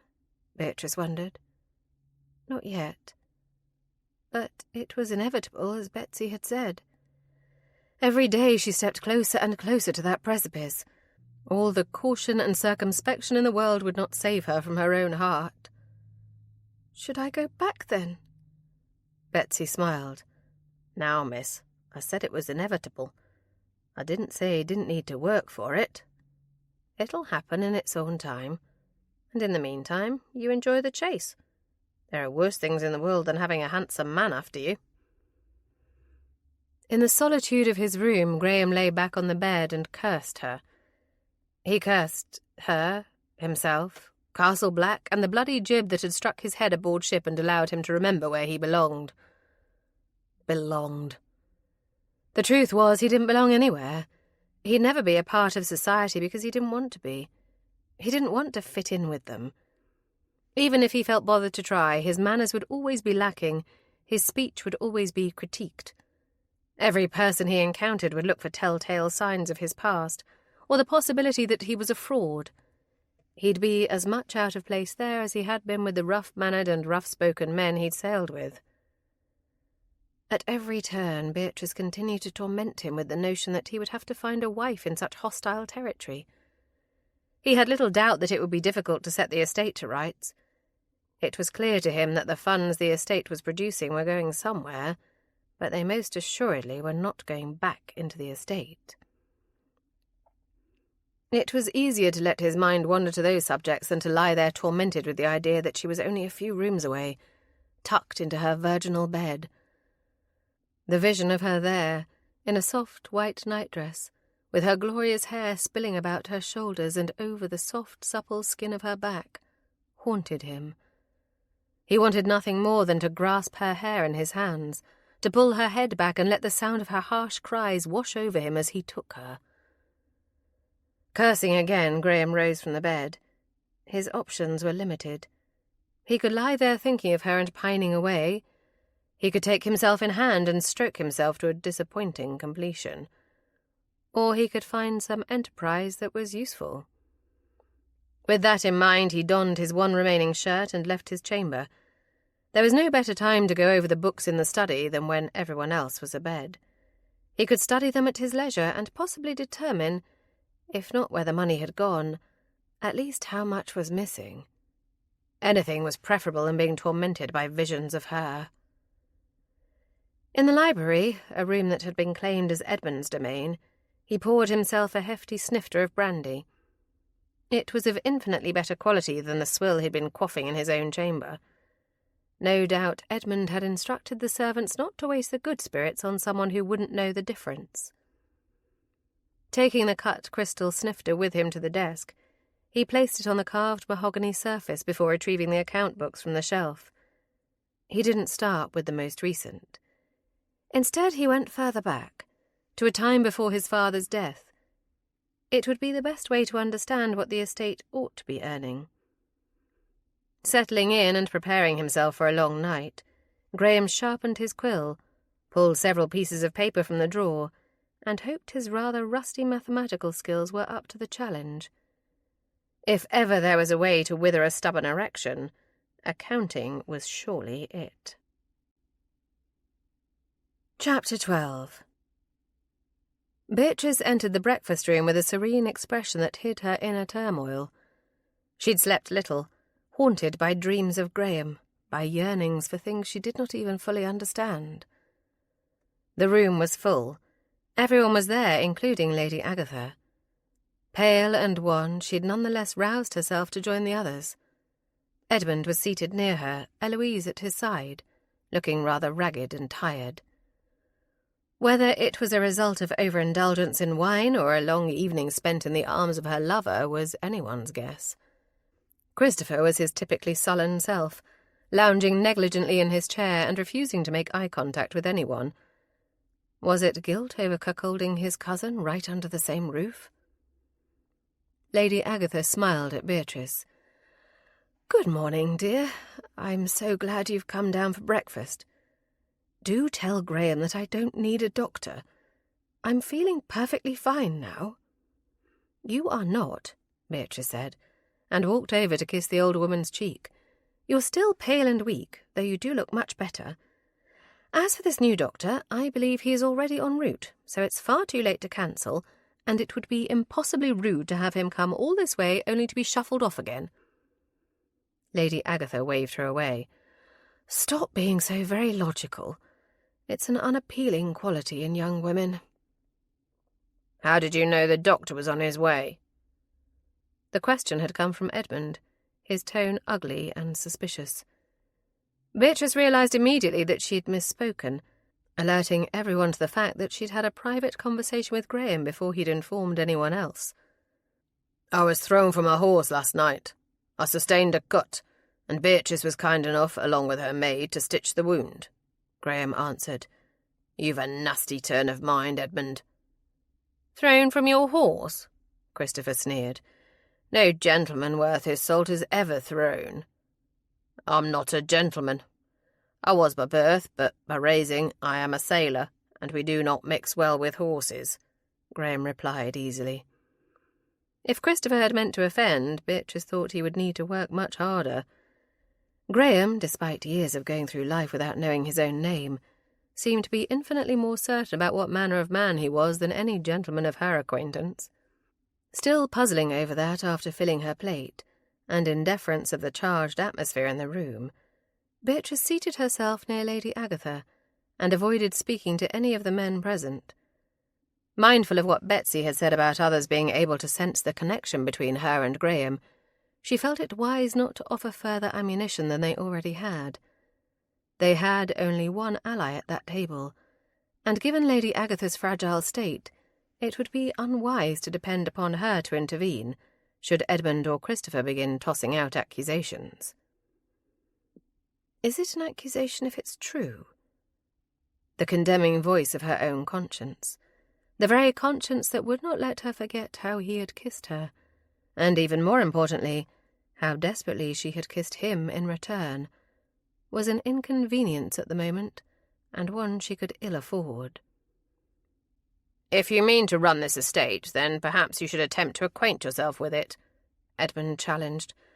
"But that would be difficult for a man who professes to have so little skill with riding. Many of the farms are only accessible by horseback. Unless, of course, you wish to walk like a commoner." "I'll remind you that being common is not a crime," Lady Agatha said.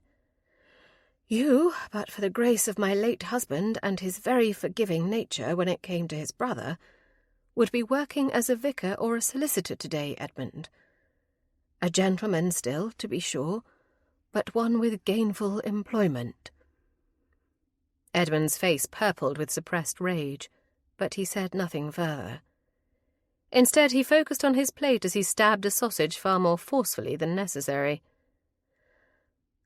"I've no problem with a man going into trade," Eloise said, "though I dare say solicitors and vicars would hardly be wealthy enough to catch my eye long enough to overlook such a flaw." "Do shut up, Eloise," Edmund snapped. "We're rusticating here in the country. We could be in London, Edmund," she replied, her voice rising sharply. "We could be attending parties and balls. Instead, we hide here in this draughty old place with nothing to entertain us." Beatrice choked on her tea. The sip she'd taken had been swallowed along with her gasp. Was it sheer boredom that had prompted Eloise's dalliance with Christopher? She dared a glance in Graham's direction to see him studying his cousin-in-law surreptitiously. Eloise was a puzzle, to be sure. After several moments of silence, Graham spoke, breaking the quiet like shattering a glass. "I shall acquaint myself with the estate, Edmund. You are correct. I will begin with the tenants in the village," Graham said. "I mean to go there today and inquire about whether or not their needs are being adequately met." In point of fact, he meant to ascertain whether the repairs that were recorded in the books had actually taken place. It was an easy enough way to siphon money from the estate. "Their needs?" Edmund guffawed, but there was a nervousness in his response that could not be entirely hidden by his bravado and bluster. "You will bankrupt us all if you approach it that way." "By repairing dwellings and business that we own? Hardly," Graham fired back. "But this is not a conversation to have over breakfast. We will discuss it privately." Edmund rose from the table then, pushing back from it abruptly. "Then let us discuss it now. I'll await you in the study, assuming you can find your way." After Edmund marched out, Graham sighed heavily. He hesitated for only a moment, then placed his napkin upon the table and rose. To Lady Agatha he said, "Excuse me, please. I apologize for leaving so abruptly." "I'm very gratified to see you taking such an interest in the estate, Graham," Lady Agatha said. "It gives me hope that you mean to stay. Doesn't it, Beatrice?" "It does," she answered. It also meant that when he discovered the nature of the finances of the estate, and how desperately an influx of cash was needed, they'd be further apart than ever. "I need to speak to you, my lord, before you depart." Other than a raised eyebrow and a nod of his head, there was no response. Beatrice rose and followed him out into the hall. She dragged him away from the always listening servants and ducked into a small alcove near the drawing-room. "You cannot think to go traipsing over the estate with Edmund," she hissed in a low whisper. "Why not?" he asked, with all the nonchalance of a man who believed himself invincible. "Because someone tried to kill you last night, and it could very well have been Edmund." As obtuse as he was being, she felt like strangling him herself. "If it was not him, there is very little he would do to intercede if another attempt were made today." "And as everyone on the estate knows, I will be with him. He'll do nothing lest he rouse suspicion," Graham replied stiffly. "If I didn't know better, Beatrice, I'd think you were concerned for me." It was clear that any protest would fall on deaf ears. He had decided, after all, and if there were any traits of the old Graham that remained, they were his contrariness and intractability. "Of course I'm concerned. How could you think otherwise?" He arched his dark brows and shrugged, the expression and gesture imbued with equal amounts of sarcasm. "Considering how eager you were to be rid of my company last night, Is it any wonder?" "Last night, and every time we have behaved so recklessly and with so little restraint, has been a mistake. Surely you see that?" "If I were a real gentleman, a dandy in fine clothes with perfect manners, would you still feel that way?" he asked. Beatrice's palm itched with the urge to slap the smugness from his face. "If you were those things, it would not be an issue because I would not have the feelings for you that I do. Do you think that I've never had suitors? That men with pretty manners and pretty clothes have never tried to court me? Whatever is between us isn't in spite of who you are, it's because of who you are."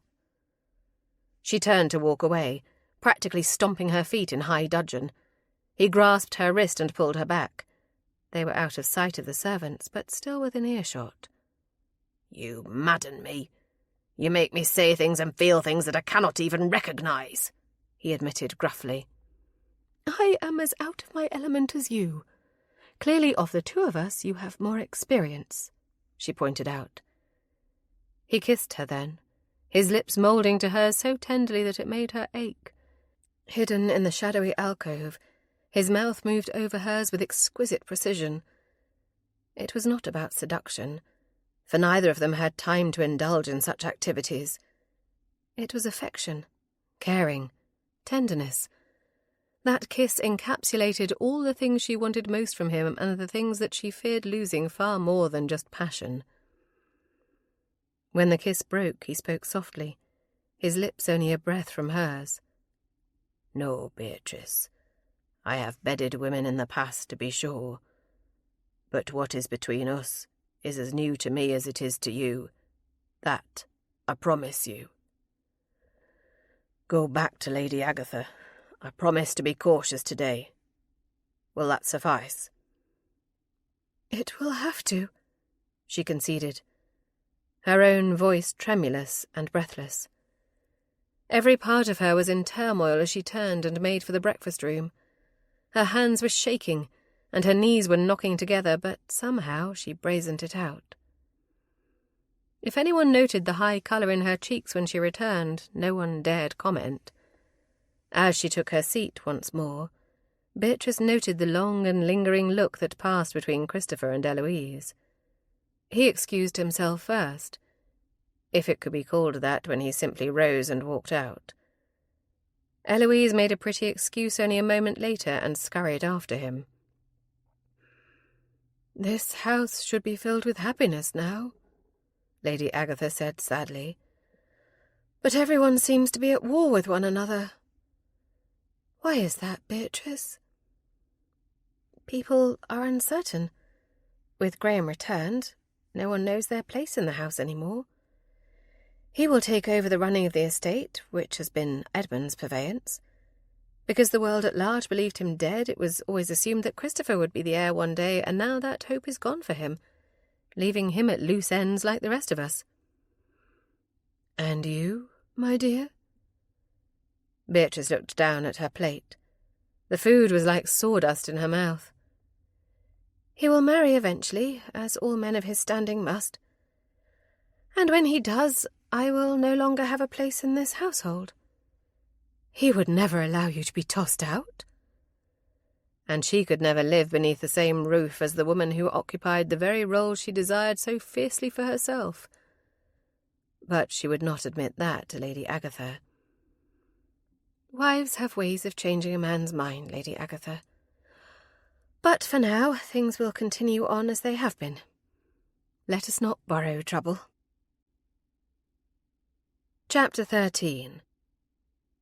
Graham noted the ease with which Edmund sat his horse. He was not a horseman. He could ride, but he didn't have the gift for it, some did. Mostly because he'd spent more time on ships than on the backs of the temperamental beasts. Still, he could at least hold his own. Given that they were alone, it was as good a time as any to see what information he could get out of Edmund. "Is there good hunting on the estate?" Graham asked casually. Edmund frowned. "Of course there is. I've worked diligently with the gamekeeper to ensure it. Perhaps we could organise a hunt." Graham uttered the suggestion with the thought that it would give him an opportunity to gauge Edmund's marksmanship. "I do not hunt myself," Edmund replied with a distasteful sneer. "Smelly, noisy dogs running to and fro, making a racket and a mess. I've never had much use for it. I leave that to the gamekeeper and his apprentice. If you wish to hunt, you'll need to speak to them about it." "I will do that," Graham agreed reasonably. "Tell me, is there much trouble with poachers?" Edmund drew his mount up. "We have no poachers at Castle Black. I have always taken my responsibilities here very seriously, and that means ensuring that all aspects of the estate are cared for properly. I don't like what you're insinuating." Graham realised that Edmund's anger stemmed from thinking his management skills were being questioned, rather than any accusations of attempted murder. Halting his own horse, he confronted the man squarely. "I was shot last night. On the estate, just as I'd turned my mount up the drive. If it wasn't a poacher, it was something infinitely more sinister." Edmund didn't appear shocked, but it was clear he understood where the line of questioning had been going. "If I wanted you dead, I wouldn't be foolish enough to put a pistol ball in you on a darkened road. I'd simply challenge you to a duel on the field of honour and see you dispatched forthwith. Further, if I had attempted to shoot you, we'd not be having this conversation today. I may not hunt, but I'm a better-than-fair shot." Edmund wasn't at all bothered at having been accused of being a murderer. He was offended by being accused of doing a poor job of it.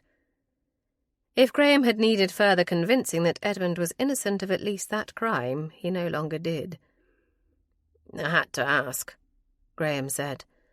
"And for what it's worth, I believe you. But there are other issues at stake. Beatrice's near drowning was no accident, and she is the only one who can verify my claims. You understand why that makes you the primary suspect?" Edmund's glare was icy. "I understand it, but I'm no less insulted by it." "Who else stands to gain, Edmund? If it isn't you, there is only one other, and I know too little of him to even hazard a guess." "For the record, of the two of you, he seems less likely to be a villain. I spent the better part of the night scouring the account books for the last decade. I found some interesting discrepancies. I mean to dig until I find the truth. Be forewarned." "I'll not stay here and be insulted by the likes of you. If you want Castle Black, it's yours," Edmund said, his tone cold and brittle. "I'll be leaving for London now, and I will file a petition with the House of Lords to have you declared an impostor. I'll have Lady Agatha declared mad, as I should have done years ago. Castle Black and all that is within it, even your precious Beatrice, will be at my disposal. Enjoy it while you can." Graham watched as the other man wheeled his mount in the opposite direction and took off at a gallop. If Edmund truly went to London, it would at least be one less person he'd have to keep his eyes upon. It was afternoon when chaos descended on Castle Black. Mr. Eves, the man who had been obtained as an investigator to look into Graham's disappearance, arrived from London, no doubt at the request of Edmund. Shortly after, Dr. Warner, whom Graham had gone to fetch, arrived. The servants had grown accustomed to having no callers at all. To have two arrive in such short succession put the entire household into a tizzy. Betsy entered Beatrice's chamber, breathless and gasping. "He's very handsome, miss." "Mr. Eves?" Beatrice asked, thinking of the shrivelled little man with the enormously large moustache. "Dr. Warner. Handsome as the day is long, miss." It didn't require skill or deductive reasoning to ascertain that the maid was thoroughly taken with the young doctor. Her face was flushed, her bosom heaving, and a gleam of excitement had lit her eyes that clearly indicated trouble was brewing. "Gather the female servants in the kitchen just after tea," Beatrice said. "I will speak to them. We cannot have all of them falling all over themselves to attend the man. He'll think he's come to a madhouse." Betsy ducked her head. "Yes, miss. Will you be heeding those same sorts of warning for yourself when it comes to Lord Blakemore?" "Don't be impertinent." "I'd just like to know, miss, if I should come here to perform your morning toilette, or if it should be started in his lordship's chamber." the maid replied cheekily. "Or are you still weighing the decision?" "Did you come here just to taunt me with my lack of judgment?" Beatrice asked. "Or is there an actual reason for you to be here?" Betsy's smile vanished, and she relayed the whereabouts, known and unknown, of the castle's inhabitants. "Miss Eloise is nowhere to be found. Lord Blakemore and Mr. Edmund are still touring the estate. Lady Agatha is napping, and Mr. Christopher— well, I dare say if we could find Eloise, we could find him." Beatrice sighed heavily. "Have the doctor shown to the drawing-room and the investigator shown to the library? I'll see them both shortly."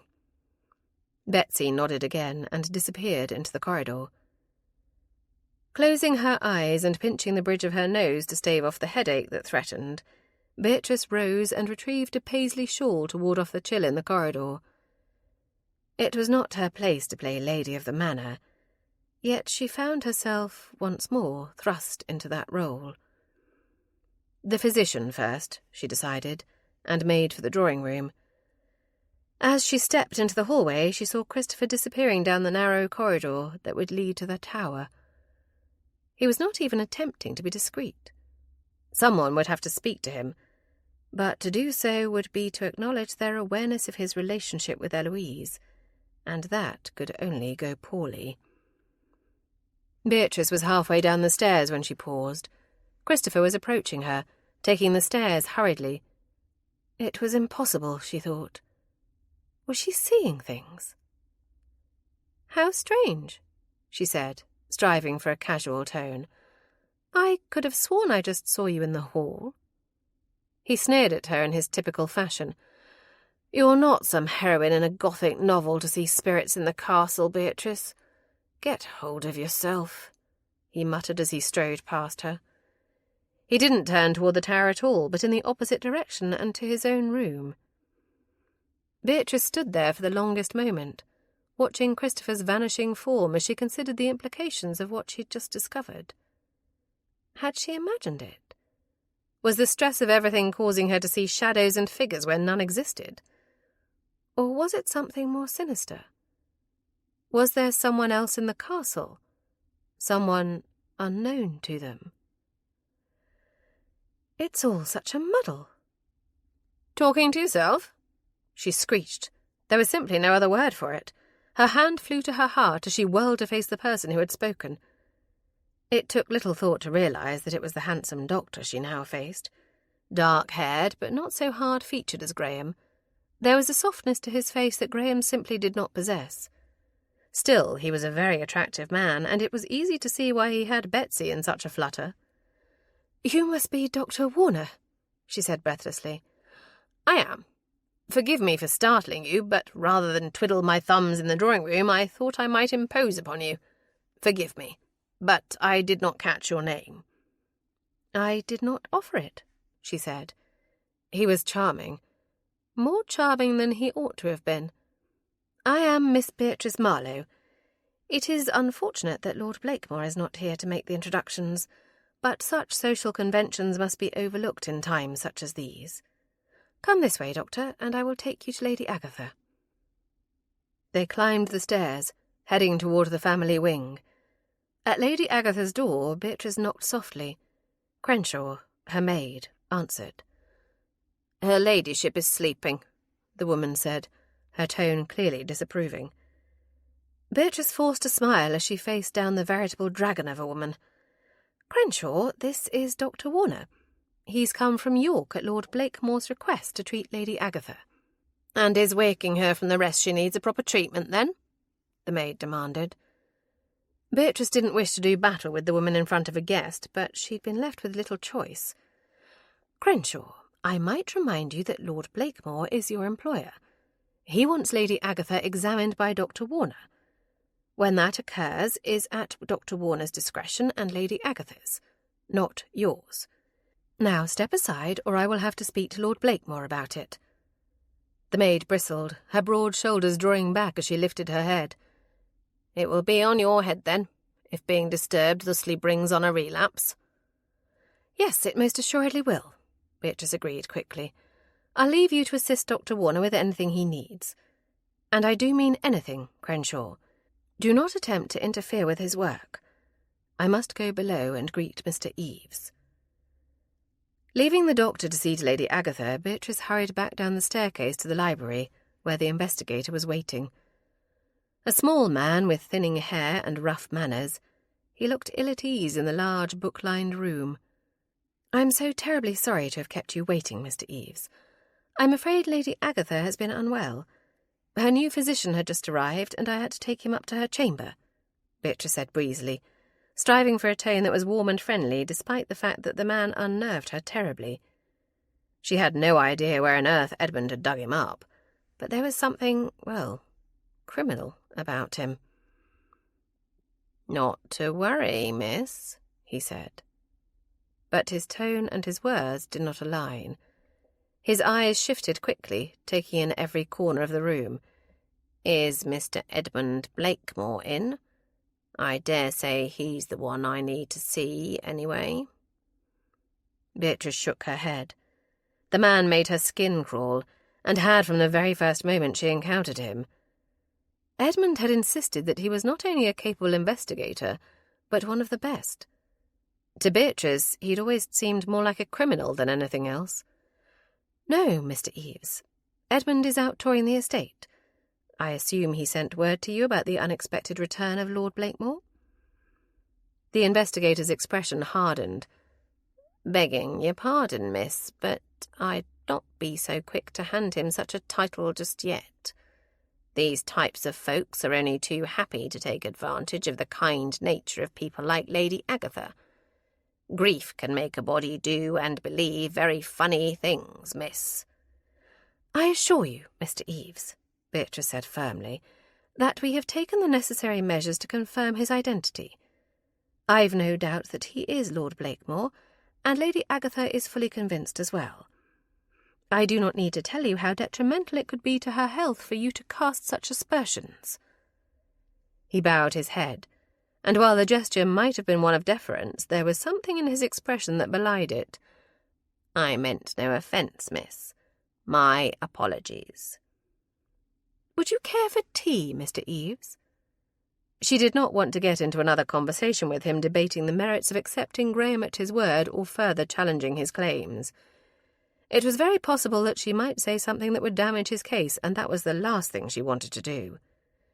"Tea would be lovely, miss. Thank you," the investigator answered. "Let me inform the butler," she said. "I'll also check to see if Lord Blakemore and Mr. Blakemore have returned." Stepping into the hallway, she found Hammond, the butler, waiting for her. "Have they returned yet?" she asked. "No, miss, but I did have one of the lads from the stable set out to find them. They were touring the village this morning, and the smaller tenant farms this afternoon, so they should not be so terribly hard to find. If it pleases you, miss, I can show Mr. Eves to the housekeeper's sitting area. He is an employee and not a guest, after all." Beatrice shook her head. "No, Hammond. It might have been best to do that from the outset, but it would be impossible to move him to such a location now without it adding insult. We'll simply keep him in the library until Graham and Edmund have returned. Have tea sent in.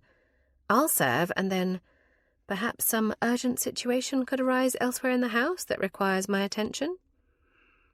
Hammond, clearly understanding the subtext of the conversation and her request, nodded. "Certainly, miss.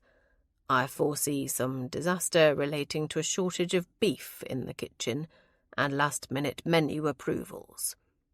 "Bless you, Hammond." Returning to the library, she frowned. Mr. Eves was behind the desk, and the papers that were on top of it were now in disarray. "Were you looking for something, Mr. Eves?" "No, miss, just clumsy, is all. Was looking at the books on the shelf here and backed into the desk," he lied, with a too-slick smile on his thin face. "I see." Beatrice made a snap decision. "I'm sorry, but I'm afraid that I'm going to need you to wait below stairs. There's a small sitting room that Hammond will show you to. I'm needed elsewhere in the house and won't be able to attend you here. If you'll come with me, Mr. Eves?" He appeared to be on the verge of refusing. The protest was evident on his face, but was stayed at his lips. After a long moment of tense silence, he nodded. "Certainly, miss. You lead the way," he conceded. Beatrice walked out into the hallway to see Hammond delivering instructions for tea. "Hammond, please show Mr. Eves below stairs to the housekeeper's sitting room and get him some refreshments while he waits for Lord Blakemore and Mr. Blakemore to return." The butler raised his eyebrows at the abrupt change of plans, but recovered quickly. He nodded to Mr. Eves. "Please follow me, sir." When they had gone, Beatrice retreated back into the library and went immediately to the desk and the sheaves of papers that had been disturbed.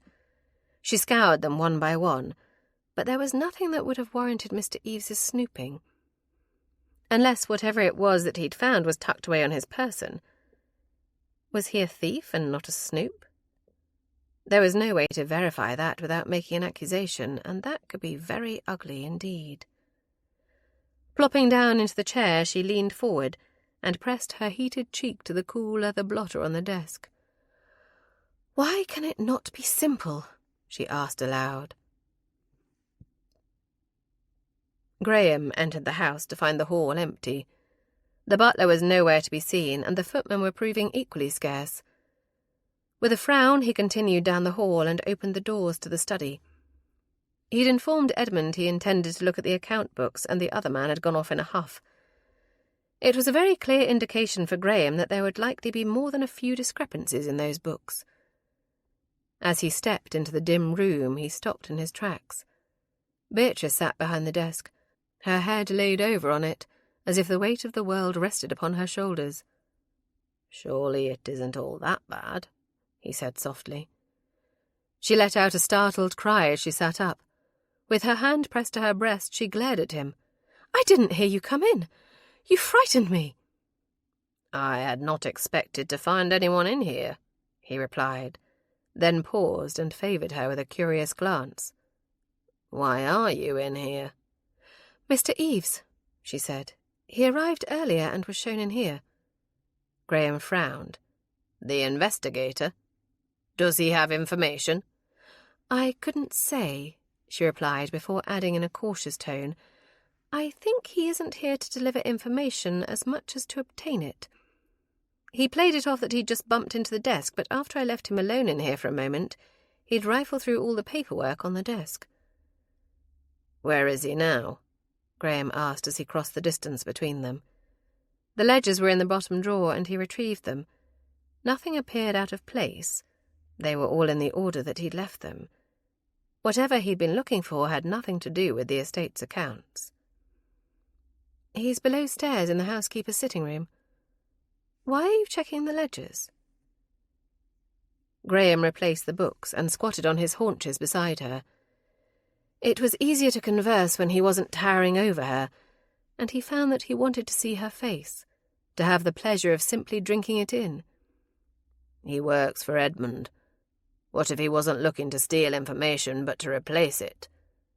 Edmund, who is made for London, by the way, is convinced the estate is failing. But there's no reason for it to be so. Not really. The farms are small but thriving. The tenants in the village all pay their rents timely. So where has that revenue gone?" "To Sir Godfrey," she answered succinctly. "Edmund is not a spender. He's not extravagant in any measure as far as his dress or entertaining, and while Eloise certainly enjoyed dressing in the first state of fashion, that alone would not bankrupt us. But Sir Godfrey is another matter, and Edmund has always been desperate for his father's favour." Graham considered it carefully. "So we still have no idea who attempted to shoot me.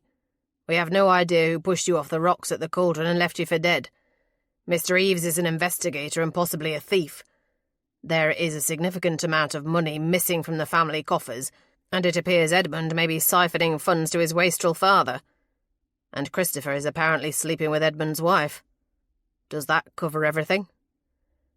Not entirely, she thought. Did she dare tell him what she'd seen? It bordered on insanity, and the truth was she questioned the accuracy of her own vision. It was impossible for Christopher to be in two places at once, and to argue that he could be would see her in Bedlam. Instead, she said softly, "Is that not enough?" Graham pinched the bridge of his nose.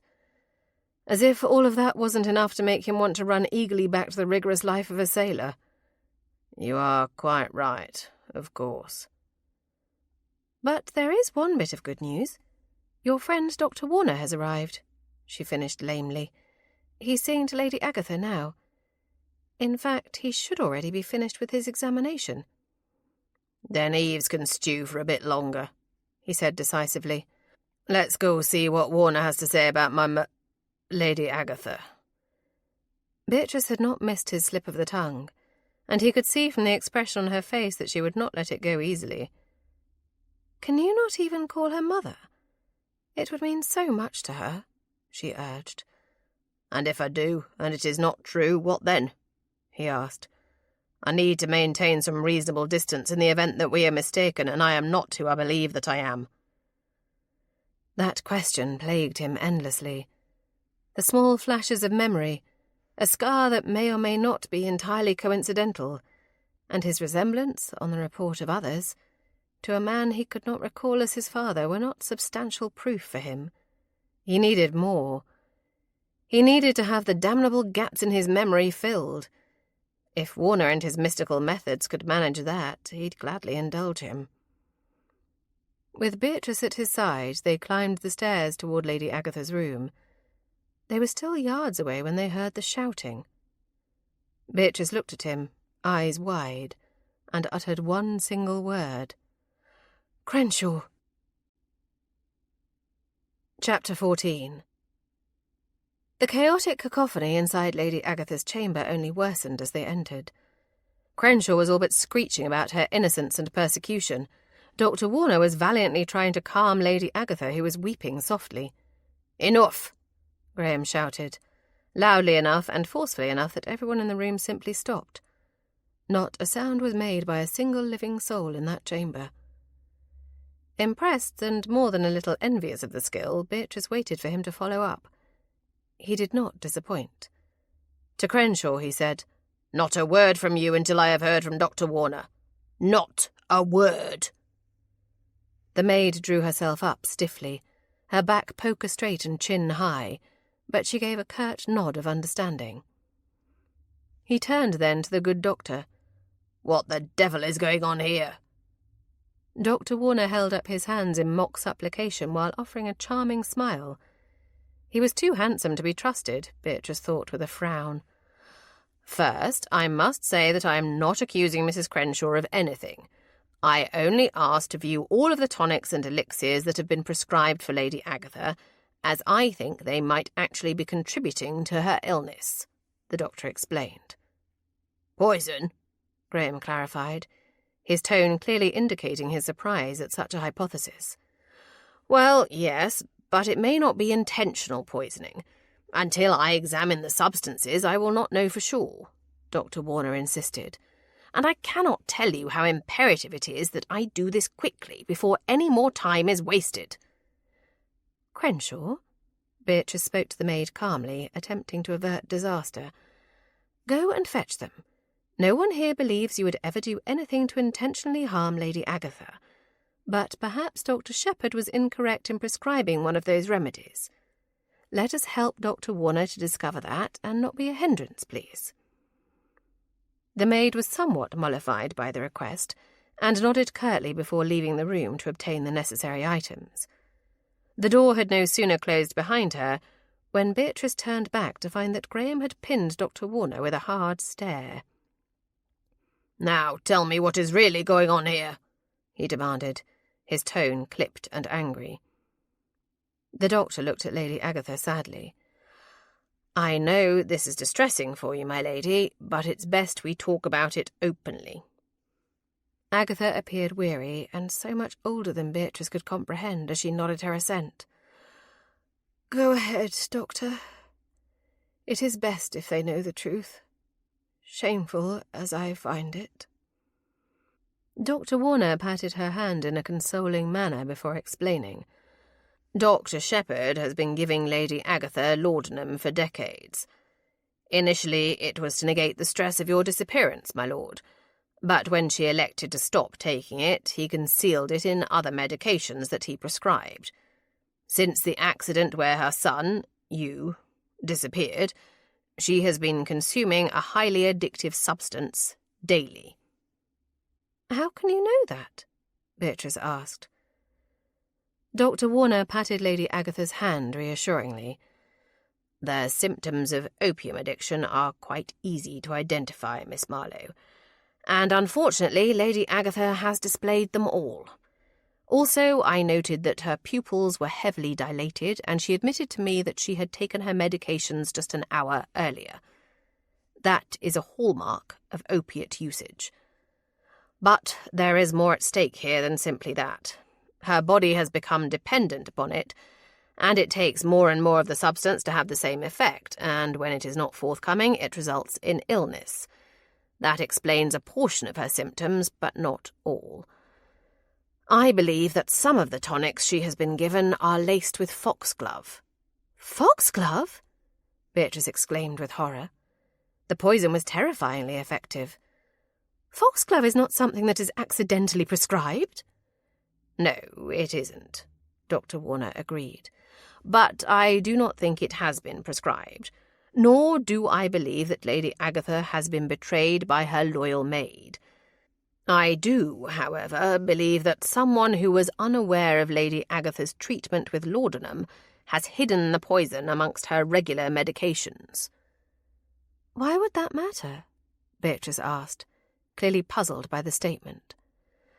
"Because, my dear Miss Marlowe," the doctor explained, "laudanum counteracts many of the more harmful effects of foxglove.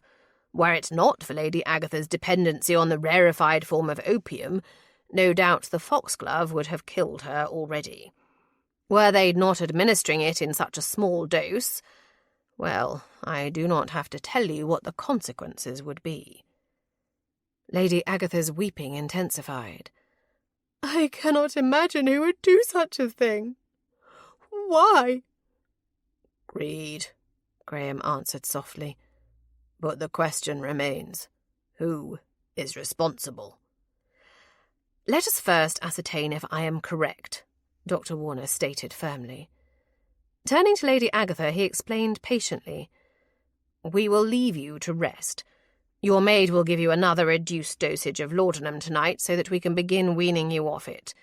It will be difficult, but I have no doubt that you will master this." "Thank you, Doctor," she replied tearfully just as Crenshaw returned. "Here are the bottles you asked for," the maid said stiffly. "Come with us," Dr. Warner urged her. "I want you to examine each of these bottles and tell me if they have been tampered with since you received them. We're counting on you to help us determine who is trying to harm her ladyship." Beatrice watched the maid puff up under such importance, and wondered just how trustworthy the doctor actually was. He had been charming with her, now he was charming Crenshaw. But he did appear competent, and that was more than a step above Dr. Shepherd, who thought every ailment experienced by women was imagined simply because they were women. They stepped out into the small sitting room that abutted Lady Agatha's chamber, and Graham immediately began hounding the doctor with questions, as Crenshaw diligently inspected each bottle. "How will you be able to determine if foxglove is present?" "The first step will be removing this lot from her. She'll be ill from the reduced dosages of laudanum, but within a se'nnight she should be significantly improved," Dr. Warner answered. "And while I will be doing my best to analyse the contents of each bottle based on how they react with other chemicals or components, it will be time-consuming and tedious work that may not provide definitive answers. Sadly, I do not have the necessary equipment to complete true experimentation on the compounds, but I will do my best." "And if she's not better?" Graham asked, waving a hand toward the bottles. "What if these elixirs and tonics were actually beneficial to her?" "I will treat any symptoms as they arise, Lord Blakemore, but these remedies are not medication," Dr. Warner exclaimed heatedly as he began sorting through the various bottles. "Galvin's tonic for ladies, sweet rosebud elixir for nervous conditions. Even the names are utterly ridiculous. These have been purchased from snake oil salesmen, from travelling confidence men peddling heaven knows what and calling it medicine." Graham rose. "I must see to this investigator who is here. I will trust your judgment, but if her health fails further—" "She will worsen before she recovers," the doctor warned again. "But I promise you, recover she will." "Why such small doses of foxglove, Doctor?" Beatrice asked. "Surely that would only delay death if murder was their intent." The doctor nodded his agreement. "Precisely, Miss Marlowe. If a person who has been ill for some time passes away, there is no reason to question it. However, if a person descends from the peak of health to keeling over unexpectedly, it might spur curiosity. It's a devious way to go about it, to be sure." "The maid will show you to your chamber. This stays between us, Crenshaw," Graham stated emphatically.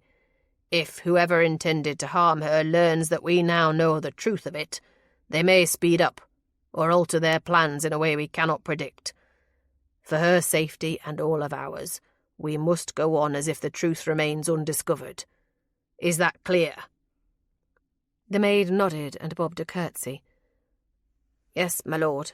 I'll do whatever is necessary to see that my mistress is cared for." The doctor left the room accompanied by Crenshaw, who would take him to his quarters, leaving Beatrice and Graham alone once more. Alone, Beatrice looked at him. He was tired, lines forming at the corners of his mouth, and there was a tension in him that made her want to do whatever was necessary to ease it. "This isn't your fault." "Isn't it?" he asked. She walked toward him, taking his hand in hers, holding it tightly. "No, it is not. Whoever is plotting against Lady Agatha has been doing so for months. Had you not returned home to us, had you not demanded, much to the dismay of both Edmund and Christopher, that she be treated by a capable physician, we might never have known. Murder would have been done, Graham, had you not returned to Castle Black." He met her gaze steadily. "I pray you are correct. But in the meantime, let us go and determine what it is Mr. Reeves knows. Then we'll discuss this further in private," Graham suggested. "It is becoming more imperative by the minute that we get to the bottom of this." "You will have to see Mr. Eaves alone. The man makes me very uncomfortable. Also, I believe the meeting will be more productive if he doesn't feel the need to censor himself due to the presence of a lady," Beatrice explained. It was not a task that she looked forward to, but there were still things that required her attention. "I need to have a talking to with all the female servants in the house, lest they begin brawling over who gets to attend Dr. Warner. His presence has created quite a tizzy."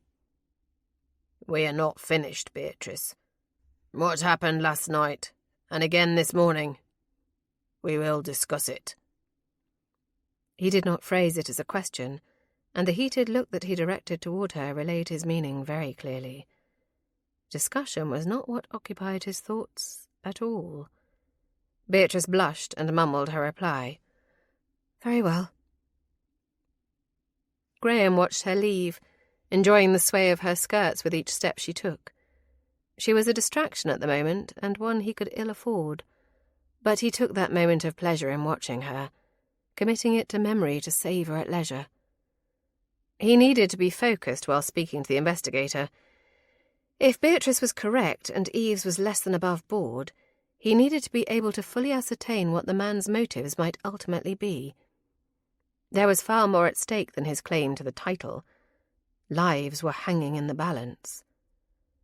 Heading toward the kitchen and the small sitting room that was the housekeeper's domain, he wondered what might be waiting for him. As he reached the door, a footman rushed ahead of him to open it for him. Apparently, even in the servants' quarters, protocol was to be maintained. Mr. Eaves was small in stature, but his posture was outwardly belligerent. Chin up, arms crossed, chest puffed out, the man was obviously angry. "Good evening, Mr. Reeves. I apologise for the delay. What news has brought you to Castle Black?" Graham kept his tone even and his expression, if not friendly, at least civil. "News of you, my lord. Your miraculous resurrection from a watery grave, that is." The man answered with a smug smile. Graham raised one eyebrow at the man's tone. "To my knowledge, Mr. Eves, any talk of a watery grave was simply supposition. Therefore, resurrection is an inaccurate accounting of the facts." "Mr. Blakemore sent word you'd arrived, my lord." The last was offered with a sneer of disbelief. "I'll be needing some information from you to confirm that you are who you say you are. It could take some time, you understand, checking and rechecking all the facts." "Ask your questions, Mr. Eves, and mind your tone," Graham said. "You're not the lord of this castle yet. My employer has not exhausted the means at his disposal to have you barred from this house," the little man snapped. "Because I am Lord Blakemore, I will allow your behaviour to stand. For the moment," Graham uttered in a soft warning. "Speak to me in that manner again, Eves, and I will show you just how far from my gentlemanly birth I have strayed." The man heeded the warning, and his next question was couched in a much more civil manner. "What was the name of the ship that rescued you?" Graham sighed. He had no doubt the man was already aware of the information. He wasn't looking for new information, but confirmation of the facts he already had, or better yet, a slip-up on his part. "It was the Marian Gale, captained by a man named Jasper Smith. I served as cabin boy on that ship for 2 years. I worked my way up through the ranks, but the ship foundered off the coast of Freeport after a pirate attack. From there I worked on numerous ships, some with more legitimate cargo than others. During a storm, the mast broke, and I was struck on the head by one of the spars. I laid in bed, senseless for days, at an inn in Freeport run by Captain Smith and tended to by Dr. Warner, who is here now. That is when my memory of my name returned. Once I had recovered, I began taking whatever positions were open on any ship that would bring me back to England." Mr. Eves withdrew a small journal from his pocket, made a series of notes. "And is Captain Smith still in Freeport?" "He remained in Freeport. He married a local woman, a widow, there, and helped her take on the running of the inn that had been her late husband's." The facts were recited with little emotion. It felt almost as if he was speaking of someone else's life.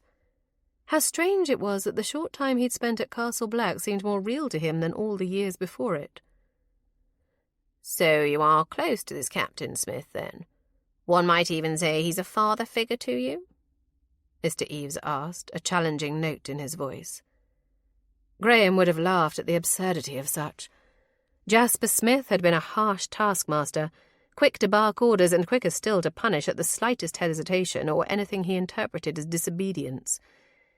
He'd also been quick enough to throw a young boy to the wolves to save his own thieving hide. The marks on his back were proof enough of that. "No, he is not. I was at his inn because they had a room, and it was all I could afford. There was no sentiment involved in the choice. As to my time on his ship, Smith is now, and always has been, a bastard, sadistic and quick with the lash." Eves didn't look perturbed or even especially surprised by the description. "I'll be looking into all of this. If it doesn't add up, I'll be letting Mr. Blakemore know.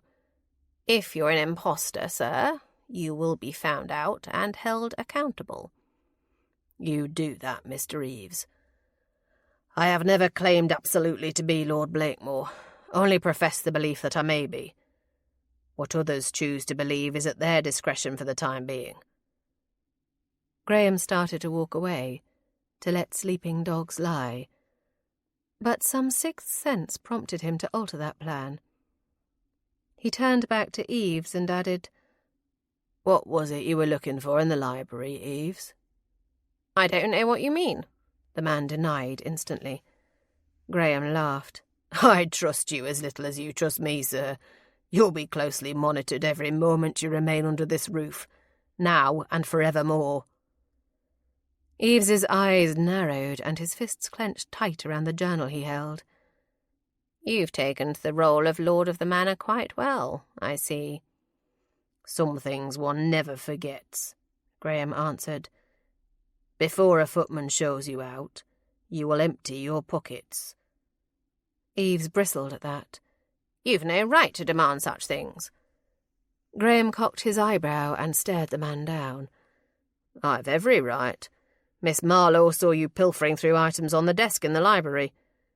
Either you were taking something that didn't belong to you, or you were searching for information for reasons I cannot fathom. I'll have the truth out of you one way or another. Pockets. Now. And if I refuse? The man demanded. It was clear that he believed having the backing of Edmund Blakemore offered him some protection. He could not have been more wrong. A smile spread across Graham's face, but it was not a warm expression. The events of the last few days had begun to wear on him, and the idea of planting his fist in the man's face held more than a little appeal. He took one menacing step forward, and then another, until he towered over Eaves. He stood close enough to smell the brandy the man had no doubt filched. Refusal isn't an option, Mr. Eaves. You misunderstand me if you think it was a request and not an order. You empty them, or I will empty them for you. The investigator blanched. Whether it had been his tone, his expression, or his proximity that highlighted the very different nature of their physiques, Eaves must have felt suitably threatened. He began emptying his pockets, producing little of interest until it came to a folded piece of paper that he tried too hard to make seem insignificant. What is that? It's only a letter, he replied dismissively, his expression of false innocence patently obvious. A letter from whom? Graham demanded. At the man's hesitation, he snapped, Do not test me, Eaves. It's a letter I wrote to Mr. Blakemore last winter, the man admitted reluctantly. It wasn't very long after I was employed by her ladyship, at Mr. Blakemore's discretion, to find the missing heir. It wasn't simply a letter, or he would not have gone to such lengths to lay hands on it again. Why did you take it? I didn't, he denied hotly. I'm no thief. Give it to me. When the man didn't move to comply, Graham grasped his wrist. As the man flinched and cowed, he snatched the missive from his hand. Unfolding it, the information contained within changed everything. Did you take this from the desk? Graham snapped. Yes, I was searching his desk for other letters we'd exchanged about all this. Damn you, why? Graham shouted. I wanted more money, Eaves admitted with a tremor. I figured if I had proof that he'd known you were out there, and that he'd done nothing about it, and in fact tried to stop it, I could get more money out of him. Figured Mr. Blakemore would pay me to be quiet, and I wanted him to know he couldn't hang me out to dry for it all. That I had proof he was just as guilty as me of keeping secrets from the old woman. Graham shoved the letter into his own pocket and met the man's gaze with a chilly one of his own. When you leave this house, you will not return. If you need to see Mr. Blakemore for anything, you will do so while he is in London. Get out! As Graham made his way through the kitchens, the housekeeper stopped him. "What shall we do about dinner tonight, my lord?" "Serve it," he answered shortly. "We have guests, my lord," she reminded him, and looked at him with expectation, as if he would have some great wisdom to impart. Assessing the situation, Graham provided the information he thought she wanted from him. "Mr. Eaves is not staying, and Dr. Warner is not a guest. He's here to treat Lady Agatha. He will be attending her this evening, so a tray sent up for him will suffice. Edmund has gone to London, so it would only be Beatrice, Mrs. Blakemore, and myself at dinner, and Christopher, if he bothers to show." She nodded. "Yes, my lord. Master Christopher has gone out at any rate. I saw him ride out toward the village just moments ago. He likes to spend time at the inn there. It's not a very nice place. Lots of immoral goings-on there." It had been uttered with disapproval, and no doubt with the notion that he would do something about it. It was, at the moment, the very least of his concerns. But rather than offend the woman, Graham nodded. "Thank you for letting me know. Given the small number, prepare trays and have them sent up. We will all dine in our chambers tonight." With his head whirling with what he had learned, Graham went in search of the one person who could help him make sense of it all. Beatrice. Chapter 15. The meeting with the female staff had gone predictably, if ineffectually. She had no real authority in the house, and everyone knew that. Still, Beatrice had attempted to be firm in regards to maintaining propriety with Dr. Warner, and not appearing to be a house in chaos. Her admonitions had been met with blushes and giggles hidden behind hands. They would do what they wanted, and there was little she could do about it. And who was she, after all, to take someone else to task for their loose behaviour when she was carrying on so herself? Entering her chamber, she did not shriek in surprise. Even before her gaze settled on him, she knew that she was not alone. His presence filled the chamber, but as she observed him, it became immediately clear that he was more troubled than he had been before. He looked very much as if the weight of the world were pressing in on him. It was a feeling she recognized well. She closed the door softly and walked toward the man who awaited her. "What is it, Graham?" "Must it be something other than the desire for your company?" he asked, his lips quirking upward in a half-smirk. The expression was simply a mask, but the truth was revealed in his gaze. He was hurting. "You would not risk coming here at this time of day if there was not something afoot. Did you learn something from Mr. Eves?" she asked.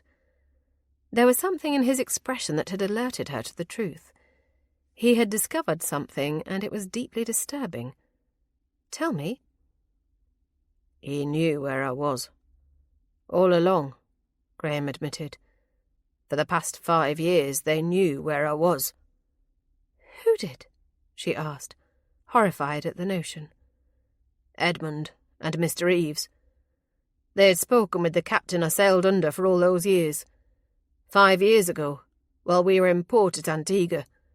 He relayed the entire tale to them then, and gave them my direction, told them which inn I was lodged at while we were there, where we were to sail to next, and when we were expected to return. And they never sought me out." Beatrice sank down onto the edge of the bed. That kind of wilful cruelty was alien to her. She could not fathom it.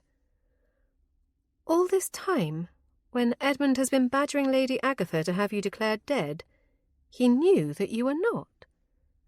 "Precisely," he answered. "How did you discover this? I have to assume that Mr. Eves was complicit in all of it." Her dislike of Mr. Eves had been immediate, but Edmund had offered the sensible argument that information was often traded in shady places, and who better to ferret it out than a slightly shady character? She'd had no cause to gainsay him, but it had not changed her opinion of Mr. Eves. Graham stepped forward, a letter in his outstretched hand. August 14th, 1817. Mr. Blakemore. I spoke with a man in the port of Antigua, Captain Jasper Smith, who reported fishing a young lad from the sea in the winter of 1804 off the coast of England.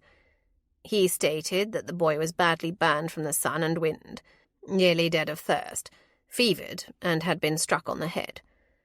He could recall only his first name, which he reported to be Graham. The captain described him, and he does meet the description provided of the missing heir at the time of his disappearance. It should also be mentioned that this captain, after stumbling across news sheets advertising the boy's disappearance, around 1807, became interested in the reward offered. He sent word to Sir Godfrey Blakemore, who was acting as Lord Blakemore's agent at that time, to inform him about the boy. He was paid by Sir Godfrey to keep word of it to himself, and spare the family the ordeal of an impostor, as Sir Godfrey relayed his certainty that the boy was dead. I include this information, which you may already have, in case Sir Godfrey did not keep a record of it. The man reputed to be Lord Graham Blakemore is working as a sailor now aboard this captain's ship. They are to set sail for America in a week's time, but will be returning to Antigua afterward. I'll await further instruction from you if you wish for me to pursue this further. Eves. How could anyone be so dishonest? Beatrice asked. Sir Godfrey knew, and so did Edmund. He listened to your account when you shared these very details and challenged the truth of them. What could he have been thinking? That he means to make Christopher a puppet and run this estate himself, bleeding it dry. Or perhaps he's more devious still. Perhaps once I have been declared dead, Christopher will meet a similar fate and the title will go to Sir Godfrey, and eventually Edmund will take it for himself, Graham suggested. Could Sir Godfrey be the mastermind behind all of this? Beatrice shook her head. At one point I would have said yes. Sir Godfrey has always been a supremely selfish man. Even now he continues to rack up debt after debt and has all the bills sent to Edmund. But for all that Edmund dotes on him and takes care of his every need and whim, Sir Godfrey was not even bothered to attend Edmund's wedding to Eloise. Graham sighed. It was one obstacle after another in determining who the true culprit was. Edmund is headed for London even now to petition the House of Lords, and no doubt to begin the necessary measures to have Lady Agatha committed. If he continues to spend money at the rate indicated by the false entries in the account books, the entire estate will be bled dry within the year. Graham began to pace the length of the room, his long strides eating up the small space. She could feel the anger emanating from him, rolling off him in waves. What Edmund had done to him, to Lady Agatha, to all of them, truly, was unpardonable. As the truth of it began to sink in, other ugly notions crept forward in her mind.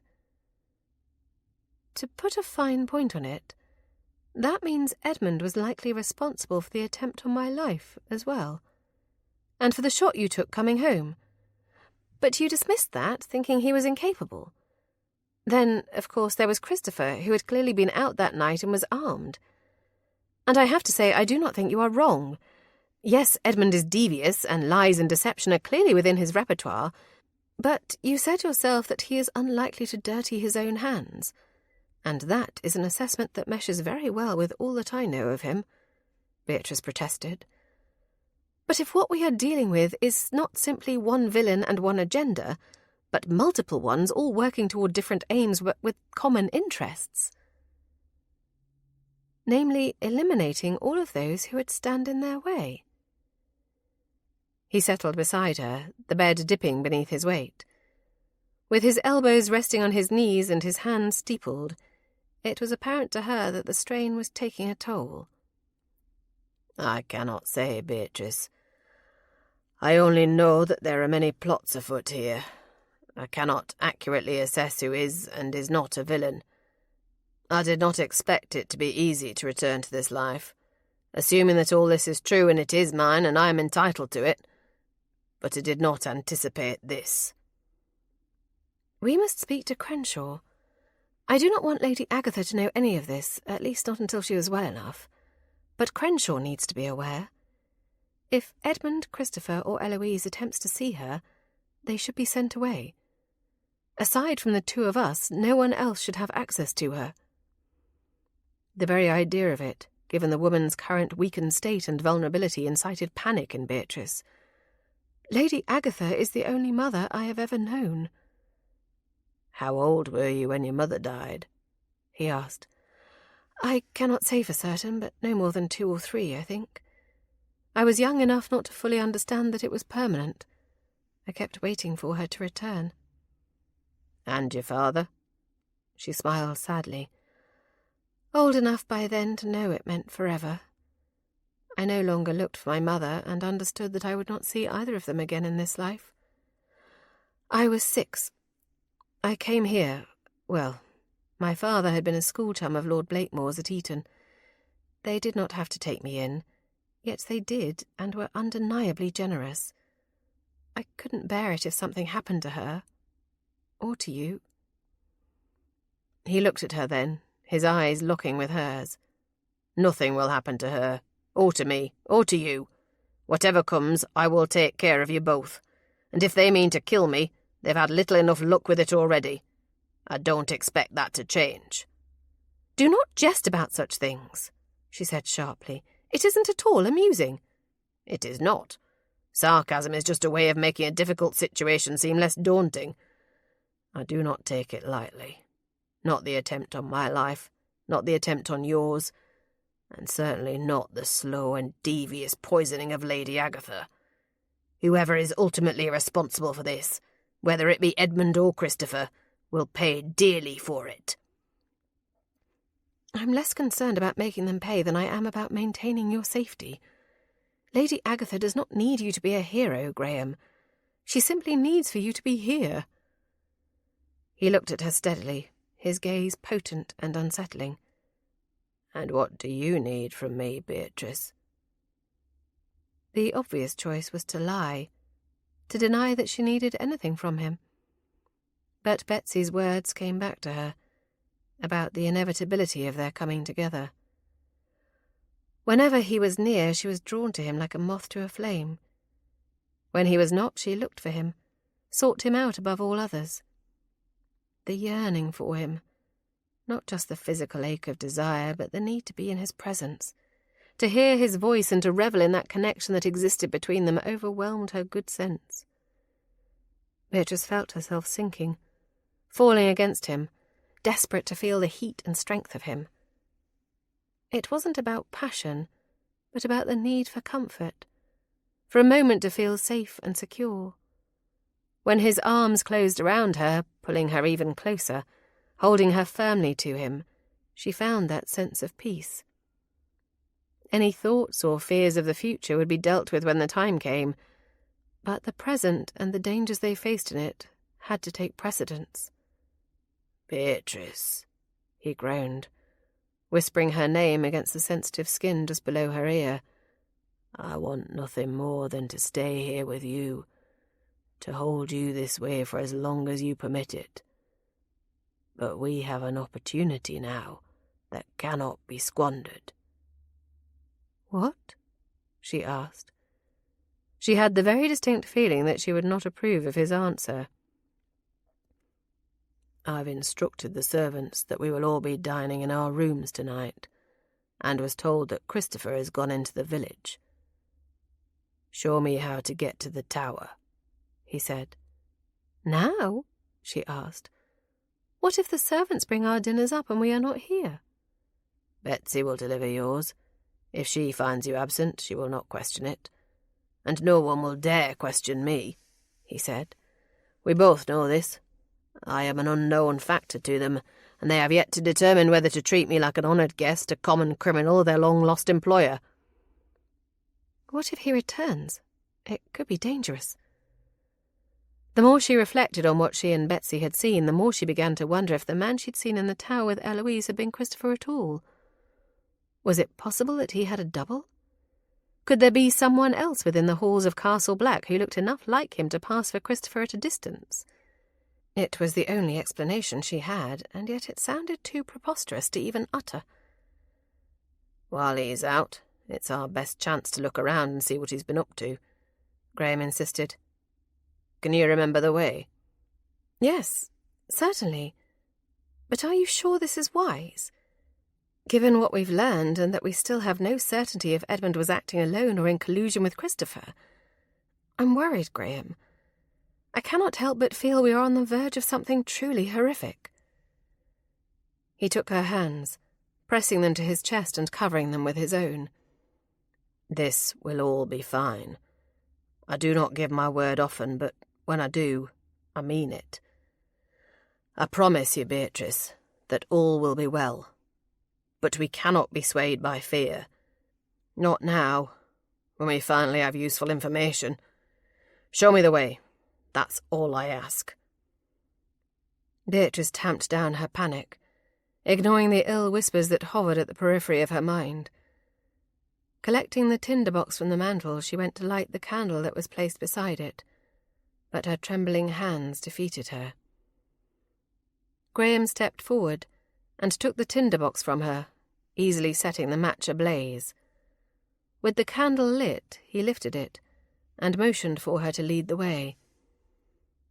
The panel opened easily enough, just as Betsy had shown her. Stepping into the dimly lit, narrow space, it felt as if there simply wasn't enough air.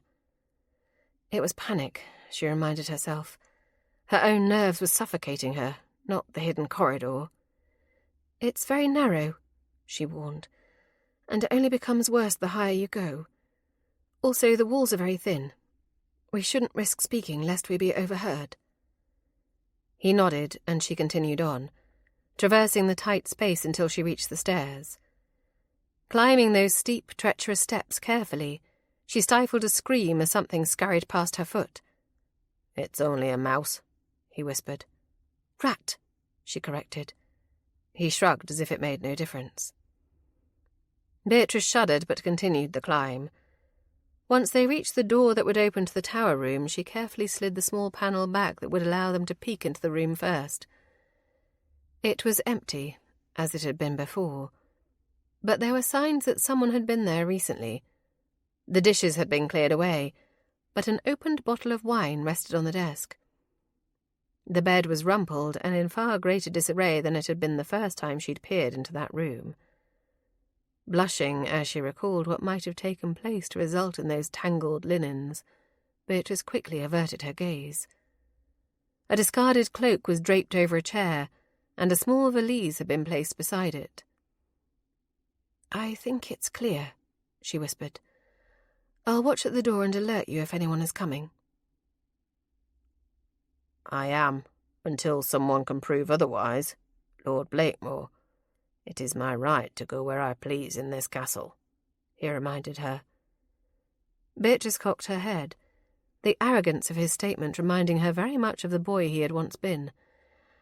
"And I need to remind you that we are attempting to be covert, not because you do not have the right to be here, but because, by your own admission, we do not wish to tip our hand." He stared at her for a moment, clearly displeased to be taken down a peg or two, before finally ducking his head and offering a curt nod. "You are correct. You are absolutely right. And I'm being an ass." Beatrice didn't smile, but her lips twitched with the urge to do so. "Those are your words, not mine, Lord Blakemore." Opening the secret door completely, Beatrice stepped out of the narrow passage and crossed to the chamber door. It creaked loudly as she tugged it open, just enough to see into the stairwell beyond. She knew Graham had followed her because she could hear the shuffling of papers and other items behind her. "I looked at those the last time I was in here," she pointed out. "It's all maps and plans of the castle, and legal writings, of course." He made a sound of derision. "Clearly they mean to see me removed from Castle Black and stripped of the title by fair means or foul." Beatrice didn't turn. She didn't dare let her gaze waver from the stairs, but she did ask the question that burned inside her. "If you were to be told that the title was not yours, and that you had to leave here, where would you go? Back to the sea?" A part of her, she could admit at least to herself, wanted him to be found an impostor. If he was not Lord Blakemore, she could have him for herself. It was selfish and wicked to even think it. "No," he said. "That life is done for me. I never wanted it. I never loved the sea the way that some men do. For the longest time it was simply the only life I knew. I'd find something on land, where I could feel the rocks and the soil beneath my feet every day. I could always try my hand at farming, I suppose." Another question rose unbidden to her lips and escaped before she even had the thought to call it back. "Would you take me with you?" The rustling of papers stopped. The room became utterly still and silent. Afraid of what she would see in his eyes, Beatrice dared a glance anyway. He stared at her, his gaze thoughtful and intense. "Would you go?" he asked softly. "If I were to be naught but a humble farmer, with dirt on my hands and not a sovereign to call my own, could you live that way?" "I do not know," she answered honestly.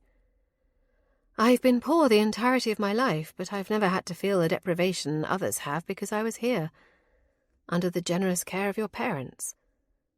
But I couldn't remain here without you. That much I know.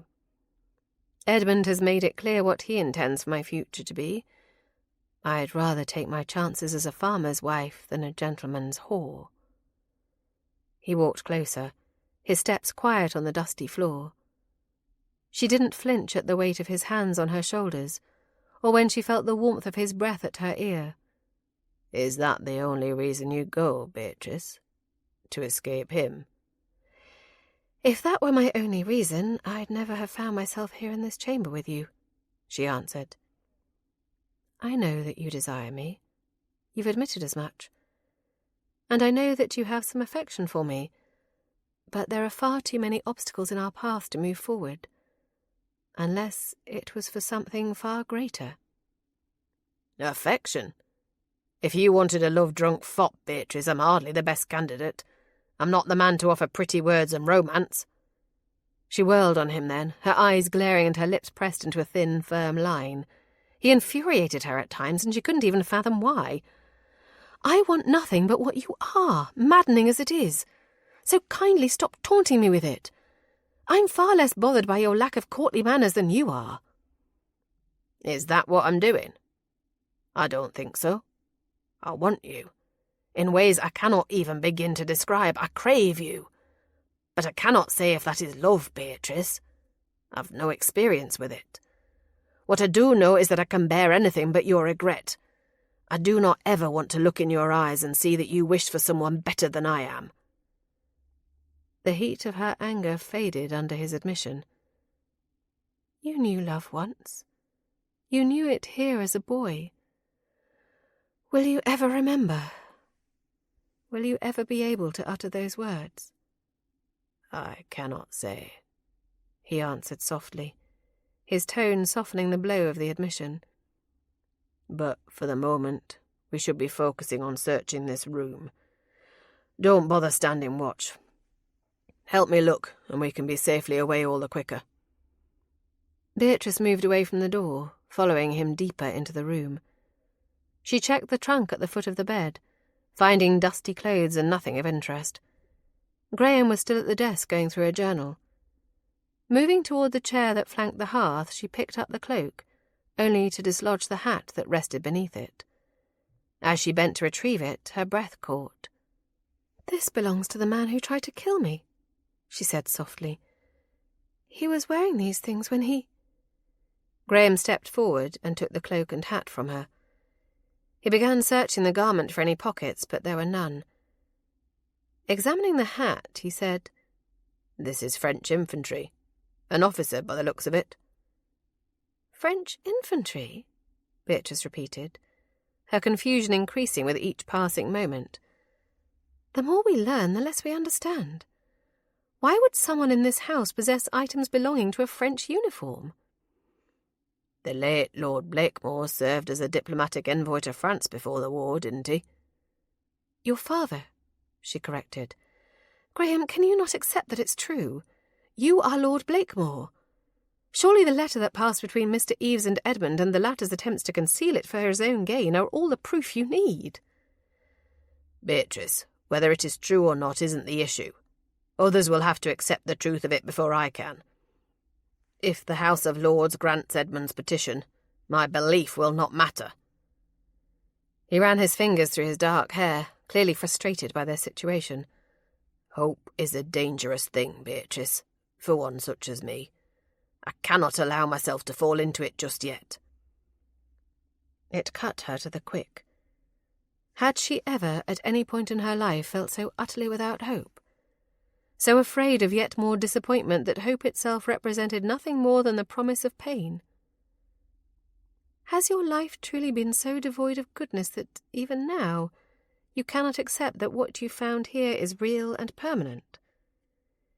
Edmund will not succeed in having Lady Agatha committed. She has a new physician, one who is not at Edmund's mercy and who will attest to her soundness and to the fact that any infirmity in her has been brought about because of another physician's malpractices. When he didn't immediately respond, she continued, As for the title, it would take years for such a decision to be made, and in the interim you would remain here, with the family who has grieved, mourned for your absence, prayed and wished daily for your safe return. You have reclaimed your identity and the love of your family. No one can take that from you, Graham." He stared at her for the longest time. When he finally spoke, his voice was low and gruff, filled with emotion that she knew he would not allow to seep fully to the surface. "Has your life been so devoid of hardship that in the face of all adversity you can maintain such optimism?" "It has not. But I choose to believe that things can be good. Living in anticipation of the bad does nothing but rob the present of any joy. If all I did was think about the eventual end of things between us, I would never have allowed you to kiss me, to take the liberties that you have. I certainly never would have responded to them in such a reckless and wanton way." "So it's your eternal optimism that is responsible for your passion?" he queried. "You make me sound very foolish when you put it that way.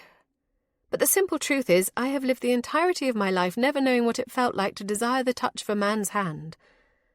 And now I do." "My touch," he corrected.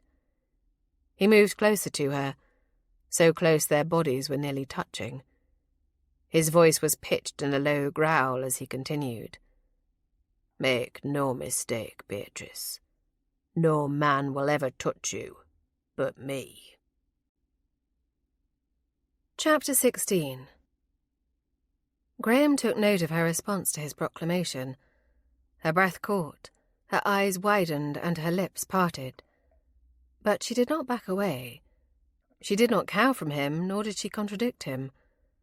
"I want you in my bed, Beatrice," he admitted roughly. "But I will not force you there. It must be your choice."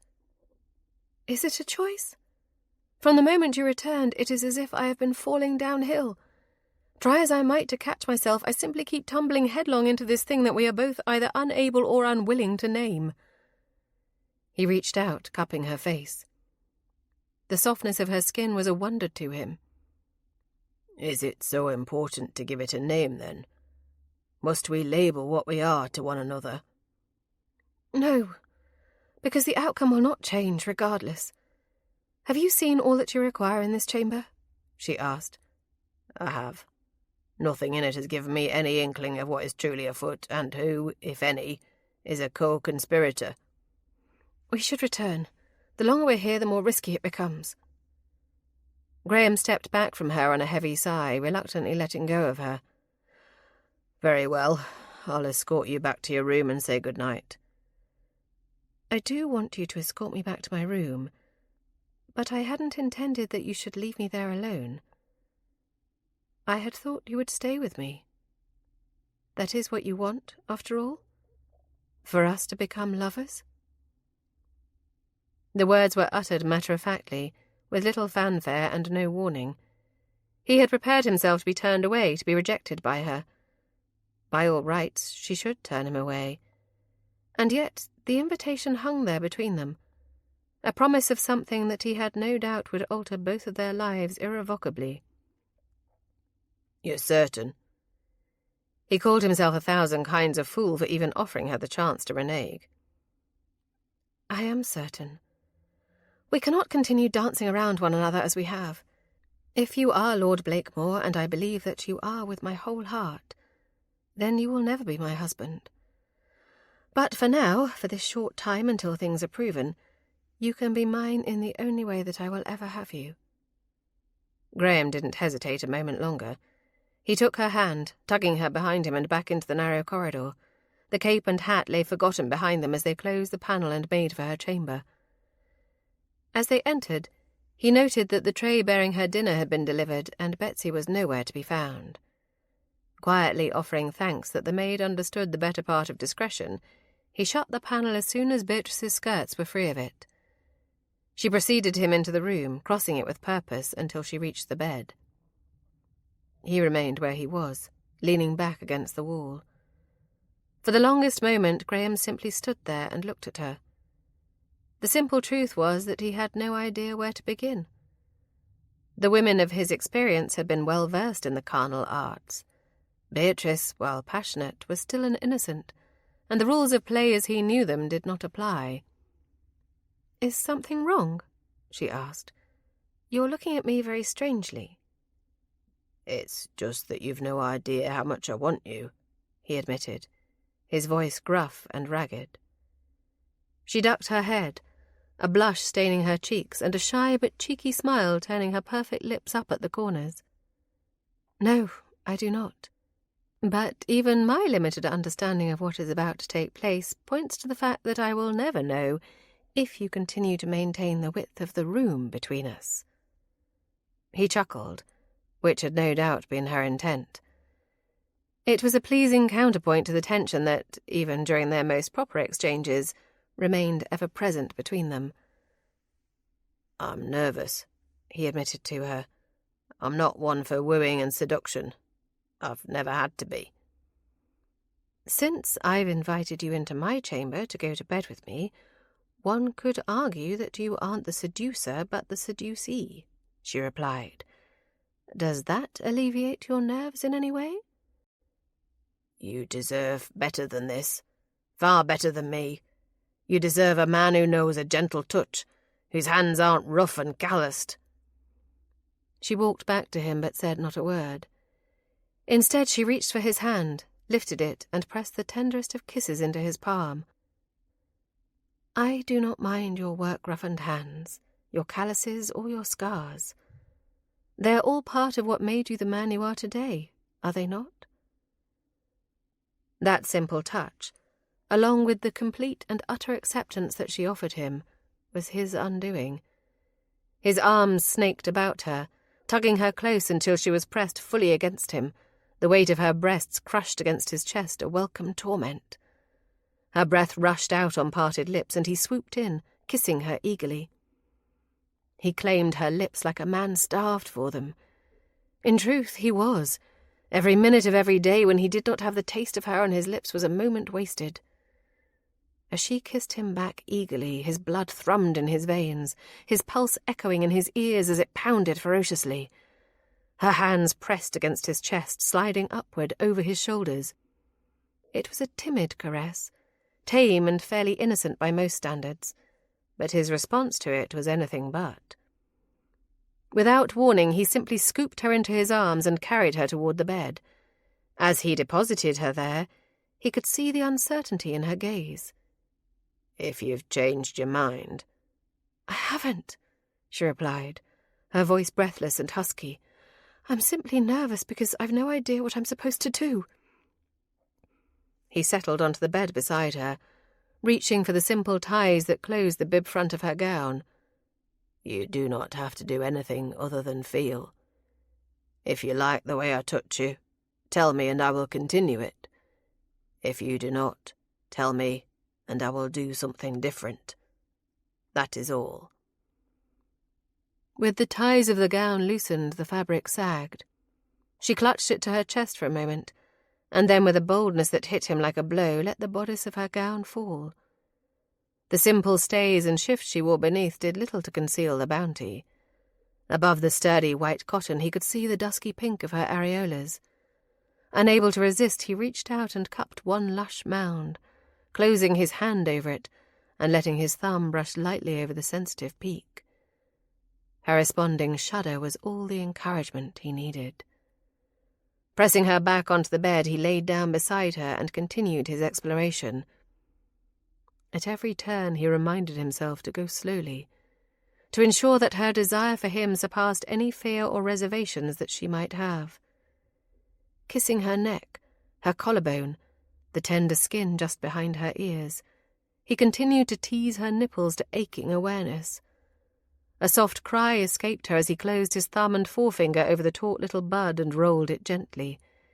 He repeated the movement, and she arched her neck, her head falling back as a guttural moan escaped her. "I feel like I'm burning up inside," she murmured. "We are burning," he replied, carefully stripping her gown from her entirely. Loosening her stays, he slid the delicate straps down her arms until she could shrug free of it. Her petticoat was next. Then she lay before him wearing nothing but a thin linen petticoat and her stockings. "When I rescued you at the cauldron and brought you back here, it should have been the last thing on my mind," he uttered, his hands coasting over every curve, into every dip and valley. "But the image of you clad only in your shift, your perfect body bared to me, has haunted me from that moment." "I was so embarrassed," she admitted. "It was awful." "Do not ever be embarrassed," he said. "You are beautiful, perfect in every way."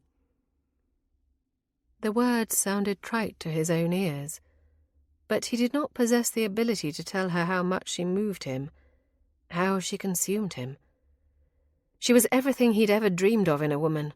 Full, lush breasts with large, dusky-hued nipples that begged for the warmth of his mouth, ribs tapered to a narrow waist that flared out into generously curved hips, and at the juncture of her thighs, the dark triangle of hair that shielded her most intimate parts beckoned him.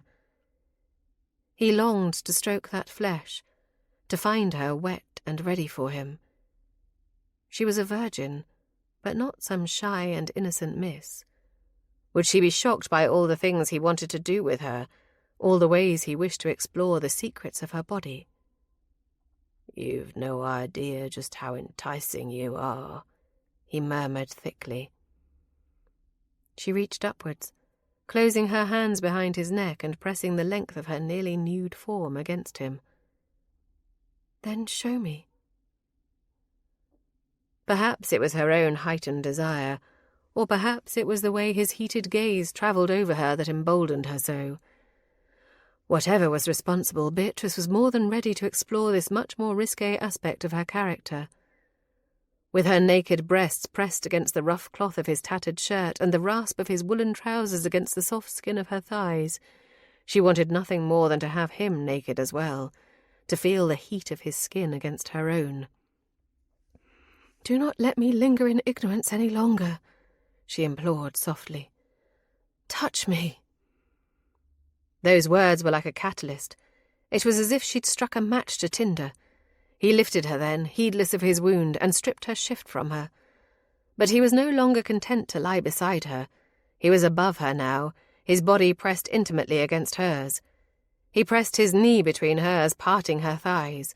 She could feel the hard and unrelenting ridge of his manhood against her. He pressed against her more fully, his hips grinding against hers until she let out a shattered moan. Then he was gone, pushing his weight off her and taking stock of her nakedness. Laid out beneath him, he touched her everywhere. His hands stroked over her, building the fire that burned inside her. Then his mouth followed, trailing hot kisses over her fevered flesh. He touched her everywhere, her shoulders, her neck, the swells of her breasts, the aching peaks of her nipples that made her cry out. But when he pressed a hot, open-mouthed kiss low on her belly, just above the thatch of curls at the apex of her thighs, panic struck her. Surely he did not mean to kiss her there. Instinctively she tried to clench her thighs together, to halt such an intimate invasion, but he placed strong hands just inside her knees, forcing them apart. "You wanted to eradicate your ignorance, Beatrice. Do not let your bravado fail you now," he challenged. "You cannot mean to kiss me there," she protested. "But I do. I mean to taste you intimately, to know the very essence of you on my tongue. I mean to kiss you there until you shudder and cry from the pleasure of it. Has your courage failed you?" "No," she lied. It had failed her entirely. She wanted to flee from the erotic challenge she saw in his pointed gaze, from the gentle mocking of his slight smile as he surveyed her. But that was only part of her. The other part of her, the wanton creature who had been lurking inside her, demanded that she allow him to do just as he'd stated, that she savour every second of the decadent and hedonistic pleasure he offered. As he lowered himself between her thighs, Beatrice tried to brace herself, tried to fathom what on earth it might feel like. Nothing could have prepared her for the reality, for the immediate surge of pleasure that washed through her as he kissed her. His tongue moved over flesh so sensitive that every touch seemed to arc outward until she felt it throughout her entire body. Instinctively, she clenched her fingers in the bedclothes beneath her, searching for something to cling to as the world simply spun away from her. As his tongue speared inside her, intensifying sensations that already surpassed anything she could comprehend, she moaned his name desperately. He was relentless. His mouth was ravenous on her flesh, nipping, licking, sucking at her until she was breathless and shuddering, poised on the brink of something that she both craved and feared. Her body was no longer hers to control, but had been given over solely to him. Every muscle tensed and quivered. Her entire body had drawn taut, aching with anticipation of whatever was just beyond. Her hips arched upward against his questing mouth, and then she simply broke. The tension inside her shattered like glass, and she cried out breathlessly as waves of pleasure coursed through her. As she lay there, struggling to regain her breath, to comprehend what it was that had just occurred, he was shedding his clothes. Each garment came off so swiftly that she had no time to study him, to take in and fully appreciate the differences in their forms. Then he was, once again, nestled between her thighs, the hardness of his chest pressed against her, the thick ridge of his arousal against her thigh. She'd heard the maids giggling about such things. She'd also heard them uttering words of caution to the younger girls, warning of the pain that always accompanied the first time. "Do not let your courage fail you now," he uttered in a pained whisper. "Please, for the love of all that is holy, do not ask me to stop." "Would that be so very awful?" she teased. She would not, of course. Her own desire, curiosity, and the very evident need that he felt all shored up her decision to stay the course. "It might very well kill me," he replied. His tone was serious, but it was belied by the amused glint in his eye. He'd seen through her completely. "For the sake of my conscience, I suppose I must endure," she answered solemnly. "Endure," he repeated. "You are hard on a man's vanity, Beatrice." Slipping her hand between them, she tentatively touched the hot flesh of his shaft, stroking it with her fingertips. A strangled sound escaped him, but when she looked up, she could see the pleasure etched there in the harsh planes and angles of his face. "I'd be lying if I said I didn't have concerns." "Concerns are well and good. You've trusted me this far. Why not a bit further?" he asked. "Why not, indeed?" she capitulated. He removed her hand from him, pinned both of her hands above her head with one of his, and said, "Do not move until I tell you to. I've little enough control left as it is without you exploring." The notion of him losing control appealed to her more than she cared to admit it. What would it be like to have such power? To rob a man like Graham of his self-control? She wanted to find out, but not in that moment. In that moment she was fully content to let him take the lead and teach her what she needed to know. He let go of her wrists, but she did not move her hands. Instead, she gripped the pillow beneath her head, biting her lip at the foreign sensation as he gently parted the folds of her sex. When he began to nudge inside her, panic returned. He felt too large, filling her so completely. She couldn't breathe from the sensation of it. "Relax," he whispered, halting his movements as he gently kissed her ear, her neck. Those slow, languorous kisses eased some of the tension. As she began to relax, he sank deeper. It didn't hurt, but it was impossibly alien. He tucked one hand behind her knee, hitching it higher until she had no choice but to wrap her leg around him. It opened her more fully, easing his passage. There was a slight flash of pain, a second and no more, and then she felt him deep within her. Graham rested his forehead against hers for a moment, taking deep, steadying breaths. Then he began to move. Long, slow strokes as he set an easy rhythm that had her gasping. All the giggling, whispered conversations between maids had not prepared her for the reality of what it meant to have him inside her. the soul-scorching intimacy of it as she looked into his eyes as he sank into her again and again, stripped her of every defence and left her vulnerable in a way that rattled her. But soon such thoughts fled. As the tension built again, it robbed her of thought altogether. There was no time to contemplate the emotional ramifications of what she had done. There was only one exquisite sensation bleeding into the next, driving her upward, climbing toward release. It happened quickly. The tension sharpened. Her muscles drew taut, and she knew what it meant, understood the pleasure that was to come, and she reached for it, arching up to meet him as he thrust more deeply into her. She shattered, her body spasming around him. He tensed every muscle of his body like warm stone against her as his breath escaped on a shattered groan. His hips jerked against hers, and she felt the warmth of him flooding her as he took his own pleasure. Afterward, lying there in his bed, their limbs twined together and sweat drying on their skin, neither spoke. Neither of them was ready to acknowledge the magnitude of what had just occurred, or the consequences it could bring for them both. The morning was soon enough to think of such things.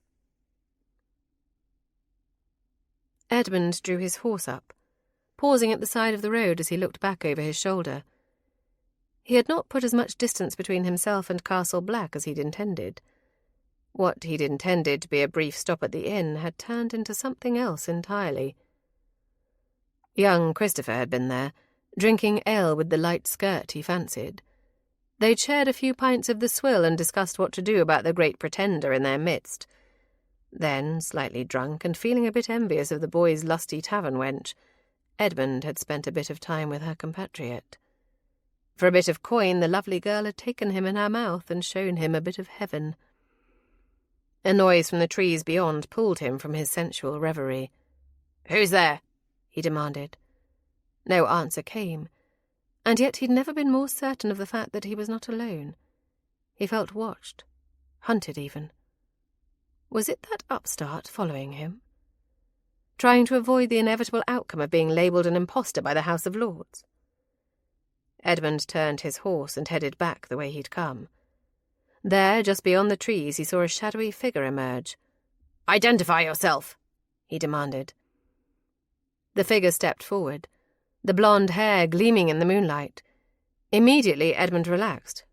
"Christopher, what are you doing out here? I thought you meant to stay at the tavern." "My plans have changed, it would seem." Edmund frowned. The voice was wrong, different. The words accented strangely. Was it just the drink? "Are you with me to London, then? It would lend weight to my petition for you to be there with me. Together we can have him declared an impostor with little or no effort, I think," Edmund said. He stepped forward, coming closer. It wasn't just the voice that was different. The clothes were as well. He changed into a heavy redingote that Edmund did not recall seeing before. "No, Edmund, that is not part of my plan. I cannot afford to have you drawing undue attention to us right now. Not when I am so close to having all that I have ever wanted." Edmund didn't question the statement. Instead, his attention was focused on the pistol that Christopher had drawn from the pocket of his greatcoat. "What are you about? This is madness!" The weapon fired with a flash, and blinding pain exploded in Edmund's side. He tumbled from his horse, falling to the ground as he gasped for breath. The blond man walked toward him then.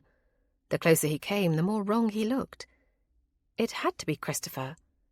Who else could it be?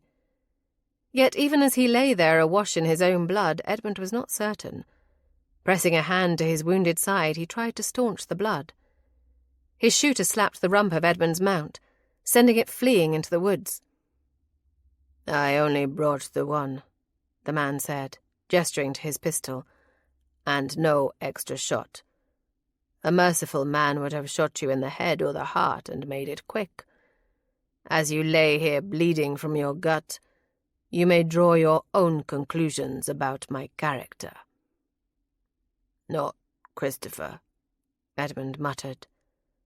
The man squatted down next to him. Not yet. But I will be. Chapter 17. Graham had slept but very little. Most of the night had been spent marvelling at the woman beside him. Physically, she was perfect to him in every way, but more than that, he felt to his very bones that she was what he'd been searching for all along. He'd wanted a sense of belonging to something, to someone. In the dark hours of the night, with her in his arms, her body warm and willing beneath him, he'd found that. Still, there was a part of him that whispered he did not deserve it, did not deserve her. She slept peacefully, untroubled by demons and by a dark and twisted past. Curled against him, soft and warm, she represented all that he craved in life and all that had been denied him to that point. Absently, he lifted a lock of her hair and twined it about his fingers. The dark strands felt like spun silk. She stirred then, her lashes fluttering against his chest, until finally her eyes opened fully. They had not closed the bed curtains, and the first faint light of dawn was seeping in through the curtains. "You should go," she said, her voice husky with sleep. "If the servants see you sneaking out of my chamber in the wee hours of the morning, there will be no end to the gossip." "And is that your only reason for hurrying me off?" he asked. "What other reason could there be?" she asked, sitting up. She clutched the sheet to her chest, shielding her breasts from his view. His temptress of the night had grown shy with the dawn, it seemed. "Regret?" he offered. She didn't answer immediately. For the heartbeat it took for her to form a response, his stomach knotted with tension. "I regret nothing, except that I have to ask you to sneak away in the light of day," she finally said. "I do not feel any shame for what we did, for the liberties I allowed you. I know that I should. But, try as I might, I cannot muster any real contrition. False piety after hedonistic enthusiasm does not sit well with me." "Then come to me tonight," he urged. "When the servants are abed and the house is dark, come to my bed and let me show you what true hedonism can be."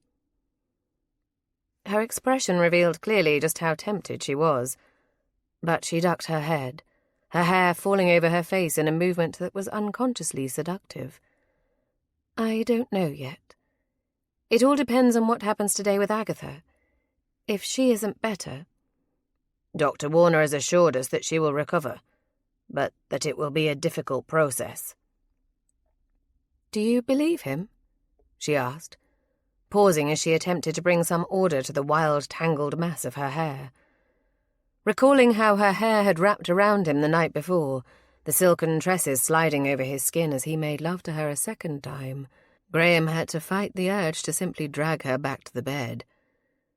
Forcing himself to focus on the issue at hand, he said, "He's beyond a doubt one of the most skilled and knowledgeable men of medicine that I have ever encountered." "How do you know him?" she asked, rising from the bed and taking the sheet with her. He sat there, completely oblivious to his nakedness. She was not. When she glanced back at him, her face flamed with a vivid blush. "It's a bit late for missishness," he teased. "You have no shame." "Not a bit of it," he admitted, "and I'll soon have you prancing naked through this chamber without a second thought. In fact, I'm looking forward to it. You have the most perfect backside, lush, full, heart-shaped. It fits perfectly in my hands." "Stop it," she hissed, but there was laughter in her voice as well. "Now you're embarrassing me on purpose." "Yes, I am," he admitted, but there was no teasing in his tone. He was completely serious as he spoke. "Because more than your face blushes, and if it weren't daylight, I'd drag you right back to this bed and show you just how entrancing I find it." She had managed to don her shift and was struggling into her stays, but she stopped then. "I'll come to you tonight. You've persuaded me with sadly little effort, it seems. I've turned into quite the wanton." "There's no shame in it. Whatever this is between us, Beatrice, it isn't simply slaking a lust. You do know that." She'd managed to untangle her shift from their array of discarded clothing and donned the rumpled garment. "I know that I want it to be. But there is far more at play here than what we want. You are Lord Blakemore. That comes with responsibilities, Graham, that you would not be meeting if you were to form some sort of permanent attachment to me." "That will be my decision to make. Mine and yours. Everyone else and their opinions be damned," he said, and rose from the bed. Naked, he stood before her and helped her to tug the mass of her dark hair from the wrap she'd been struggling to don. "When I decide I want something, nothing will stand in my way, Beatrice. Nothing." She said nothing in response, just stared up at him for the longest moment. The silence stretched between them until he reached out, cupped her face in his hand, and leaned forward to kiss her. A soft knock at the door interrupted them. It opened, and Betsy ducked inside. She took one look at Graham, her eyes widened, and then she turned her face away. "Miss, the servants are up and about, and I heard them talking in the kitchen that his lordship's dinner hadn't been touched. They gossip something awful," the maid offered weakly. In deference to the servant's clearly scandalised state, Graham reached for the discarded sheet and wrapped it about his waist.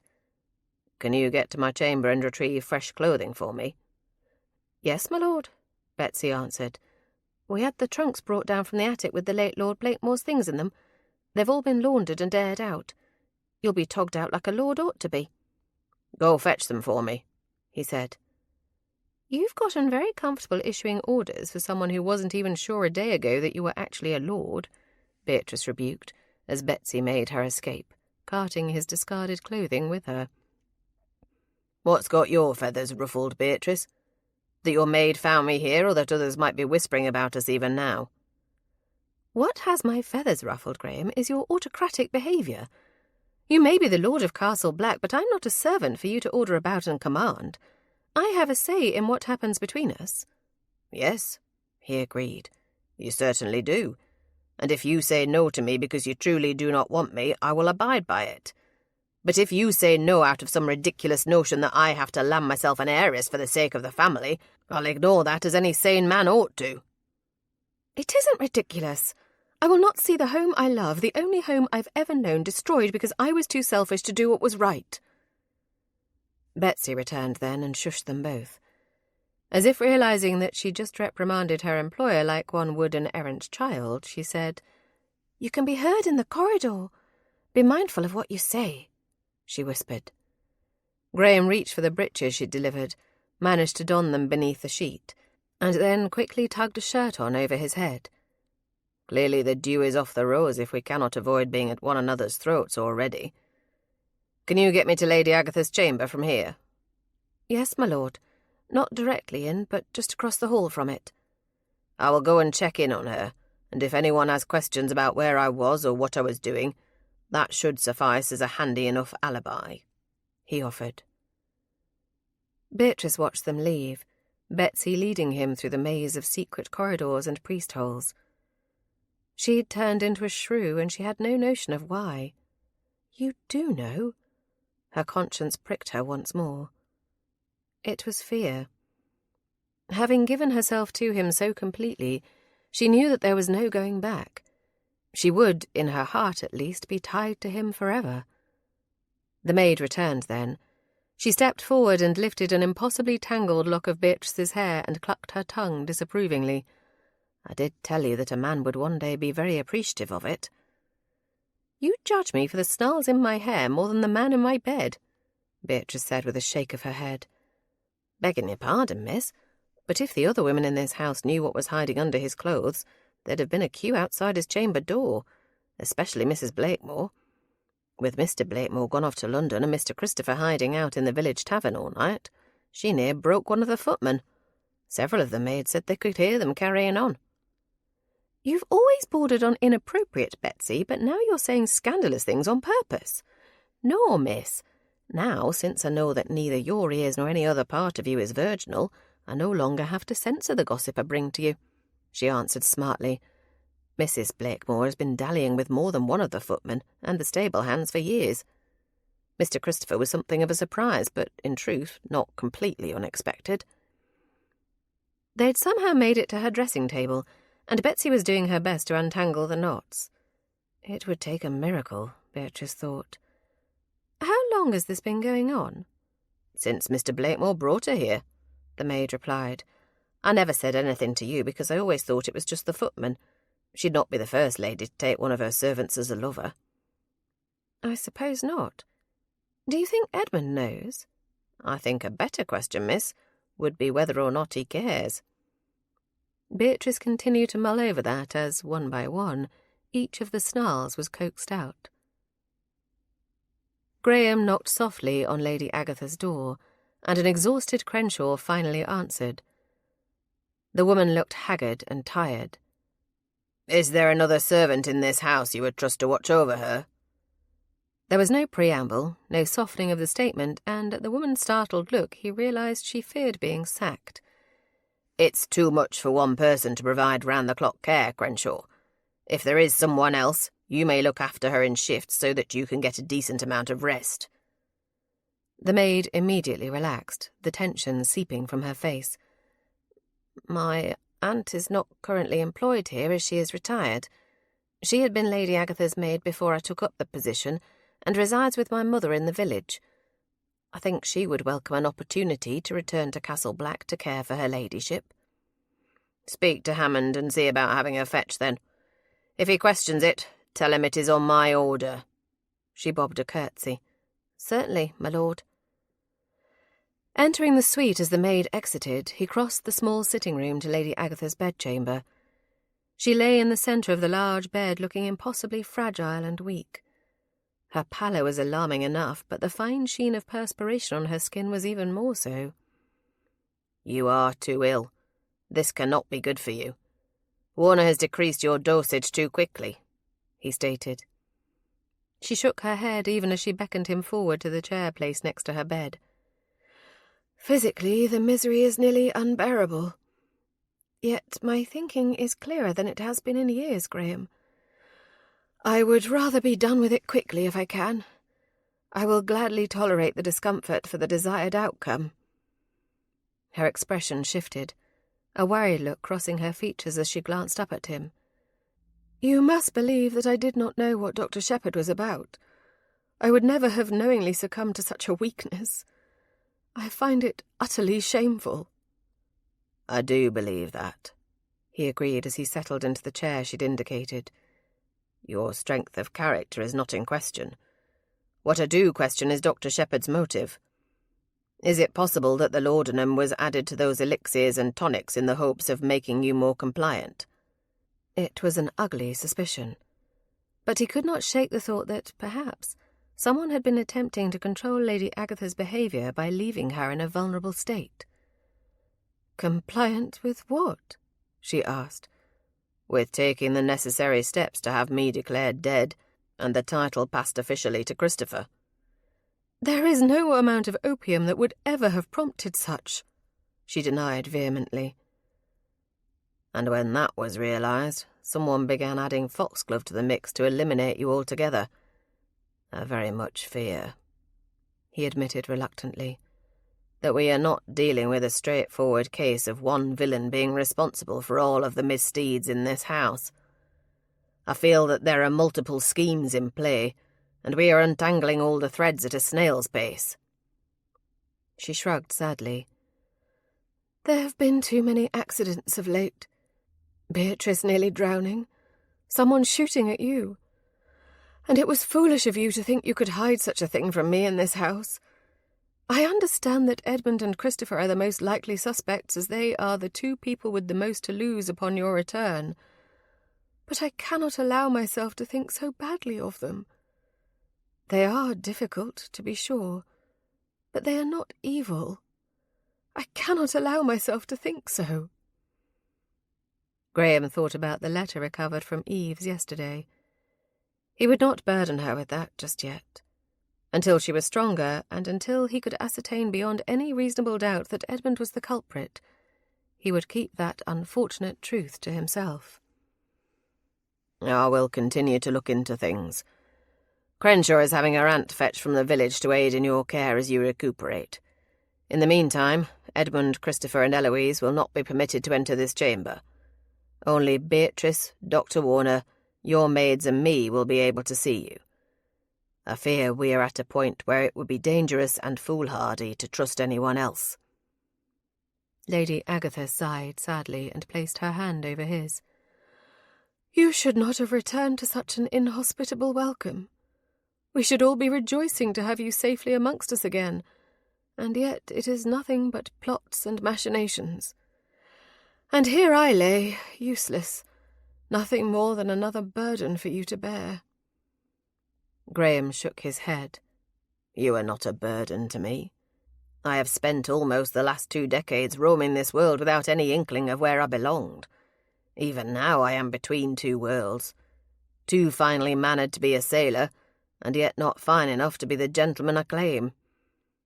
Acceptance from you means the world to me, and even if Edmund should succeed with his petition to the House of Lords, I will not abandon you here." "And Beatrice?" she asked pointedly. "What will become of her?" Graham met her far too perceptive gaze. He'd made his decision. He'd made it long before the innocent temptress turned shrew had lured him into her bed. Beatrice will be my wife, whether I am Lord Blakemore or not. She could accept me more easily if I am not, to be honest. The notion she has that the estate is in peril and I must wed an heiress, where has that come from? "Edmund is always going on and on about the estate operating at a loss. He insists we are hovering on the very precipice of poverty, though I cannot fathom why," Lady Agatha replied. "I should have looked into things more closely, but I lacked the strength or the will to do so. If we are on the verge of being paupered, I am at fault for not taking a more active role in maintaining your legacy." "You take too much upon yourself. Your oldest son was missing and presumed dead for nearly 2 decades. Your husband had just perished. It is only natural that you would look to people you trusted, to family, to help you in such dire times. But that is neither here nor there. My concern now is how. If we are bleeding money, how and where is it going?" A pensive expression twisted her features as she considered that question. "Little has changed in the way the estate functions since your father's passing, which means that it must be in how the finances are managed that we have a problem." "Mismanaged," Graham corrected. "From what I have learned from Beatrice, I think it is safe to assume that a good portion of the revenue produced by the estate is being utilised to see to the care and comfort of Sir Godfrey."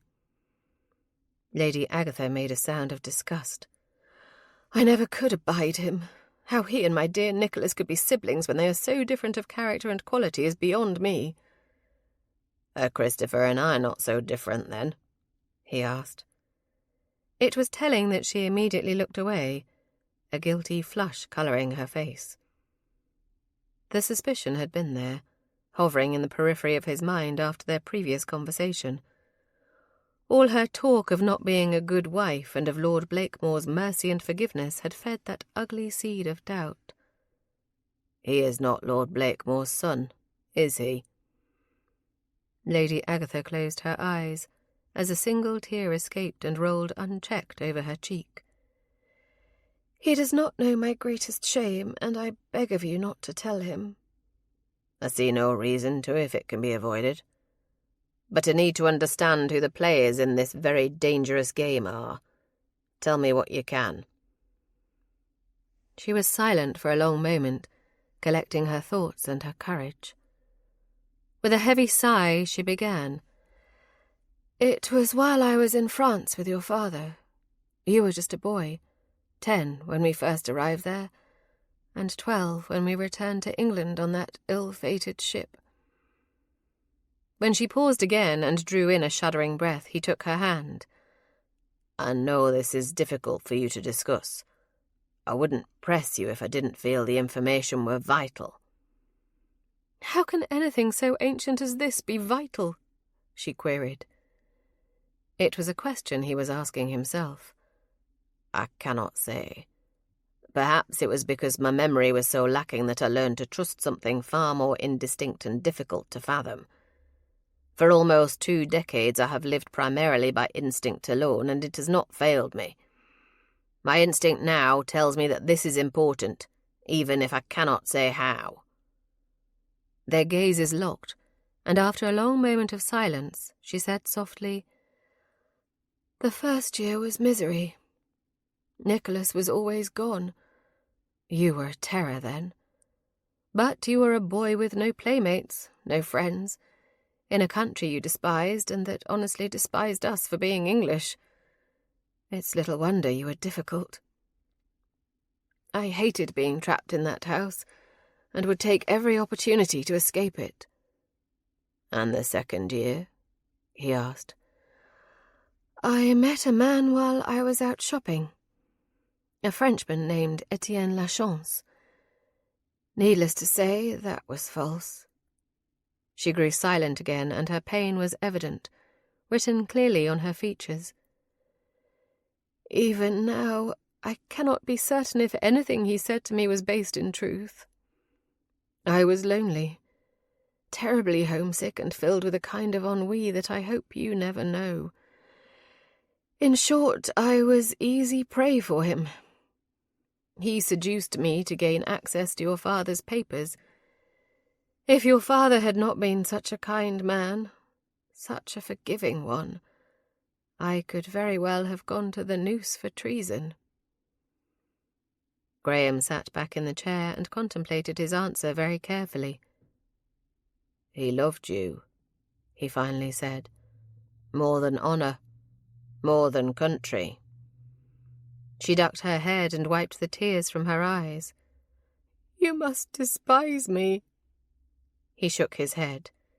"You are human, as we all are. At one time or another we are all guilty of trusting the wrong person. I cannot imagine what it was like to learn the truth, and in such troubled times."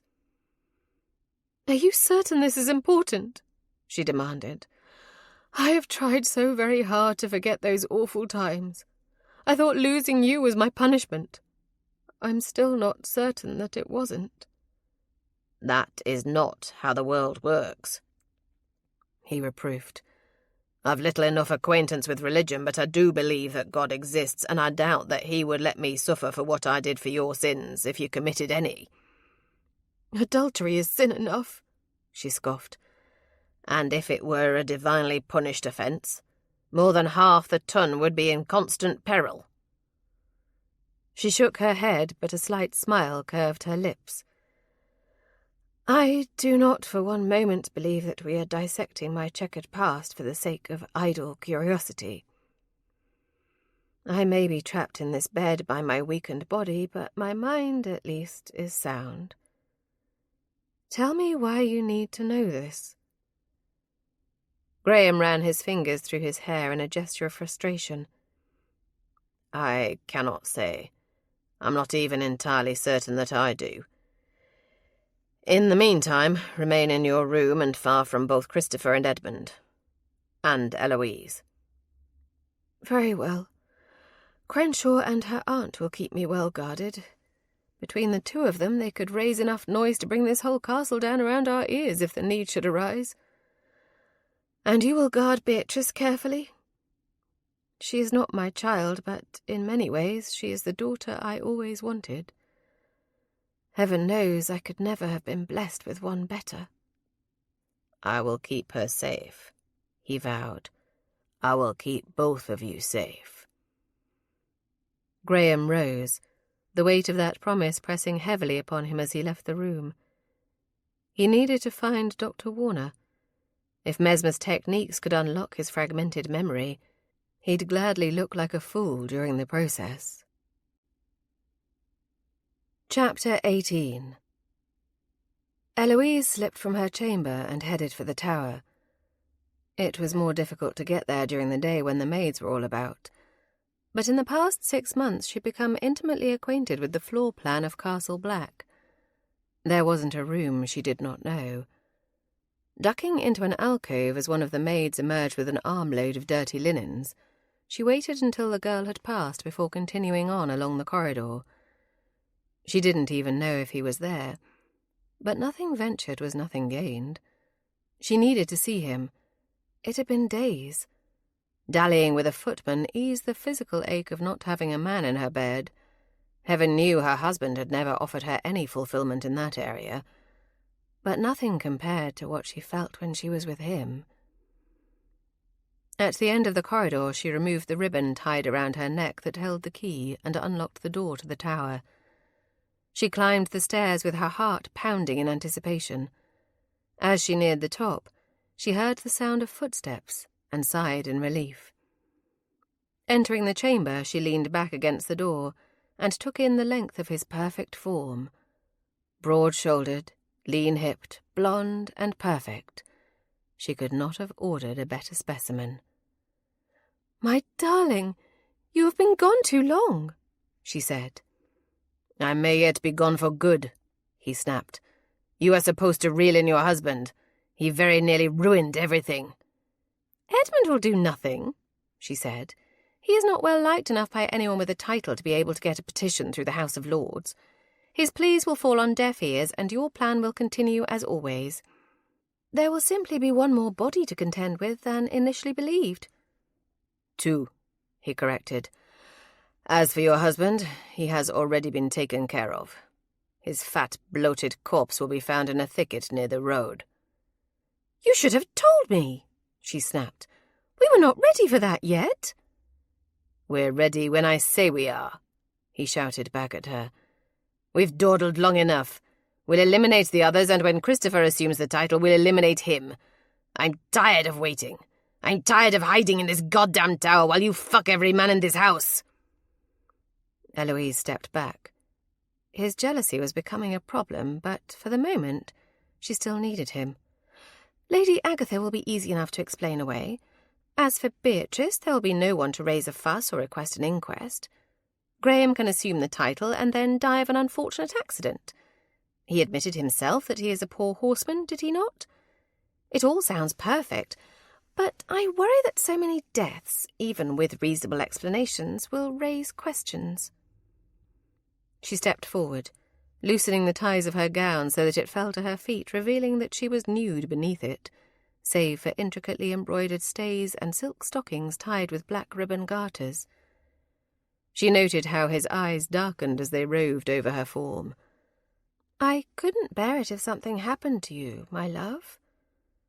He didn't touch her, but allowed her to run her hands over his body.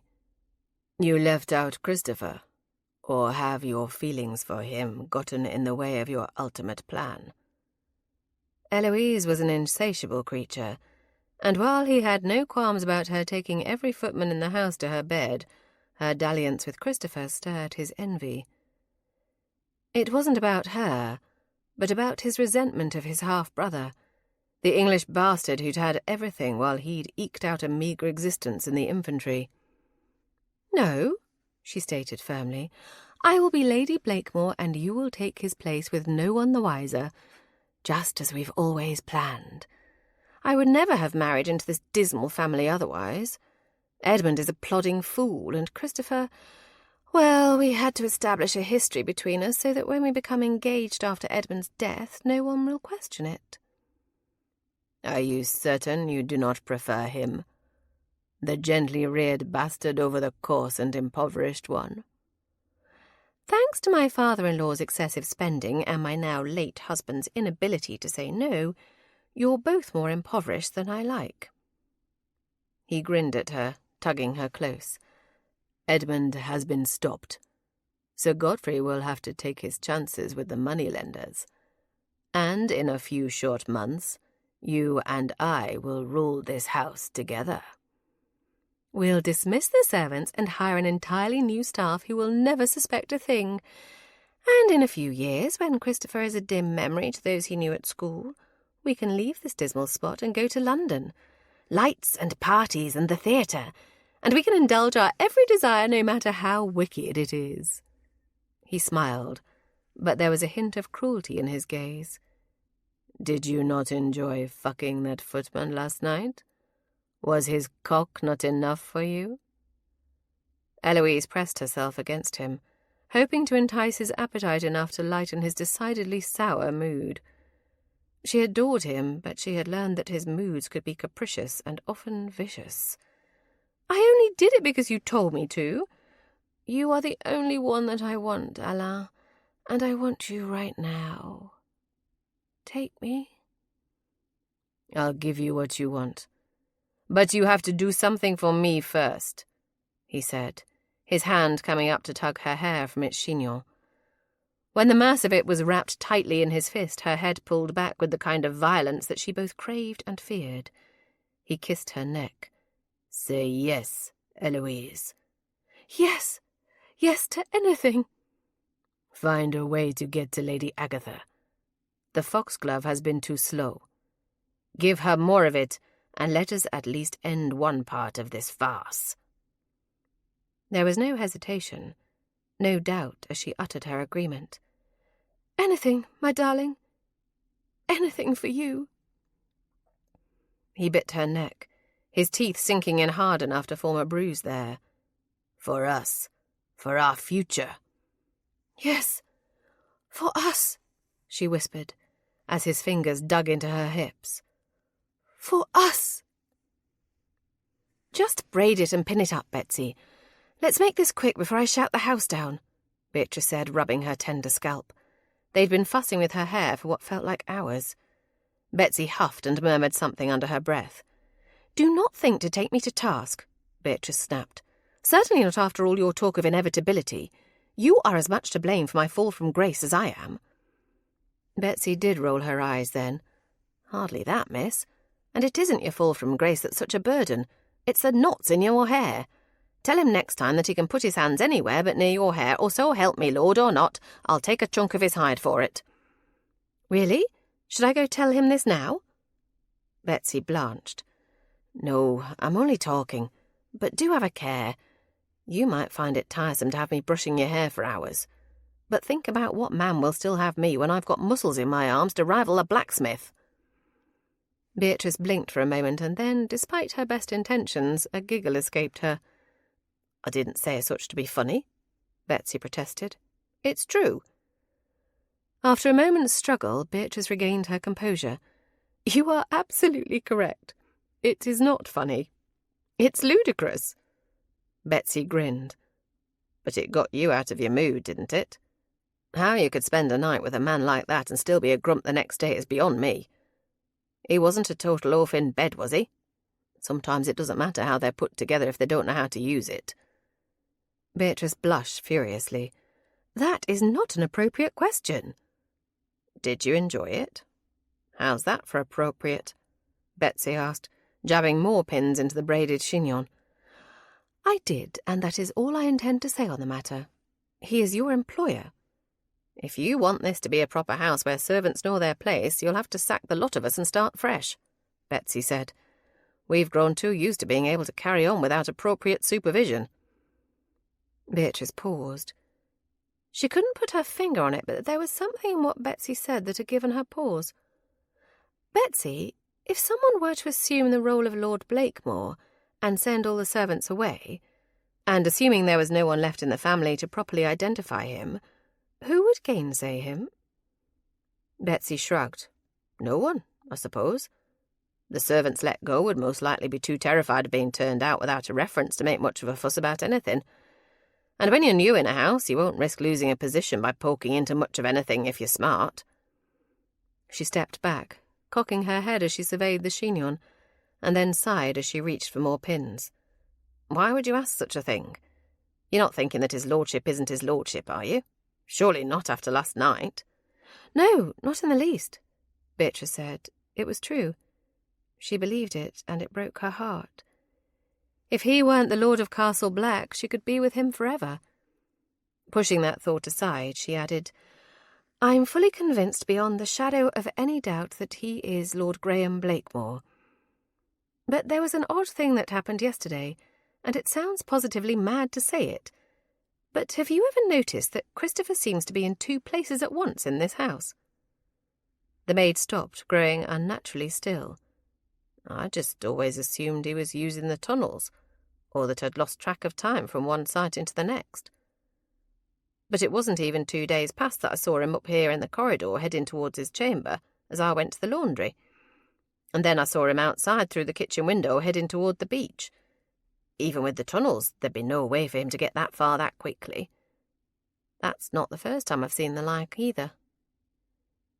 Did Christopher have a double? Was such a thing even possible? And if so, who had brought him to Castle Black? Was it Christopher at the root of all the plots and schemes, or was it Edmund? The more she learned, the less things made sense. The only thing she could be certain of was that Graham was not an impostor. If someone intended to have Christopher replaced by another, then Graham's return would have most certainly put a kink in their plans. As the younger son, he would have been given the title only after Graham was declared dead. All this time they'd assumed he could be the villain when, in fact, he might very well be the next intended victim. Even to her own mind the plot seemed far-fetched. Yet there was no other possible explanation for what she had seen. Implausible as it seemed, it was the only option that could account for all that had occurred thus far. Beatrice rose, excitement buzzing inside her. "I have to find Graham. Oh, Betsy, bless you for saying such wildly inappropriate things. I believe I know exactly what's going on in this house now." The maid shook her head in confusion. "Well, I certainly don't know what's going on, and I think I prefer it that way. He went to Lady Agatha's chambers, but I don't know if he's still there or not. But I don't think you need to be running around these halls on your own, either. I know Mr. Edmund isn't in, but there are still strange things afoot. It'll be fine, I promise. But I need you to do something for me." The maid crossed her arms. "What is it?" "Has Christopher left his rooms yet?" "He wasn't in them," Betsy replied, in the tone she always reserved for scintillating gossip. "Not all night.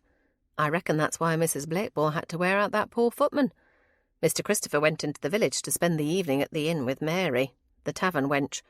He's been doing that a lot lately, come to think of it." Beatrice sank down onto the edge of the dressing-table. If he was spending his nights in the village with the tavern wench, was it his doppelganger that Eloise had been with in the tower? If so, why would she have spent the night with the footman? Unless her lover was absent as well. More questions than answers continued to arise, but her certainty about what was happening did not waver. "If he returns, watch him. Watch him like a hawk. I cannot explain more except to say that there is someone else in this house who comes and goes through those very same tunnels that you and I used, who looks enough like Christopher to be easily mistaken for him." Betsy didn't immediately gainsay her, which meant she knew more. "Out with it. Do not withhold information now," Beatrice urged her. "How can that be, miss? It's the only thing that makes sense, I grant you. But there's no family to resemble him. He's only got the one brother, and they are night and day." Unless they were not the only brothers. "I am going to check on Lady Agatha and find Graham. Be vigilant if Christopher returns." Chapter 19.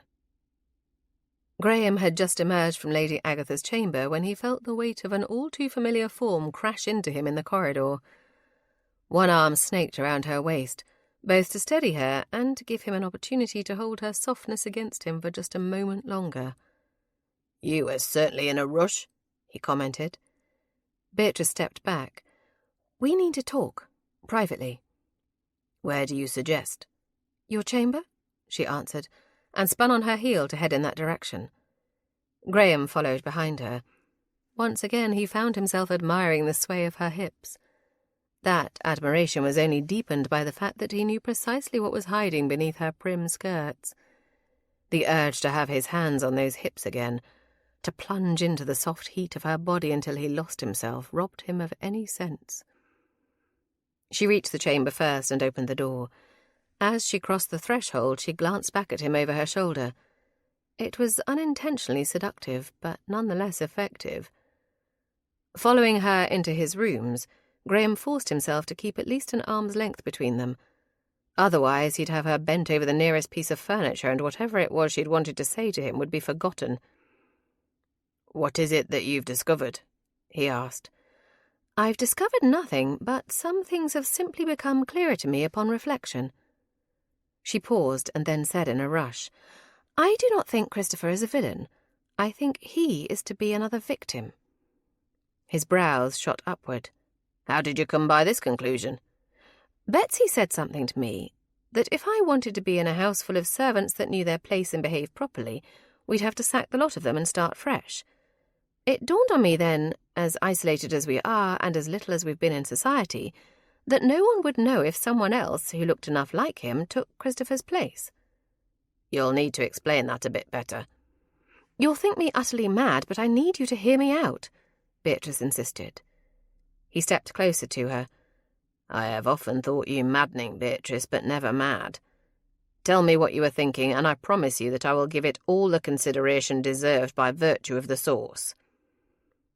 He was too close, Beatrice thought. Too overwhelming as the heat of him seared her. "I can't think when you do that," she whispered. Closer still, he crowded her, his hands skimming over her hips as he tugged her close enough to feel the hardness of him pressing into her. Beatrice felt herself swaying, leaning into him, craving the rush of desire and the pleasure that he'd incited in her the night before. "It's about Christopher," she said, her voice breathless with need and the weight of anticipation. "Graham, this is unwise." "And yet I find myself both unwilling and unable to care," he said, one hand cupping her neck until her head tipped back. Looking up into the dark blue of his eyes, she felt herself falling, the importance of what she'd needed to say forgotten in the wake of the desire that seemed to consume her whenever she was in his presence. A knock sounded at the door, but it was opened before they could bid anyone to enter. Betsy stepped inside, trembling and ashen-faced. "I'm so sorry, miss, but something awful has happened. You must both come at once." Disappointed and more than a little embarrassed, Beatrice stepped back. "What is it, Betsy?" "It's Mr. Blakemore, Edmund. One of the tenant farmers found him, miss." "Found him?" Graham demanded. "Is he injured?" "Gravely, my lord," the maid offered with a terrified nod. "I cannot imagine that anyone could recover from such a wound. You must come at once." "Has someone fetched Dr. Warner?" Beatrice asked. Whatever her feelings for Edmund, she did not wish him dead. "Aye, miss. The doctor is seeing to him now." As Betsy departed, Graham turned back to Beatrice and uttered, "This is not finished. Do not think for a moment that we will reverse course, Beatrice. We are only delayed." Beatrice had no intention of reversing her course. It seemed impossible at any rate, comparable to battling a force of nature. Now that she had ceased resisting, the only course of action left to her was to simply capitulate. She meant to enjoy him for as long as she could. "I will not, but let us see to Edmund first. I cannot help but feel this is related to the respective attempts on our lives."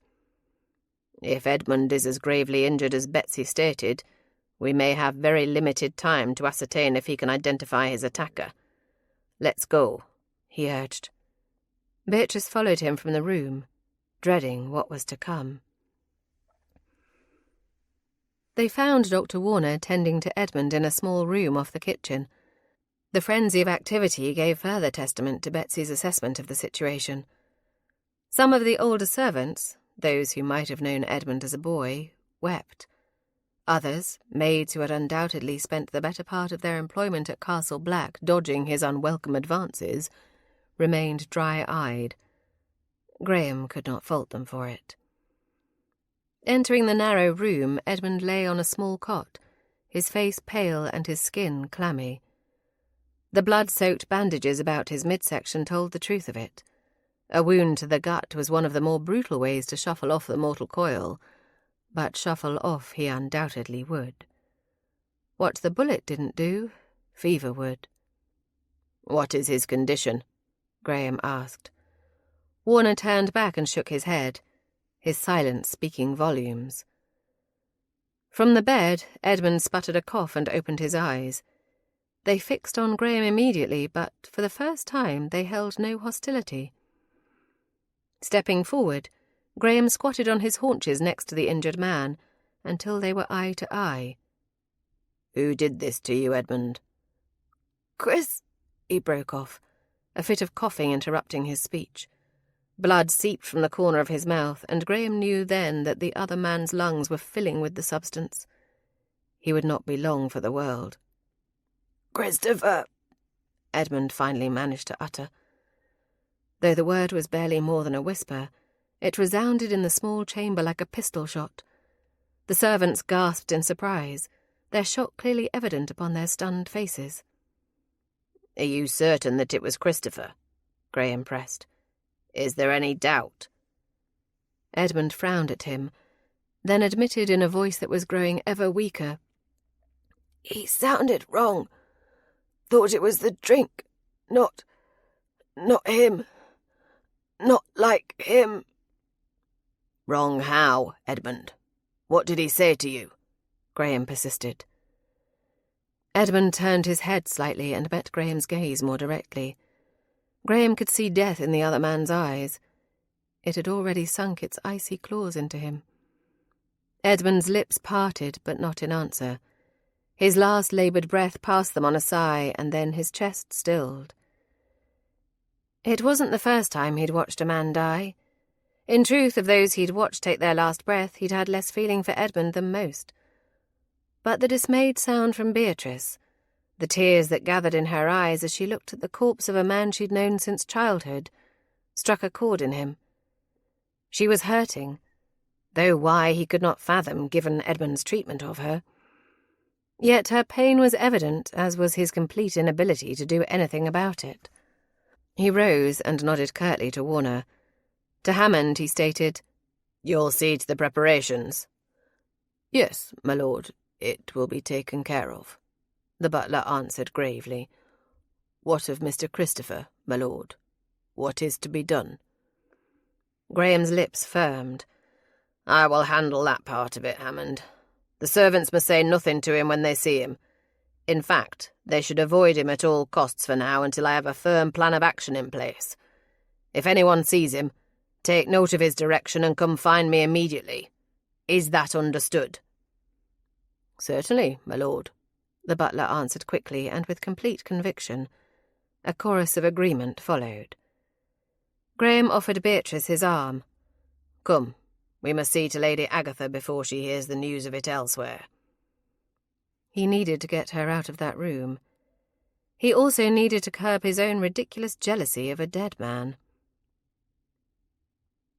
Beatrice brushed tears from her eyes as they left that small, dismal chamber and made for Lady Agatha's suite. She did not weep for the man Edmund had become. Her tears were for the boy he'd once been, and for the woman they were about to face. Lady Agatha had suffered the agony of a missing child for almost 2 decades. She'd buried her husband, a kinder man never to be found. Now, with her missing son returned to her, she would have to say her farewells to Edmund, who had been like a son to her. It was too much for her to bear, and Beatrice feared that it would trigger a setback in the woman's recovery. "Why do you weep for him?" Graham asked softly. "After all that he has done and all that he has threatened. Why?" "Because when we were children and I was afraid, he would tell me stories. Because when you were gone and Lady Agatha wept enough to fill the ocean itself, he would sit with her," she answered. "He was different then, before Sir Godfrey's influence tainted him beyond repair, before his own jealousy and envy, his awareness of the lack of permanence of his position as steward here, nurtured the meanness that Sir Godfrey planted in him." Graham stopped in the corridor, and since he held her arm, she was forced to stop as well. She looked at him then, evenly and without rancour. It was clear from his expression that he disapproved of her tears. Given what he knew of Edmund, she could even understand it. But in a joint history that spanned nearly 2.5 decades, it was impossible to condense it down only to those unpleasant moments he had witnessed. "You do not have to mourn for him," she said softly. "He was little more to you than a rude and ill-tempered stranger. But we've been living in one another's pockets here for decades. The relationships built within these walls are complicated. You do not have to mourn him, but you must not judge me for doing so." They stood there in the corridor, silent for the moment. It stretched between them, fraught and tense, until finally he sighed heavily. "I have no right to dictate what you may feel and who you may feel it for. It is not my place." "Because you are not my husband?" And he never would be, she thought. It seemed she needed to constantly remind herself of the impermanence of their relationship. Failing to do so would only give rise to hopes that, when inevitably dashed, would only bring more pain. Yet she found herself wondering what manner of husband he would be to the woman he wed. Would he be the sort of man who attempted to control even his wife's thoughts? Because marriage had seemed such an unlikely future for her, she'd grown accustomed to doing as she pleased with little thought to anyone else's opinions or thoughts. She told herself it was just as well that their relationship would end, because she could not imagine ceding control to anyone in that fashion. "No," he replied with another heavy sigh as he scrubbed his hand over his face. "Because it is not my right to tell any man, woman or child what they may feel. I may not understand how you can separate who he was as a boy from the disappointment of him as a man, but I also cannot understand how you can look past all of my many flaws. To exploit your generous nature for my own benefit while castigating you for it when it is applied to others would make me the worst sort of hypocrite." Beatrice hadn't expected that he would so easily accept it, or that he would so willingly admit to error on his own part. At every turn his behaviour confounded and baffled her. She never knew what to expect from him. Electing to change the subject altogether and to focus on matters that required immediate attention, she pitched her tone low and whispered, "In your chamber I came to speak to you because I have information that, given what Edmund said, is more imperative than ever. There is another man in this house, one who comes and goes at his leisure through the tunnels and passages, and who looks enough like Christopher to pass for him." He didn't immediately discount the idea, but his scepticism was obvious even as he replied in hushed tones to match her own. "I do not wish to believe that Christopher is responsible for this, Beatrice. I have only just discovered my brother, and, while things are certainly tense between us, I had hoped to build a relationship." "I saw him, Graham. Yesterday afternoon when I was going downstairs to greet Dr. Warner and Mr. Eves. I saw a man I assumed was Christopher at the end of the corridor making for the tower. Then, when I turned to descend the stairs, the real Christopher was walking up them," Beatrice insisted. "And I'm not the only one who has had such experiences here. I spoke with Betsy and she revealed that several servants have had similar experiences. While it seemed unlikely that he could traverse such distances even with the tunnels, that was the most reasonable explanation anyone had."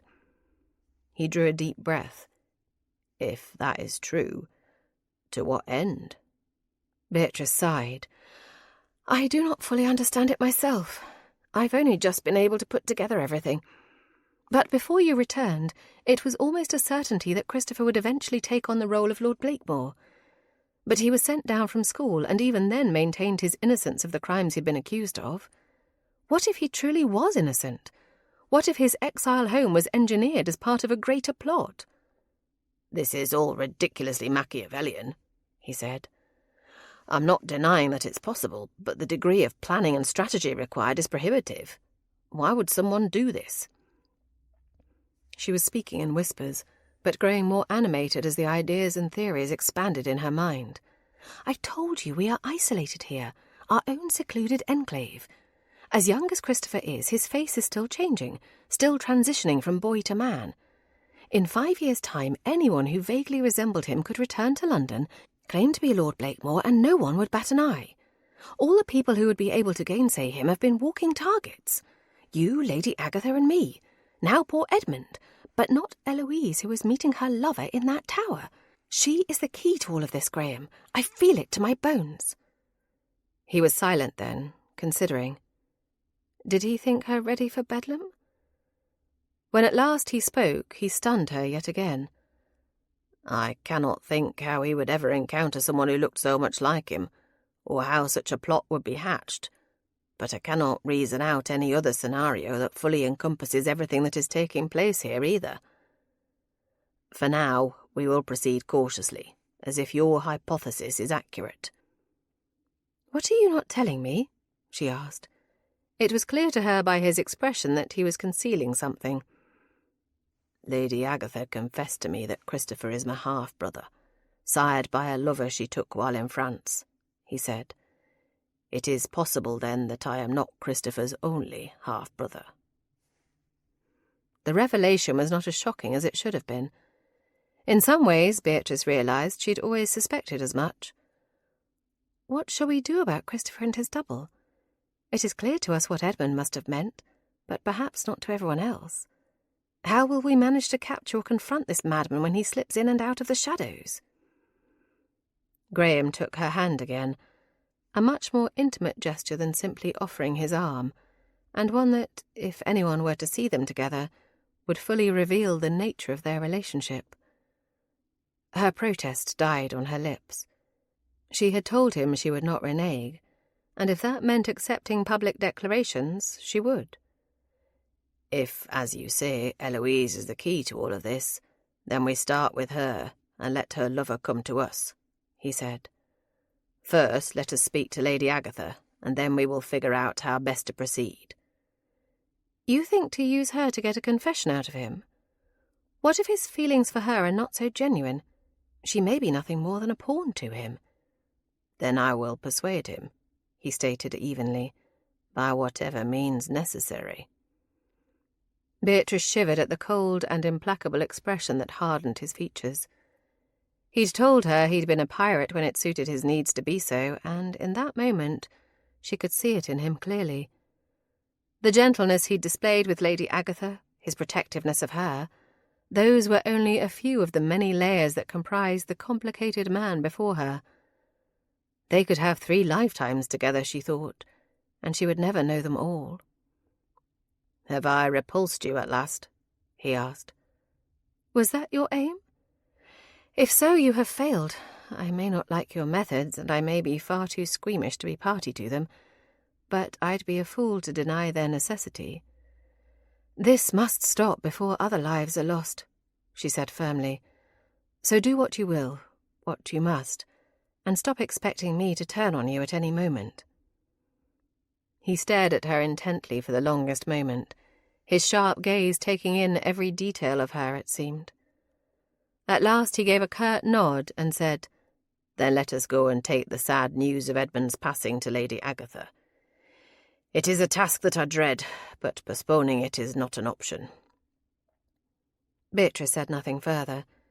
She simply walked hand in hand with him to Lady Agatha's suite and waited as he knocked softly. Crenshaw answered, looking, if not rested, then at least less like a walking corpse. "My lord, I had to send Mrs. Blakemore away only moments ago. She came here demanding to see my mistress, but I did as he said and would not let her in," Crenshaw explained, high colour blooming on the cheeks of her otherwise pale face. "Was she aware of Edmund's injuries?" Beatrice asked. Crenshaw stared at her blankly. "If she was, miss, she said nothing of it to me. Is he terribly hurt, then?" "He has died of his wounds," Graham answered softly. "Is Lady Agatha's condition well enough for her to hear such news?" Crenshaw looked down at the floor, clearly upset by the information. When she looked up again, her eyes gleamed with unshed tears. It was the most outwardly emotional display that Beatrice had ever witnessed from the woman. "I dare say no one is ever in a condition to hear such, my lord," Crenshaw stated, her voice trembling with unshed tears. "But delaying it will not change the truth of it, and will not spare her the suffering, only postpone it. I believe it would be best to tell her now and be done with it." "What is it that you are all conspiring about?" The question had come from just beyond the bedchamber door. Lady Agatha stood there, her grey hair in a simple braid, and a heavy brocade wrapper dwarfing her slender frame. "You should sit, or better lie down," Graham said. "I am ill, not feeble," she replied evenly. "Tell me what has happened." Beatrice moved deeper into the room to take Lady Agatha's hand. She led her to a small settee. "It's terrible news, Lady Agatha," Please sit. Has something happened to Christopher? She asked. Fear made her voice tight and sharp. No, Beatrice denied quickly. He is well. However, Edmund is not. He was injured in an attack on the road to London. She stopped, unable to utter the truth, knowing how much pain it would inflict. Edmund had been like a son to Lady Agatha, albeit an often disappointing one. How serious is his injury? Lady Agatha demanded, bracing herself for the news. Beatrice looked to Graham imploringly. She could not make herself say it. Chapter 20. Edmund is gone, Graham stated unequivocally. He did not relish relaying such news, but he agreed with Crenshaw. To delay and draw it out would be more cruel. His wounds were too severe, and he has succumbed to them. Lady Agatha's hand tightened on Beatrice's to the point that her knuckles went white. A sound escaped her, a mournful cry that told him beyond any question how dear Edmund had been to her. "Who is responsible for this?" she finally asked through her tears. There was no end to the ill tidings he brought, it would seem. At first glance, and based on what Edmund said, it would appear to be Christopher. She gasped then. "I will not believe that of him. He is sullen and moody, I admit, but Christopher is not violent." "No," Graham agreed. He prayed that Beatrice's theory was correct, because it might at least spare Lady Agatha some anguish. "I do not think he is. Is it possible that your former lover had more than one son?" "A half-brother?" Lady Agatha asked. "I do not doubt that it is possible. In retrospect, it is quite easy to see that I was not the only woman to fall prey to his schemes and lies. Be truthful, Graham. Do you really believe that might be possible, or are you only trying to spare my feelings?" "There is a man who comes and goes freely from this house, who looks enough like Christopher for it to be possible. Many of the servants have seen him, albeit at a distance, and even Beatrice, when she saw him, assumed he was Christopher," Graham explained. "Did he know that you were with child before you fled France?" Lady Agatha drew a deep breath and then answered with a quavering sigh. "He did. But he denied me and the child, claimed to want no part of either of us, as I had fulfilled my only purpose to him." "I know this must be a difficult thing for you to speak of to us, but it is imperative," he reassured her. "Have you had any contact with Etienne Lachance since you parted?" "He wrote to me once," Lady Agatha admitted. "He asked for money and threatened to expose me. To expose Christopher as his son and see that he would not inherit. At that point, I had almost come to accept your death, Graham, and I knew, whether I was willing to admit it or not, that in all likelihood Christopher would take the title. It had been Nicholas's wish. We had discussed it at length. So I had the money delivered to him by courier. I expected that it would be the first payment of many, but no other demands were forthcoming." "It seems unlikely that he would have been satisfied with so little, when he clearly had the necessary means to extort more," Beatrice mused. "Why would he stop?" "Perhaps it was not by choice," Graham said. "At this point, we cannot even be certain that he still lives."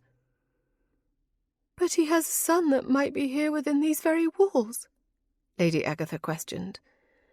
"This all sounds ludicrous." "Is it any more ludicrous than your son returning from the dead after 18 years? Impossibility and implausibility are the order of the day," Graham chided gently. "The only other option would be that Christopher himself is the villain. It is certainly the more preferable of the two scenarios available to us at this time." Lady Agatha sighed heavily. Her hand trembled as she placed it to her heart. "It is difficult enough to accept that Edmund is gone from us. To think that my dear Christopher might have had a hand in it is more than I can bear." "We must proceed carefully," he said. "It seems likely, from what we've gathered thus far, that Eloise figures heavily within this plot." "Go on, then," Lady Agatha urged. Tell me what you plan to do. Eloise will cooperate or she will face prison. I have proof that Edmund was siphoning funds from the estate. It would be easy enough to show that she was complicit in it. She will help us apprehend the killer or face the consequences. I cannot believe it of her, Lady Agatha said in dismay. She is certainly not the most attentive of wives, but surely she had no part in Edmund's death. Beatrice stepped in then, clarifying for Lady Agatha the source of their suspicions. Because Graham thought he'd seen Christopher entering the East Tower, I had Betsy lead me there through the passages to investigate it, while Graham travelled to York. Eloise entered the chamber while we observed her without her knowledge. She was there for an assignation with a man I initially believed to be Christopher, but I know differently now. She is in the thick of this scheme, Lady Agatha, and now she is a widow. I hardly think it coincidence. As to this man, the likeness is uncanny, unlike anything I have ever seen. It's quite remarkable. The servants heard Edmund state that it was Christopher who attacked him. They are unaware that he has a double roaming these halls, though some may suspect, which means that if Christopher returns here, I cannot predict how things will go. Do you think this man is a danger to him? Lady Agatha asked. I think this man is a danger to us all, Graham insisted. I think he is behind the attempts on Beatrice's life, on mine, and behind the poisoning that you endured, though I strongly suspect that Eloise had a hand in that. His goal, if we are correct, is ultimately to take Christopher's place. If he eliminates Graham and Edmund and all of us, the servants can be dismissed and he can assume Christopher's role as the heir to Castle Black and the title, Beatrice said. His goal is to take control of everything here. The gravity of what she'd said penetrated the haze of grief and illness that hung over Lady Agatha. Do what you must to keep him safe, to keep us all safe, by whatever means necessary. Graham nodded. Remain here until I return for you, Beatrice. I hope I do not need to stress how imperative it is that you all remain safely in these chambers, and that neither Eloise nor Christopher is to be permitted entrance. We are neither helpless nor half-wits, Beatrice protested. He cocked an eyebrow and gave her a quelling glance. Then you will not balk at heeding sound advice simply because it offends your pride. We will remain here, all of us, Lady Agatha said, effectively curbing any further argument. Graham turned on his heel and left the room to seek out Dr. Warner. Beatrice seethed, and not quietly. He is ridiculously high-handed. He is concerned for you, Lady Agatha protested. As he should be. He is Lord Blakemore, and you, along with everyone else in this house, are his responsibility. I'm perfectly capable of taking care of myself, and I would prove infinitely more useful out there than in here. We have a limited number of people who are privy to what may really be going on in this house, Beatrice protested. And if you were out there searching through tunnels and abandoned rooms, looking for this man, what would that do to Graham but distract him? Lady Agatha argued. I will not lose anyone else to this fiendish plot, Beatrice. I will not allow you to take undue risks, and I will not allow you to place Graham at risk by distracting him from the task at hand. Let him handle this, because I have little doubt that, as a man, he is far more equipped to deal with a villain in a physical confrontation than we are. It had not helped Edmund, Beatrice thought grimly. A fair shot, a frequent visitor to Gentleman Jackson's when in London, and more than handy with the sword. Edmund should have been able to properly defend himself. I know what you are thinking, Lady Agatha said. He caught Edmund by surprise. That is all. Graham will not be taken unawares. Go to the desk and fetch my cards. We will amuse ourselves in the meantime. I've no intention of playing parlour games at a time like this. And neither do I. Those cards are not for games of chance. They are for divination. It is a skill I have not practiced for some time, but I dare say I am still capable, Lady Agatha insisted. Fetch them, please. Beatrice sighed and did as the older woman had bid her. It had been ages since she'd seen Lady Agatha consult her cards. So long, in fact, that she'd forgotten the habit. The deck of cards was wrapped in cloth and stored neatly in one of the drawers. After retrieving them, Beatrice returned to the small settee and passed them to Lady Agatha. "Where did you ever pick up such a skill?" "From my old nurse," Lady Agatha replied. "When I was a young girl, she did this. In secret, of course. If my father had known, she would have been sacked without a thought. At any rate, when I was old enough that a nurse was deemed no longer necessary for me, she stayed on for a bit as a companion, and then retired entirely when I was to be wed to Lord Nicholas. She taught me how to read cards and left hers with me." "Do you really believe it works?" Beatrice asked sceptically. Lady Agatha smiled coyly. "These cards have told me for years that my son was still alive." "Coincidence?" Beatrice insisted. "Perhaps. But I didn't get them to read my fortune, Beatrice. Today," Lady Agatha stated dramatically, "we will be reading yours." Chapter 21. Graham found Warner in the small workroom he'd set up near the conservatory. There was an array of bottles and concoctions spread out on the table before him. "What is all this?" he asked. "These are the medications that Quack had prescribed to Lady Agatha in various stages of experimentation and disassembly." "And?" "Most of these tonics are little better than cheap spirits. I'm allowing the alcohol to evaporate, and then we will see what's left," Warner answered. "Are you here to question my methods, or to let me attempt Mesmer's technique?" Graham waved his hand at the mess on the table. "I am not here to question your methods or to undergo such experimentation. I'm here to ask a question, but in order to do so, I will have to relay very damaging information about Lady Agatha. I need your word that you will not repeat it." Warner placed his instruments back on the table. "You have it, of course." Graham nodded. "Christopher is my half-brother, fathered by her lover while she and my father resided in France." "I can certainly see how that would be damaging information," Warner agreed. "But given that your father is already passed and Christopher is no longer in line for the title, why should it signify?" Graham worded his response very carefully. "Perhaps I am not Christopher's only half-brother.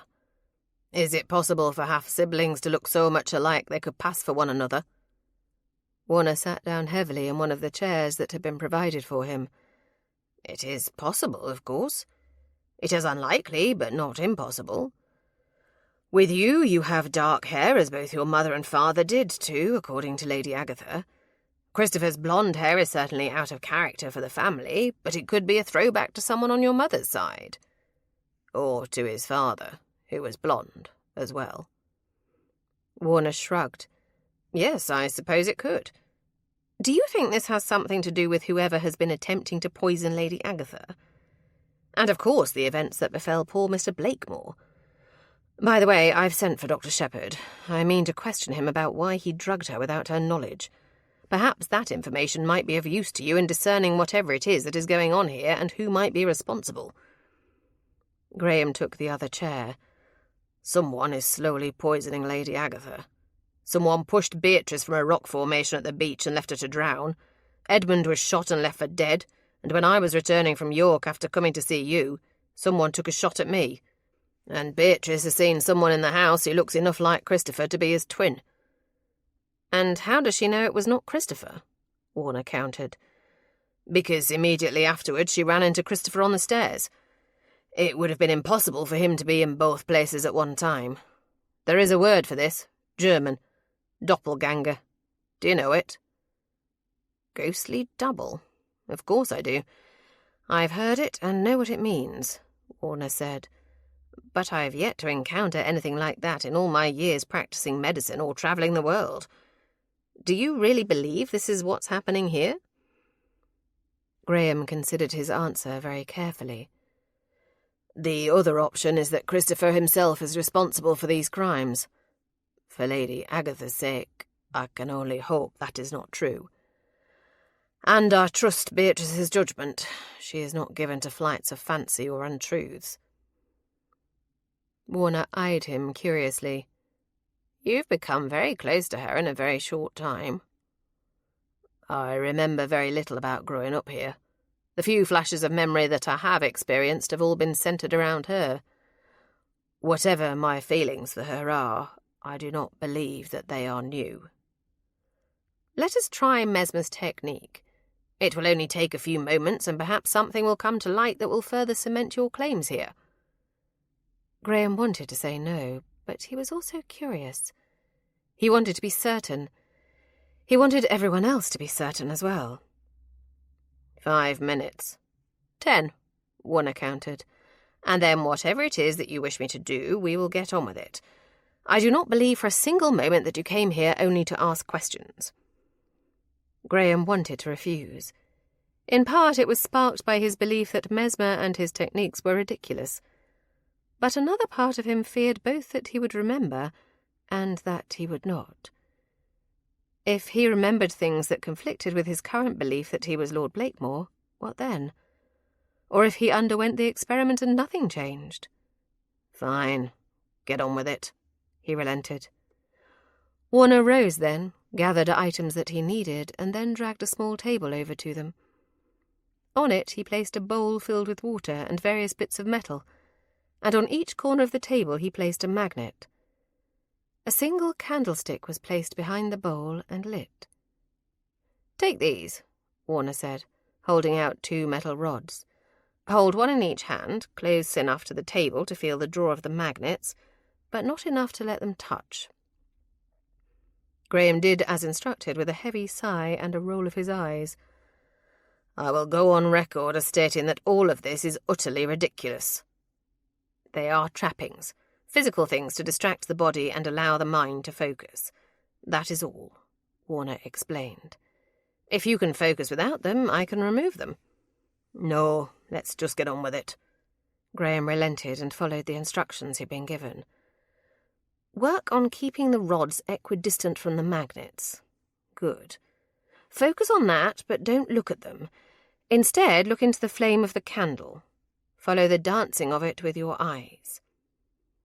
Graham watched the flame, flickering up and down, left and right, all the while keeping the metal rods from touching the magnets.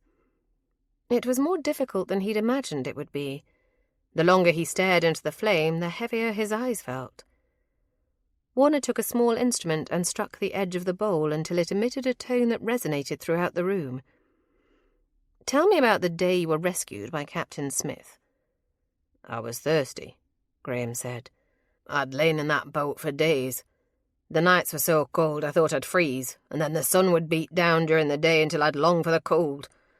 I was surrounded by water, and not a drop of it to drink. But it rained. It rained one of those days, and I lay there in the boat with my mouth opened, catching all the water I could." "How many days?" 3, I believe. I was going into the 4th when I heard the ship. Tried to call out, to ask for help, but I was too weak. Didn't matter. They'd seen me anyway." With his body focused, muscles intent on the task he'd been given, and his other senses focused on the flame and the hum that still reverberated around him, Graham felt the reality of the present slipping from him, and the past clawing at him. "Where were you before that small boat?" "A larger ship, in a storm. It pitched and rolled and I was sick from it. We all were. I heard one of the crew say it wasn't seasickness. They said it was poison." "Who else was with you? Who else was ill?" "Mother was ill. Father wasn't. It never bothered him. No matter how rough the waves or how the boat pitched and rolled, he was unfazed by it." "Your father? What was his name?" Graham stared into the flame, but he no longer saw it. Instead, he saw his father leaning over him in the bunk. Tall, strong, his dark hair beginning to silver. Lord Nicholas had scooped him into his arms and made for the deck amid a cacophony of shouting and splintering wood. Cold water had rushed around them. The metal rods fell from his hands, crashing onto the small table and sending the other items askew. Abruptly, Graham rose. "That's enough. That's enough for today," he said breathlessly. "You remembered? It isn't proof. I may only be remembering what I wish to," he said. "I want Lord Nicholas Blakemore to be my father because that memory substantiates my claims." "Then let us ask Lady Agatha about the journey, about the seasickness and the rumours of poisoning. We can verify what you saw," Warner protested. "Later," Graham agreed. "Later. For now, I need you keeping watch on Eloise. She's the key to all of this. I'd stake my life on it. I am sending one of the servants into the village with a note for Christopher." "Asking him to return?" Graham shook his head. "I need him back here, so the note will instead insist that he remain where he is for the moment. That'll ensure a speedy return." Graham paused before continuing. "So, what next? I need you to keep watch. Eloise will likely make a break for it, and I am headed for the tower room. I'll have to overpower him."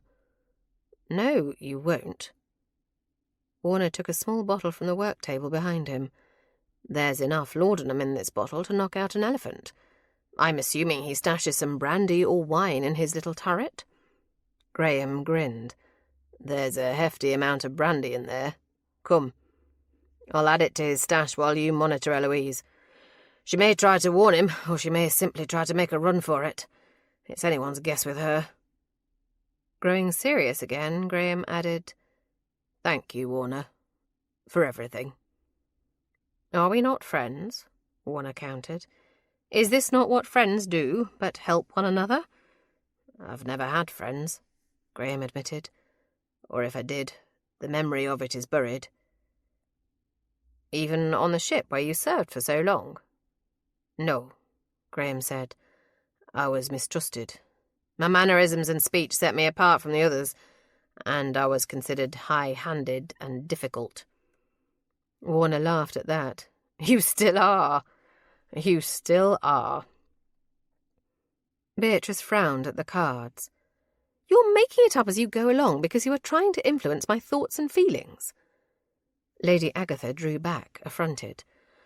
"I would never dream of saying anything that was not an accurate representation of the cards. The Two of Cups has always meant a proposal.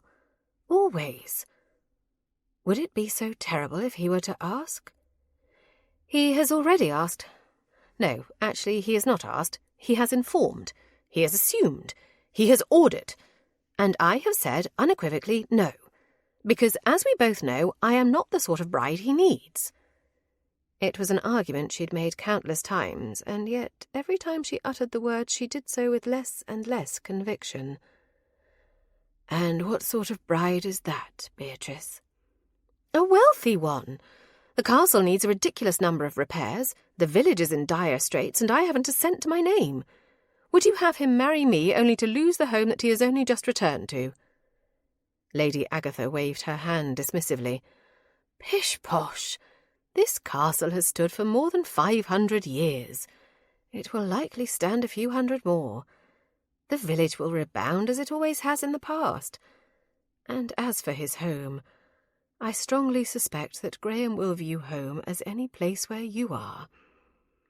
I would rather see him happy and loved than miserable in an eligible match." Beatrice looked down at her hands, clasped together in her lap. "I had not thought to marry. Well, I had not thought it in years. I am independently minded, Lady Agatha, and he is a high-handed and imperious man. What if every day is a battle between us?" Once the words were out, she recognised that every argument she'd made against their marriage had been an excuse. It was fear, and nothing more. Not that her reasons lacked validity, but she had to admit she'd been hiding behind them nonetheless. Lady Agatha smiled then. "My dear, then every day will be an opportunity to reconcile. Loving someone is not always peaceful or tranquil. In fact, if it were only that, it would be rather boring. There is fire in you to match his, and he needs that. And you need it. If you would have ever thought yourself to be content with a peaceful marriage, I dare say you would have married years ago. You have been waiting for him, my girl. Do not let fear hold you in its sway now. The truth of that statement was undeniable. She was a perverse creature, Beatrice realized. She'd denied every suitor she'd had during her seasons because she'd deemed them too staid and boring.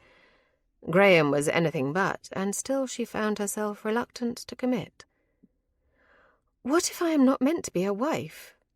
Not every woman is, I think. You are mistaken if you think that, my dear. Being a wife does not, or should not, mean changing who you are. Rather, when marriage is undertaken for the right reasons, it's about finding someone to share your life with, who knows your true self and loves you for it. He does love you. And I think, without question, that you love him. Find your courage. Do not let fear deprive you both of the happiness you deserve. Beatrice looked down at the card again, at two lovers drinking from one cup. I'm not certain that I can. You will never know if you do not try, my dear. I have never thought you a coward. Be brave now and seize all that you desire. Live without regret and take all the joy that life can offer you, Lady Agatha urged. You only have to look at poor Edmund to see what happens when one marries for duty and position rather than love. That's unfair, Lady Agatha. I'm fighting for the happiness of the people I love most in this world, Beatrice. If that doesn't call for a bit of ruthlessness, I don't know what does. Chapter 22. In her chamber, Eloise was packing. She had no idea where Alan was, or if he was even aware that Edmund had lived long enough to identify Christopher as his attacker. Regardless, their plan was now sunk. His recklessness had ruined everything. It would be impossible for them to continue their scheme. Christopher would be hanged publicly for the crime, ending any chance that Alan would be able to simply take his place. "Damn his temper," she whispered, tossing garments willy-nilly into a case. If anyone dared stop her, she would simply claim that her grief was too great to remain, and she needed to return to the bosom of her family for comfort. It was a blatant fabrication, of course, but who could gainsay it? Gathering up her bag, she opened the door and peered out into the corridor. Seeing no one, she stepped out and closed the door quickly behind her. She'd taken no more than 2 steps when someone emerged from a room across the hall.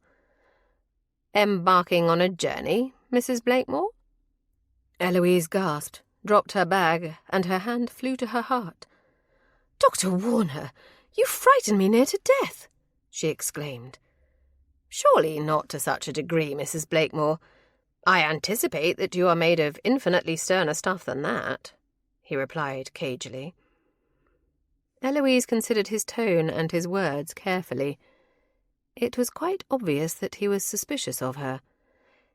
"If you've something you wish to say, Dr. Warner, then I suggest you get on with it." "I cannot say precisely what role you've played in this fiendish plot, Mrs. Blakemore, but I am not so foolish as to believe you innocent. You are not leaving this house." "And will you stop me?"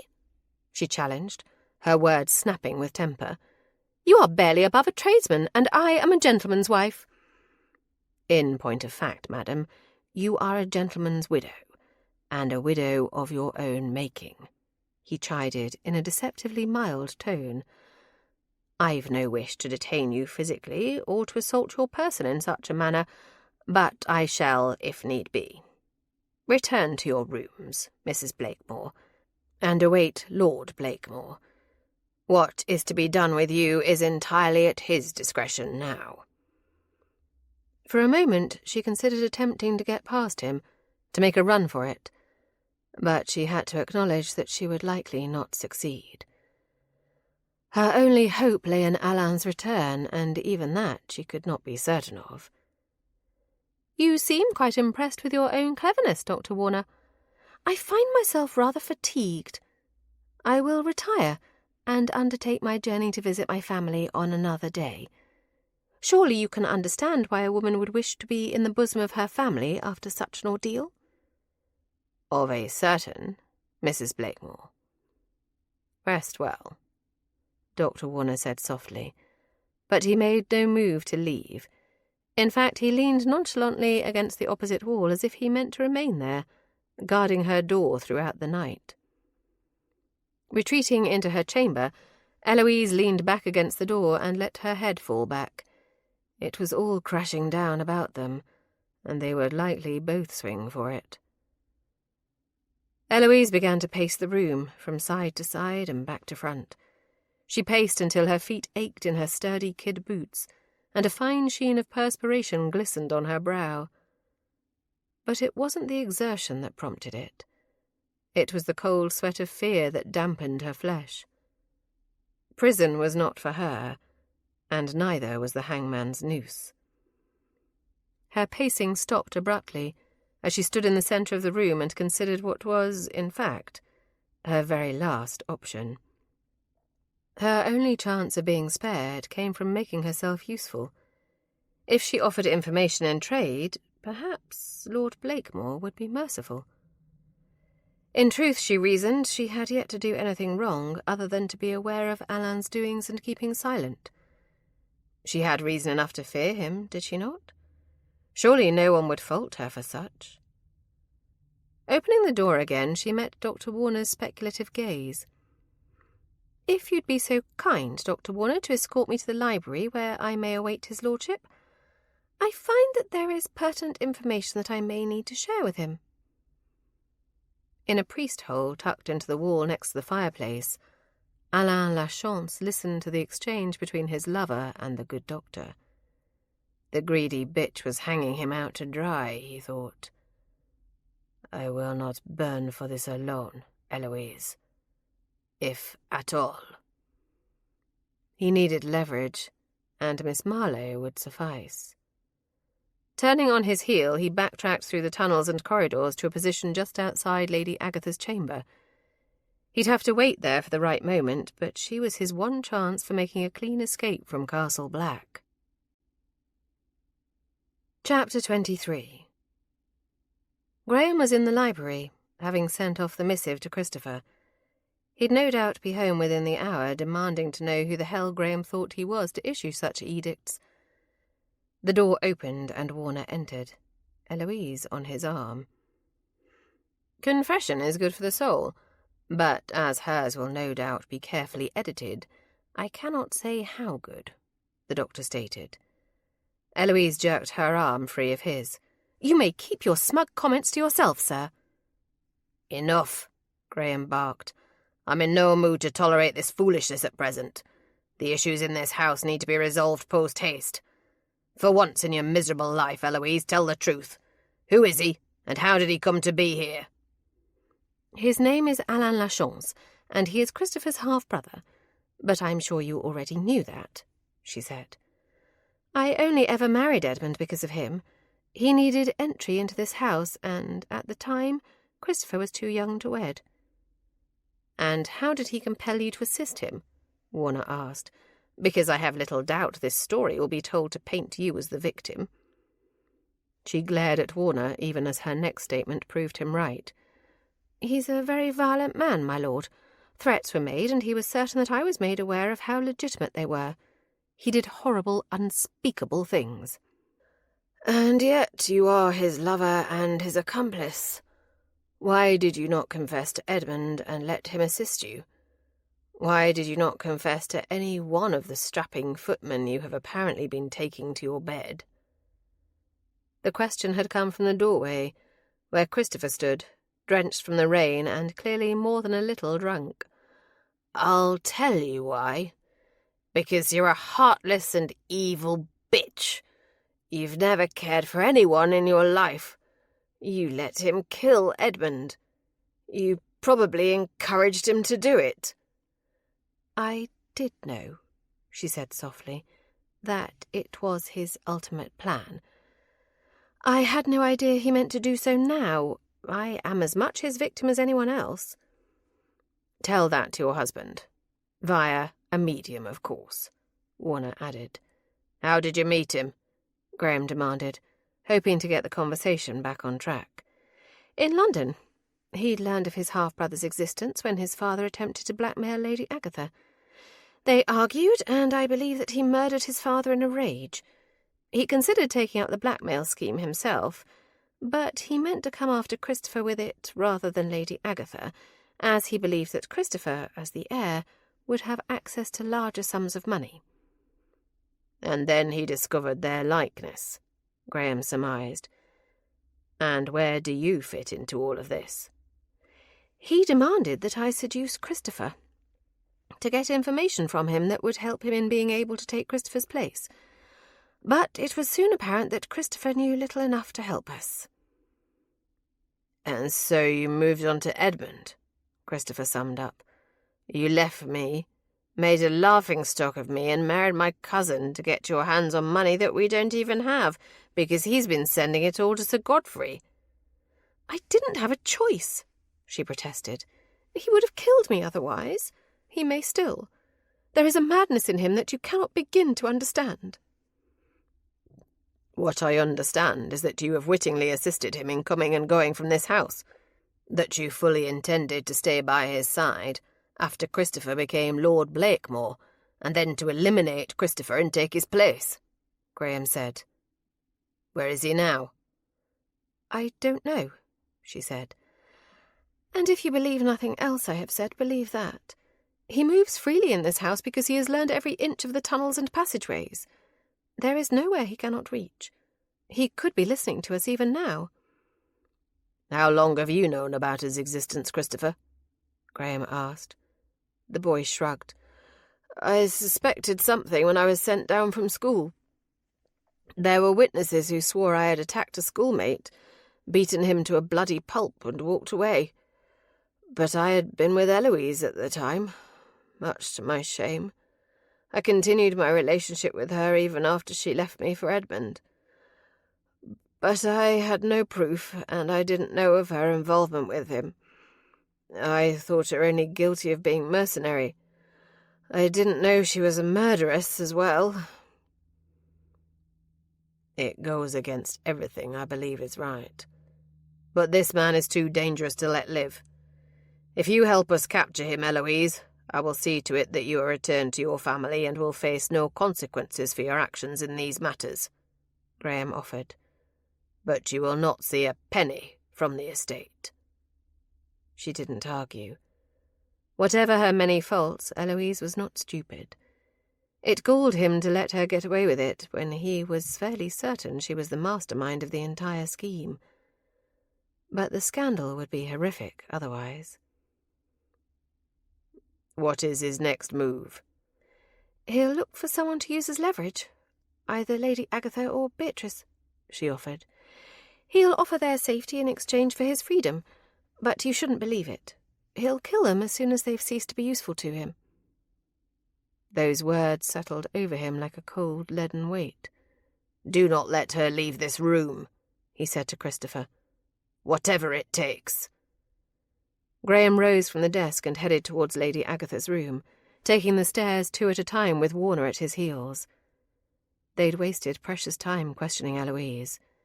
It would have been better to simply let her go and guard both Beatrice and Lady Agatha. But it was too late for second guesses. He could only hope he wasn't too late to save them. Lady Agatha had returned to her bed, exhausted from the news of Edmund's death and the suspicions about Eloise and Christopher.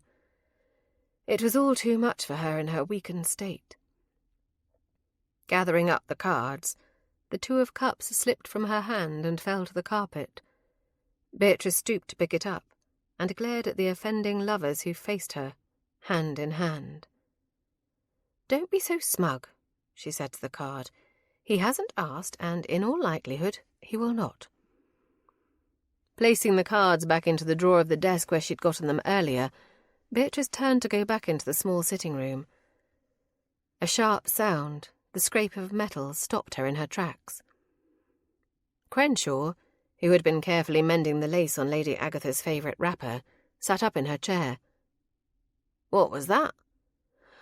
"I'm sure I don't know," Beatrice said. "But it came from just beyond the door. Go in with Lady Agatha and lock that door behind you. Be quick." The maid looked ready to argue, but as the door handle began to rattle, she thought better of it. Her sewing forgotten, she darted toward her mistress's bedchamber, slamming and bolting the door behind her. No sooner had the loud crack of that door closing reverberated through the room than the door to the sitting room swung inward. He did not look so much like Christopher. The similarities were there, of course, but in full view and bright light it was apparent that he was older, taller, a bit leaner of feature. The colouring and build were nearly identical, and in time she imagined that those similarities would be more marked. But that had been part of the plan, had it not? Christopher was sent down from school so that London society would have just enough time to forget his face. "Miss Marlowe," he said, the faintest of French accents colouring his words. "We meet at last." "I'm afraid you have me at a disadvantage, sir." He laughed. "I do have you at a disadvantage. I mean to keep it that way. You are my way out, Miss Marlowe. I do not relish the idea of causing you pain. If you cooperate, I will spare you as little of it as possible." It was very obvious that was a lie.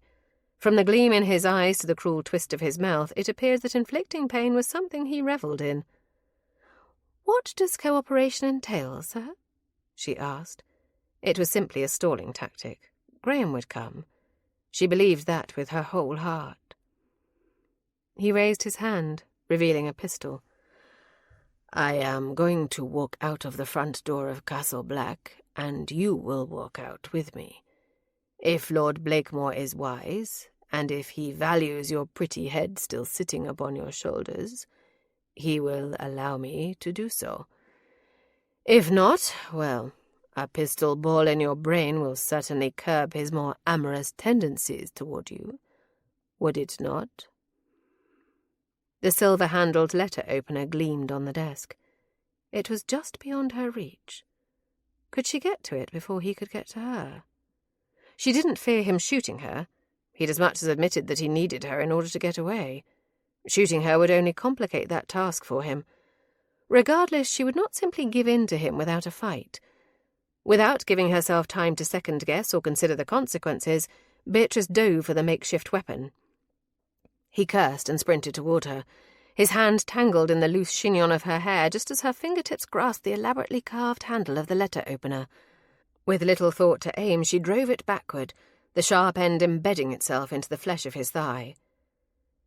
The shriek of rage was nearly deafening as it roared from him, but it was the exploding pain in her head as he tossed her against the desk that made her ears ring. Her vision swam alarmingly, and she struggled to remain conscious. "You'll pay for that," he hissed as he loomed over her. His hand wrapped in her hair, once more hauling her up by it. Beatrice struggled against his hold, clawing at his arm and kicking at his legs as he dragged her toward the chamber door. She grasped the frame in a futile attempt to stay him.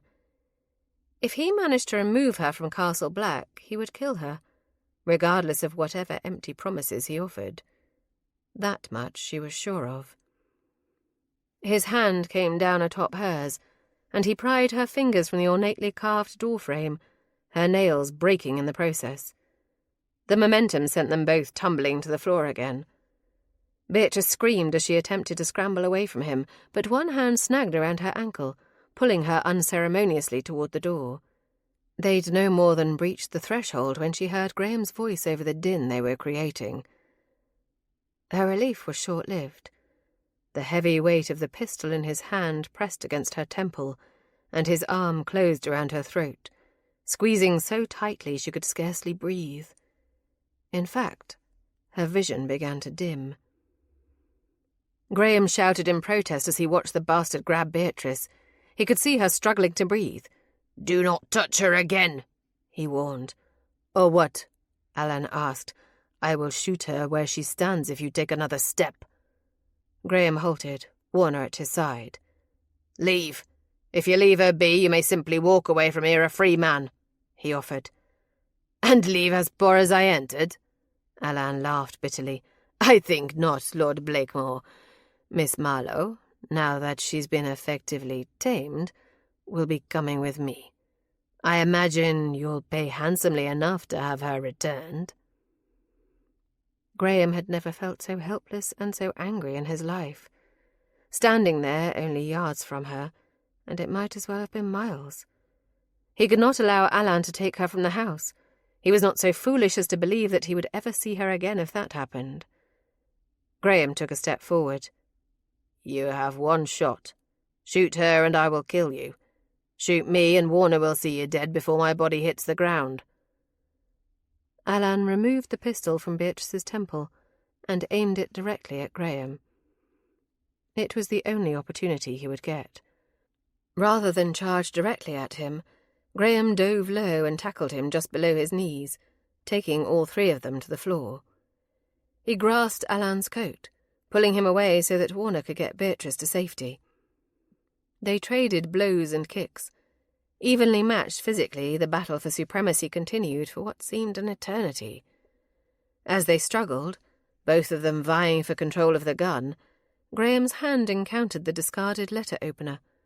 Driving the instrument deep into the other man's ribs, Alan howled in pain. Rather than weakening him, it enraged him and seemed to give him strength. They rolled again, until they were pinned against the wall. Graham's head banged sharply against the corner. The sound of gunfire was deafening in the small space. Graham waited for the explosion of pain, but it never came. Alan rose to his feet and backed away. Graham looked down at his blood-stained clothing in confusion. Chapter 24. Beatrice screamed as the villain rose and backed away from Graham's bloodied body. Her eyes were drawn to the dark red stain that had spread over the front of his waistcoat. Higher thought was impossible. Panic in its most pure and unadulterated form flooded her body. Her heart raced, blood rushed in her veins, and her lungs felt as if they simply would not expand and no air could enter. She couldn't lose him, she realized. It would destroy her. In a short time he'd become everything to her, and the very idea of living in a world without him was an anathema to her. Jerking away from Warner, Beatrice ran to where Graham had fallen. Her tears flowed unchecked. "Graham!" she cried breathlessly as she dropped to her knees in front of him. "I'm fine, Beatrice." His voice was strained and breathless. "You will be," she said as she turned back to the doctor. "Don't just stand there. Come help him." "It isn't my blood," Graham said softly. "I'm not hurt, Beatrice." She looked back at him as he pulled himself up to a sitting position. His face was bloodied, his lips split, and a bruise was already forming around his eye. Glancing over her shoulder, she saw Alan leaning against the wall. He clutched his abdomen, and blood seeped between his fingers, his skin pale and clammy. Before her eyes, he slowly slipped to the floor. "Should we help him?" "It's too late for that," Graham said. "A wound like that. Well, you saw Edmund." Alan opened his eyes then. With his last breath he uttered, "Bastard!" His eyes closed then, and his breathing stilled. Warner stepped forward, pressed his hand against the man's neck to check for any sign of life. Finding none, he rose and shook his head. "I'll have his body removed to the cellars and send for the magistrate. At least with him here, we can clear Christopher of any role in Edmund's death. Miss Marlowe, can you help Lord Blakemore to his chamber? I'll attend you both there as soon as I've dealt with this." Beatrice nodded. It was really all she could do. Speech was beyond her. After the fear of what Alan would do to her and literally fighting for her life, seeing Graham lying there seemingly lifeless, she simply could not process anything else. She felt numb, but also impossibly fragile, as if at any moment she might shatter into so many pieces it would be impossible to put her back together again. Lady Agatha's chamber door opened, and Crenshaw poked her head out. "Is it all over, miss?" "Yes, Crenshaw," Graham said, his worried gaze fixed on Beatrice. "Is Lady Agatha all right?" "She's bursting to find out what happened. I had to all but sit on her to keep her in bed and not wander out here in the thick of it. But she's fine, my lord, and I'll be certain to let her know that you are all fine as well." "Thank you, Crenshaw," Graham said as he levered himself up from the floor. He'd taken quite a few punches to the ribs. Between that and the recoil of the pistol against those same ribs when it had gone off, he would be lucky if they were not broken. Turning his attention back to Beatrice, he spoke gently to her. "You must get up, Beatrice. I can't lift you at the moment." She did so, but continued to stare blankly ahead. Taking her hand, he led her away toward the solitude of his room. Settling her in a chair before the hearth, he poured a heavy snifter of brandy and placed it in her hand. "Drink that. Every damned drop of it." Again, she simply did as she was told, without question. That alone was cause for concern. Beatrice was many things, but he'd certainly never counted docile among them. "Damn it, Beatrice! Stop this right now!" "Stop what?" "Retreating to wherever it is you've gone in your head. Come back to me in the here and now. Scream, cry, throw something!" The glass that was in her hand suddenly sailed through the air, shattering against the wall. "Is that better?" she asked. While her normal fire was still dimmed, he could see a hint of it in her challenging gaze. "Yes," he replied, "it is. I'd rather you break every glass in this house than retreat into yourself that way." Graham paused to collect his thoughts and then approached her. Though it pained him to do so, he squatted down next to her chair. "We're fine. We are both fine, and he cannot harm us again." After a moment she looked at him and tears swam in her eyes. "I thought you were dead. I thought—" She broke off on a sob. Graham pulled her to him. "What did you think?" "That it was too late. That I was too late. All I'd done was tell you over and over how impossible it would be to have anything between us. I'd just wasted our time together." Graham held her, as much for his own comfort as hers. She wasn't the only one who'd been terrified. As he'd raced up the stairs, he'd envisioned a dozen horrible scenarios awaiting him, and all of them had involved the loss of her. "So now we know, and we will not waste any more time. To be clear, I mean to marry you, Beatrice, and I don't much care whether or not you object. I'll drag you to Scotland and find some unscrupulous vicar who can be paid to sign the register and keep his mouth shut." A watery laugh escaped her. "I promise not to be so difficult about every major decision in our lives." It was his turn to laugh. "Don't make promises you can't possibly keep. I wouldn't know what to do with myself if you weren't being difficult. And to be entirely honest, I'm not exactly the soul of amiability.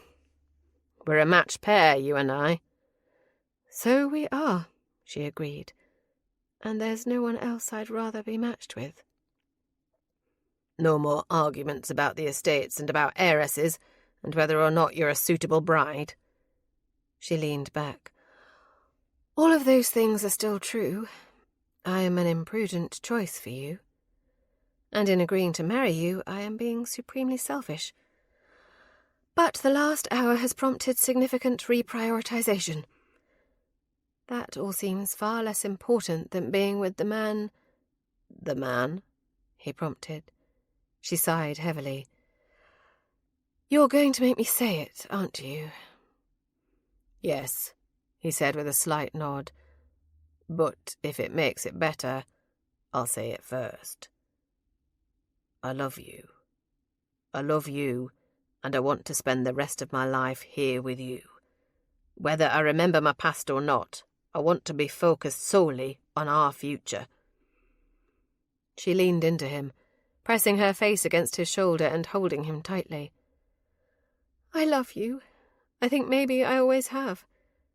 No other man would ever do because I was waiting for you to return. Even though I was a horrid little beast as a child.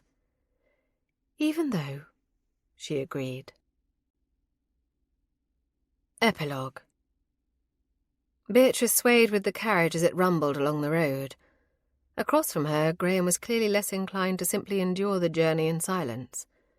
He sighed, shifted in his seat, and in general made his impatience known. "We'll reach Castle Black within the hour," she said softly. They were returning from Gretna Green. A hasty ceremony in a small church was not what Lady Agatha had wanted them to have. She tried to dissuade them from getting married in what she referred to as a havey-cavey fashion, but instead having a ceremony in the village church after the banns were read. Neither of them had been willing to wait so long. "I'm well aware of where we are," he said. "I am simply done with this carriage, and here I thought travelling by sea was bad." She laughed. "The roads are difficult at this time of year." He reached for her, grasping her hand and pulling her until she crossed the distance between them and sprawled across his lap. "There are things we could do to pass the time," he said suggestively. "In a carriage?" she asked, both scandalized and intrigued. "It's all about rhythm," he offered with a teasing smile. All thoughts of teasing fled as his lips moved along the column of her throat. He'd found her weakness. When he kissed her there, just below her ear, and followed that tender caress with the slight sting of his teeth, all of her good sense fled. It took so little to make her a slave to desire, she mused. His hands moved to her hips, repositioning her so that she sat astride his lap. As his mouth descended on hers, he moved against her, and she could feel the hardened ridge of his manhood pressed against her most intimate flesh.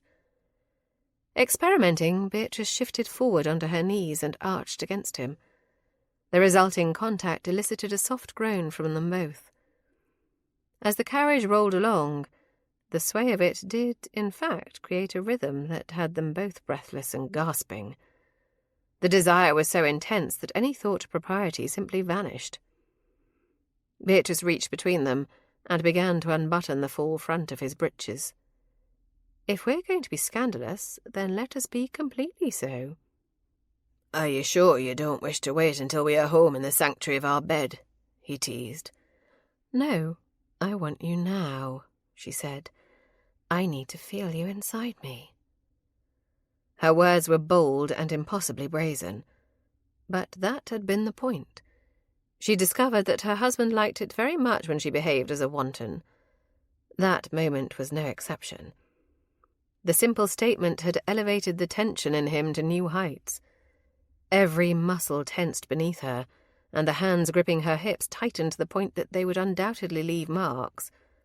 But he was lifting her, positioning her above him, just so. "If you want me inside you, Beatrice," he whispered seductively, "then take me." It was a dare to see just how bold she would be, and she was more than up to the challenge. Closing her hand around the thick shaft of his erection, she guided it to her entrance, and with careful movements began to sink down on him. The pleasure as he filled her was impossibly intense. Beatrice swayed, but he steadied her by wrapping one arm around her waist. With that support she began to move, rising up and down on him in rhythm with the movements of the carriage.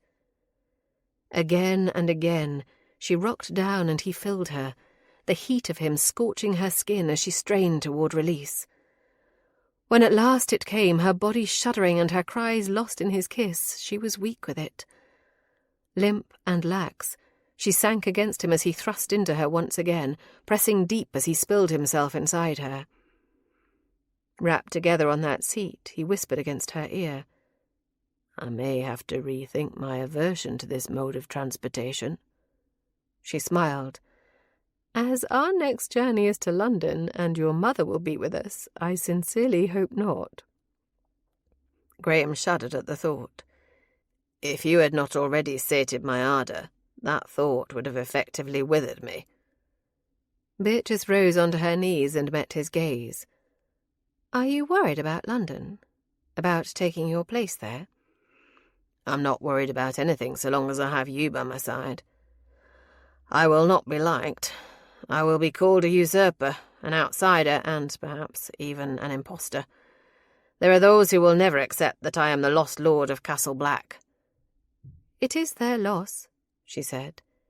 "You are everything that a gentleman is supposed to be." "Hardly that." "But you are," she protested. "You have been kind and generous with the staff. You have taken to the responsibilities and obligations of the estate, not as if born to it, but as if driven to do so. You were incredibly merciful toward Eloise when you did not have to be. Allowing her to return to her family rather than go to prison was a generosity that she did not deserve." "One could argue that it was a punishment her family did not deserve." Her lips quirked at that. "As you say. And what of Dr. Warner, who struggled in York to build his practice? You've set him up in the village, and now we have access to quality medical care, instead of being dependent upon Dr. Shepherd's quackery. Then there's Sir Godfrey. Even after the truth of his perfidy came about, you've still been gracious enough to let him live out his days in the town home in Bath, albeit with a more stringent budget and supervision." "None of those decisions were made for altruistic reasons.